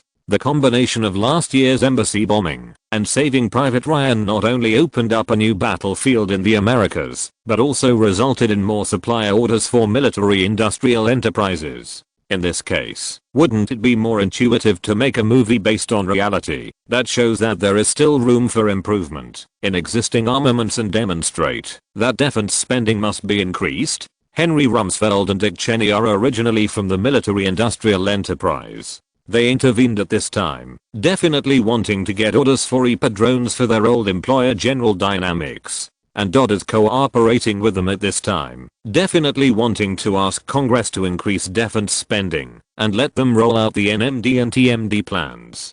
The shameful incident of Black Hawk Down is just a breakthrough. When the movie is released, they can use intuitive pictures to show Congress the tragedy of that year. And in order to avoid this from happening again, the best way is to give them money. After being equipped with brand new equipment, before launching ground operations, use drones to bomb several times. The survival rate of soldiers will be infinitely raised. While bombing the enemy, the TMD plan can also ensure the safety of military bases. In this way, zero-loss bombing can continue. A movie can help solve two problems, which is completely in the interests of military-industrial enterprises. In addition, in the whole of Hollywood, only our non-American company is suitable for filming. In this way, Doc and DOD have joined together to use Black Hawk Down to test. Isn't it easy to understand? Wow. Awesome. Nobuayuki Ido's bizarre train of thought surprised the three people present. Was the test just a casual act? The real goal was to sell arms? Thinking along the lines, they found no flaws and immediately felt that it made sense. There was no way who made these three things happen at the same time. If it was 2 months ago, no, a month ago, when Arnold Schwarzenegger brought the project to seek investment, they would not have thought about it in this way. But now, the bill has been passed. In the case of lack of money for implementation, this can indeed be the reason for them to promote the project. Of course, there are also several problems. If that's the case, I can understand looking for Schwarzenegger, but looking for Roland and O'Connor takes eyes flickered. It's normal to look for Roland Allen, because Roland owns 25% of the shares of Sony, Amblin and Warcraft Pictures. Nobuayuki Ide said, in the agreement we signed at the beginning, he has the right to require the distribution company to release any movie. In this case, asking him to be the producer can guarantee the release of the movie. But isn't he Steven's student? And Okunatake frowned. They won't handle these things themselves. However, the eldest son of the Olsen couple who adopted Roland, his college mentor, has a deep connection with Gilead, the pharmaceutical company, where Henry Rumsfeld is now working. Since Nobuayuki Ide thought of this answer, he would not let his solution be questioned. On the last page of the document, it says the latest announcement from Gilead this month. They acquired Northeast Star Pharma for $550 million, of which $300 million was injected by Roland. After the acquisition, Roland held 18.4% of Gilead's shares. Since he and Henry are both shareholders of Gilead, they will jointly operate a film project. I think there should be no problem. Hearing Nobuayuki Ide's confident words, Kunitake Ando immediately lowered his head and flipped through the documents. When he saw the printed announcement, his brows were even more twisted. He has been the president and CEO of Sony America Engineering and Manufacturing since 1990. He always felt that there was something wrong, but he just couldn't find a clue or say it. This kind of depression made him very uncomfortable. But just when he wanted to continue arguing, trying to find the flaws in Nobuayuki Ide's thinking through a lot of conversations, or to find his own pain points, Norio Oga, who had been sitting in the first seat and listening for a long time, ended their conversation. According to you, you want to take over Black Hawk Down. He looked at Nobuayuki Ide. Yes. Nobuayuki Ide nodded. You mean, you're considering it? He looked at Kunitake Ando again. Yes. Kunitake Ando did not hesitate. What do you mean? You didn't say anything just now. His eyes fell on Howard Stringer. Faced with such inquiries, this guy with dual citizenship of the United States and the United States pushed his glasses on his nose. I think what Mr. Ide Nobuayuki said makes sense, and I agree. But I think there is actually no room for consideration in this matter. Because even if we find out their true thoughts, how much courage do we have to refuse? If Mr. Ide Nobuayuki's guess is correct, and we refuse, we will be refusing in those military-industrial enterprises that can easily kill us. If his guess is wrong, then we will face unknown enemies. I don't know which is more terrifying, the unknown enemy or the existing enemy, but I know that we can't fight against these enemies in the open. In this case, we have no choice but to agree. Yes. The dimensionality reduction strike implemented by the will of the state is not something that a single enterprise can withstand. No matter how much they analyze, it is just a guess about how much chance they have of surviving after the incident. As for resistance, after the signing of the Japan-US Security Treaty, 50,000 troops were stationed in the island country, and sky-high protection fees were collected every year. To put it bluntly, they all know in their hearts that no matter how loud the trade war is, it is just a last gasp. When the national security depends on the other party's protection, the economy will never be able to beat the other party. After all, the truth is everywhere within the range. Economic prosperity and cultural prosperity can only be built on fists. The weak are only worthy of acceptance and have no choice. Such words made Nobuayuki Ide sigh, and Ando Kunitake shut his mouth. When the atmosphere on the scene was infinitely condensed, Oganorio knocked on the table and said, "Then, take it." Note, Sony's leaping guessing thinking in the article refers to Sony Origin, Sony Corporation Media Center published, Sony's official memoirs during the US-Japan trade war, and Sony Secret History, 2 books written by John Nathan. Sony has been cheated since entering the United States. I have written before that the loss of Sony Pictures Entertainment is because they poached 2 idiots from Warner, who even Spielberg thought were cheap, but this is only one of the factors. In fact, when they entered the United States in the 1970s, their first executive, Harvey Sheen, who was poached from CBS, cheated them. After that, Coca-Cola, Warner, Barbara Streisand, and 3 Meters, yes, the company that became popular this year because of masks, all stabbed Sony in the back, and it reached its peak during the US-Japan trade war. During the US-Japan trade war, Sony was the one who admitted defeat. The most referenced example is the US-Japan Semiconductor Agreement. In 1986, 1991, and 1996, Sony was the driving force, and the driving force was Norio Ogre. The Standard 3 was tested in September 1999, but it was already on the procurement list before that. This is actually normal. To give the simplest example, when Bush Jr. came to power, Navy Secretary Gordon Englander was the Vice President of General Dynamics, Air Force Secretary James Roger was a senior executive of Northrop Grumman, and Deputy Secretary Peter Dietz was the Chief Operating Officer of Lockheed Martin. The Secretary of Defense said that Deputy Secretary Paul Wolfowitz was a consultant to Northrop Grumman. Chapter 300, Survival Secrets, Fresh Meat and Vests.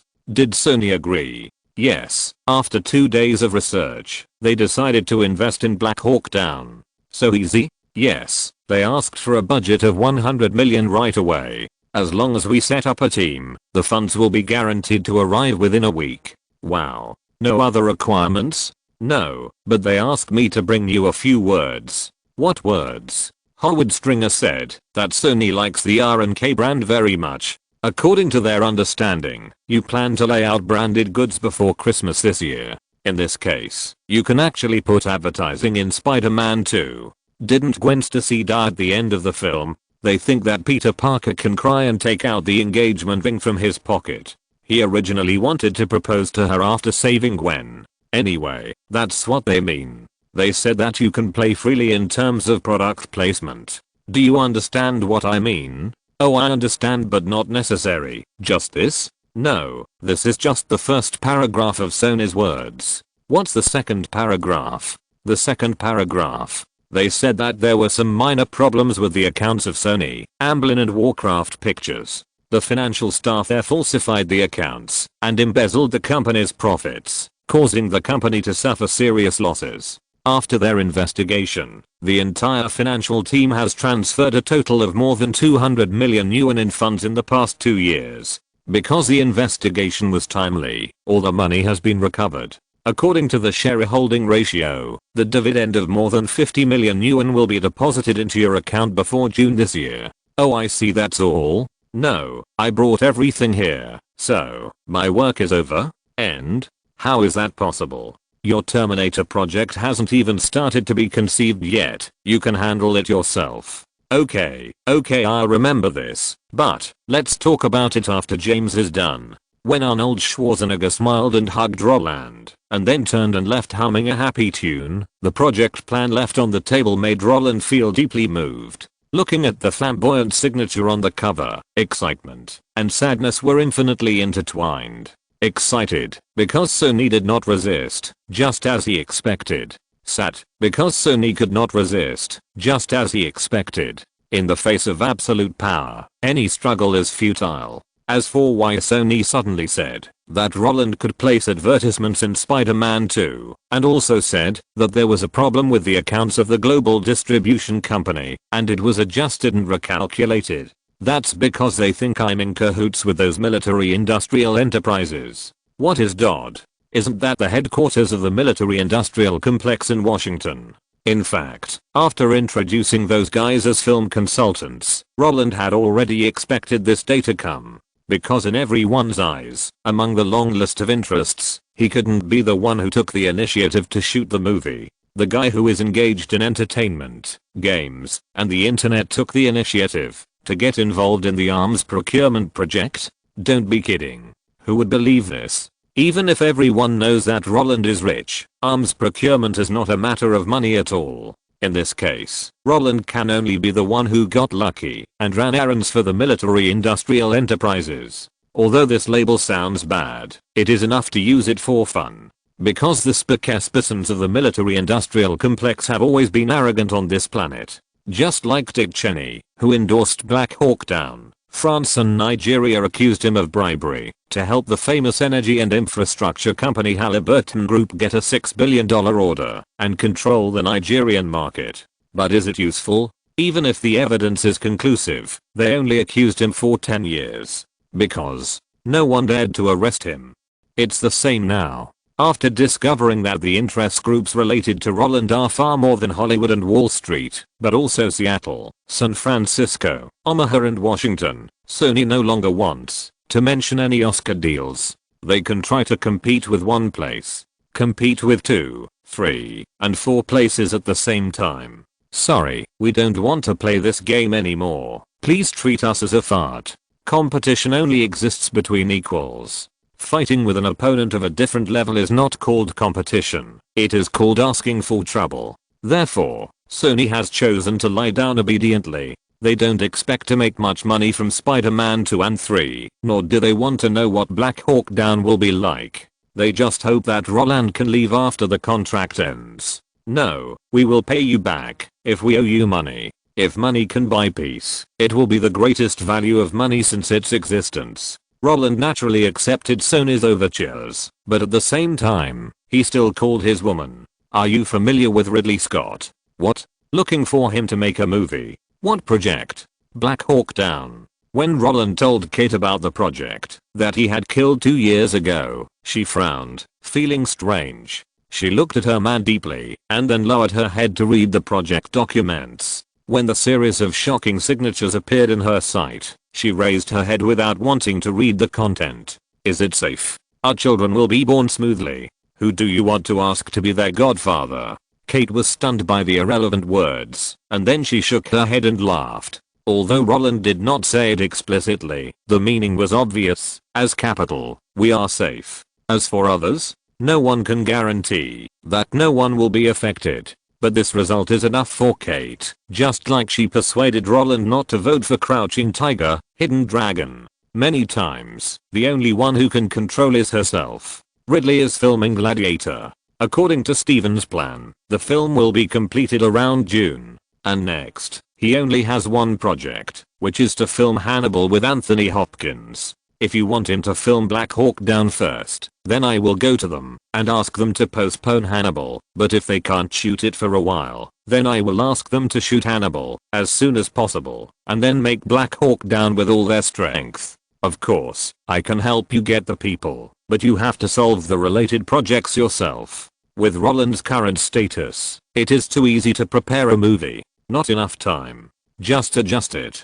The filming schedule of Hannibal has to follow Anthony Hopkins, and he has just finished filming and left the crew after playing the Green Goblin in Spider-Man 1 and 2. He will also have to play a supporting role in How the Grinch Stole Christmas and Mission Impossible 2. The specific time he can participate in Hannibal depends on the arrangements of the other two crews, but for Roland, isn't this just a matter of words? Just call Tom Cruise and ask him to move the old man's cameo role forward, and then call Ron Howard and ask him to get the old man's cameo role first. As for the director, Gladiator is a DreamWorks movie. Roland asked them to finish the filming quickly to make time for himself. Isn't it as reasonable as a boss asking employees to work overtime? What? The old man is on vacation and doesn't want to take care of things? That's not a problem. If Roland went to his house and stole his daughter, wouldn't he take care of things? And letting Kate come forward is also to take care of everyone's emotions. Anthony Hopkins and Ridley Scott should not be too familiar with Kate's family. Ask them for help first, and then help them adjust their time. This will not give people a sense of oppression. Roland asked them to make a movie first, instead of solving everything, and then letting them be tools. Hey, the effect is too different. With Kate in the lead, things moved forward quickly. 2 phone calls, calling Uncle, and within 10 minutes, Anthony Hopkins said that he would let Universal put Hannibal on the schedule. Ridley Scott, even with the noisy noise on the set, loudly asked Kate to send the script over. After getting the director, Roland, who had been listening, contacted all parties. At 10 o'clock in the morning, Roland got the news from Arnold Schwarzenegger that Sony had confirmed the investment, and at 4 o'clock in the afternoon, Sony had already received the report on the formation of the crew. This speed made Sony believe that Roland was mixed up with those warmongers.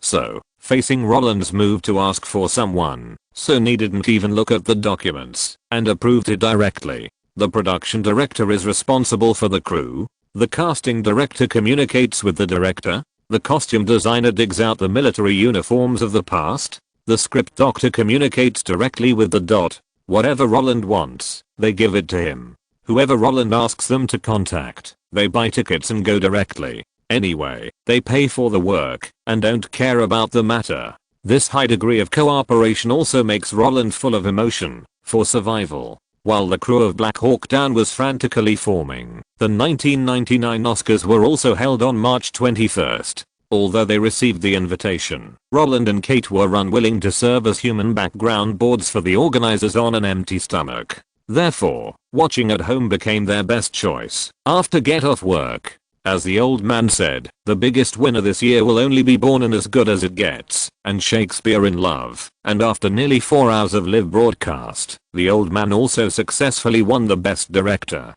The Best Supporting Actress went to Judi Dench, who starred in Shakespeare in Love. The Best Supporting Actor went to James Coburn for his role in Misery. The Best Actress went to Helen Hunt for her role in As Good As It Gets. The Best Actor went to Roberto Benigni for his role in Life is Beautiful.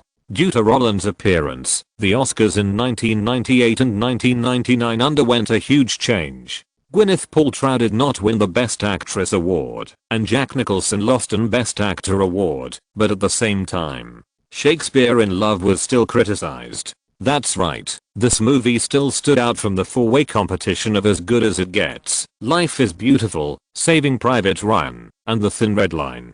The judges racked their brains and finally made a safe decision. Unfortunately, the audience didn't buy it. The day after the Oscars, questioning remarks were rampant. The media with industries in Hollywood were still very conservative in their words, but the people who could vent on the internet did not hold back. The angry words slaughtered the pages of major forums, and the judges' ancestors were all dug up by them. The suspicion of shady dealings made the noble gold look less sacred. The Academy can understand the public's feedback, because only the parties involved know how complicated this year's situation is. But if the shady dealings are mentioned, the Academy will be unhappy. Isn't the biggest shady dealing in Oscar history the deal last year? But because you like it, it is right. You don't like it this year, so it is wrong? Pah.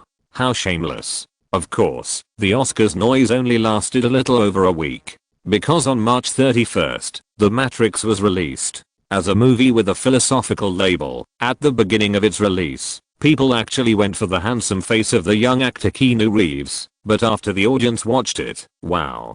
Keanu Reeves is so handsome. He looks so cool with sunglasses. Carrie Moss is so cool. She can even do Afu's crow flying on a plane. Okay. The Adventures of Jackie Chan hasn't been aired yet, and Roland shouted out the crow flying on a plane. After The Matrix was released, Roland went to book the theater. Although he had seen it in his previous life, it did not prevent him from dragging Kate to book the theater again in this life. But as he watched, he regretted it, because every time Keanu Reeves appeared, Kate's eyes were full of stars. No, is he as handsome as me? Roland wondered. No. Kate shook her head decisively, but her eyes were still fixed on the screen. Then why are you staring at him? Because he is handsome. Meow meow meow. Countless small question marks appeared on Roland's head. He continued to watch the movie with a confused face, but before he could watch for a while, with the appearance of Carrie Moss, Kate suddenly turned her head and asked him a question. Is she as pretty as me? No. Roland, who was staring at the screen, shook his head decisively. Then why are you staring at her? Don't you think she's very smoking hot in a leather jacket? Roland looked at Carrie Moss, who was wrapped in a latex suit with only her white collarbone exposed, and expressed his inner thoughts. Kate stared at Roland's profile and said nothing. The next second, only the sound effects echoed in the theater. The next second, it hurts, it hurts, it hurts. Roland ran away. Although Roland didn't understand why he was beaten until he went to bed at night, he knew that, because of his handsome and charming face, The Matrix became a big hit. In the garbage period of late March and early April, The Matrix made a box office of $27 million in its first weekend. Although compared with Roland's box office record, this number is still a little younger, and compared with Will Smith's performance, Keanu Reeves still has room to catch up. But after the release of The Matrix, the number of Keanu Reeves fans has increased exponentially like a rocket. If it weren't for the fact that netizens are still so naive, Roland believes that he can see the slogan of Keanu bravely flies, Mom will always be with you. But even if Keanu Reeves is popular, Roland has no envy. Not only because Keanu Reeves has experienced everything he has now, but also because there is no one else in the world who is more handsome than him. What? Don't believe it? Even Leo admits that he is not as handsome as Roland, and other guys will not say that they are more handsome than Roland. There is no way. It's the power of money. Shortly after the release of The Matrix, good news came from Google. The commercial product was officially launched, and in just 1 month, the number of visits reached more than 20 million. Under such circumstances, the two young men who graduated from Stanford asked for a high price, valuing the company at more than $200 million. Faced with such a price, Sequoia Capital, which had already been warned, withdrew voluntarily, and the remaining KPCB and Watch Ventures injected $40 million into the company. KPCB invested $25 million, accounting for 10% of the shares. Watch Ventures took out $15 million and a 6-year outsourcing contract for Yahoo's search business, accounting for 10% of the shares. Although it did not get 20% and other capital entered the market, it was already very good for Roland. Because if Google wants to grow, it has to rely on KPCB, the core of the Anti-Gates Alliance, to continuously recruit talents for them. Only by gathering those who know Microsoft best can they fight against Microsoft. Of course, although it took a long time to get 10% of the shares, this result is really embarrassing, but Roland did not care about these things. Not only that, he went to San Francisco in person on the day of signing the contract. After signing the contract, he was in a good mood and treated the two to a meal. During the meal, the two asked him a question. Roland, we heard from them that you don't seem to like participating in the company's operations. End of this chapter. Thank you very much for reaching the end. Don't forget to like. Looking for more exclusive content and immediate access? Subscribe to our Patreon. Remember, every like, subscription, or donation encourages us to continue. Thanks to everyone. See you in the next video.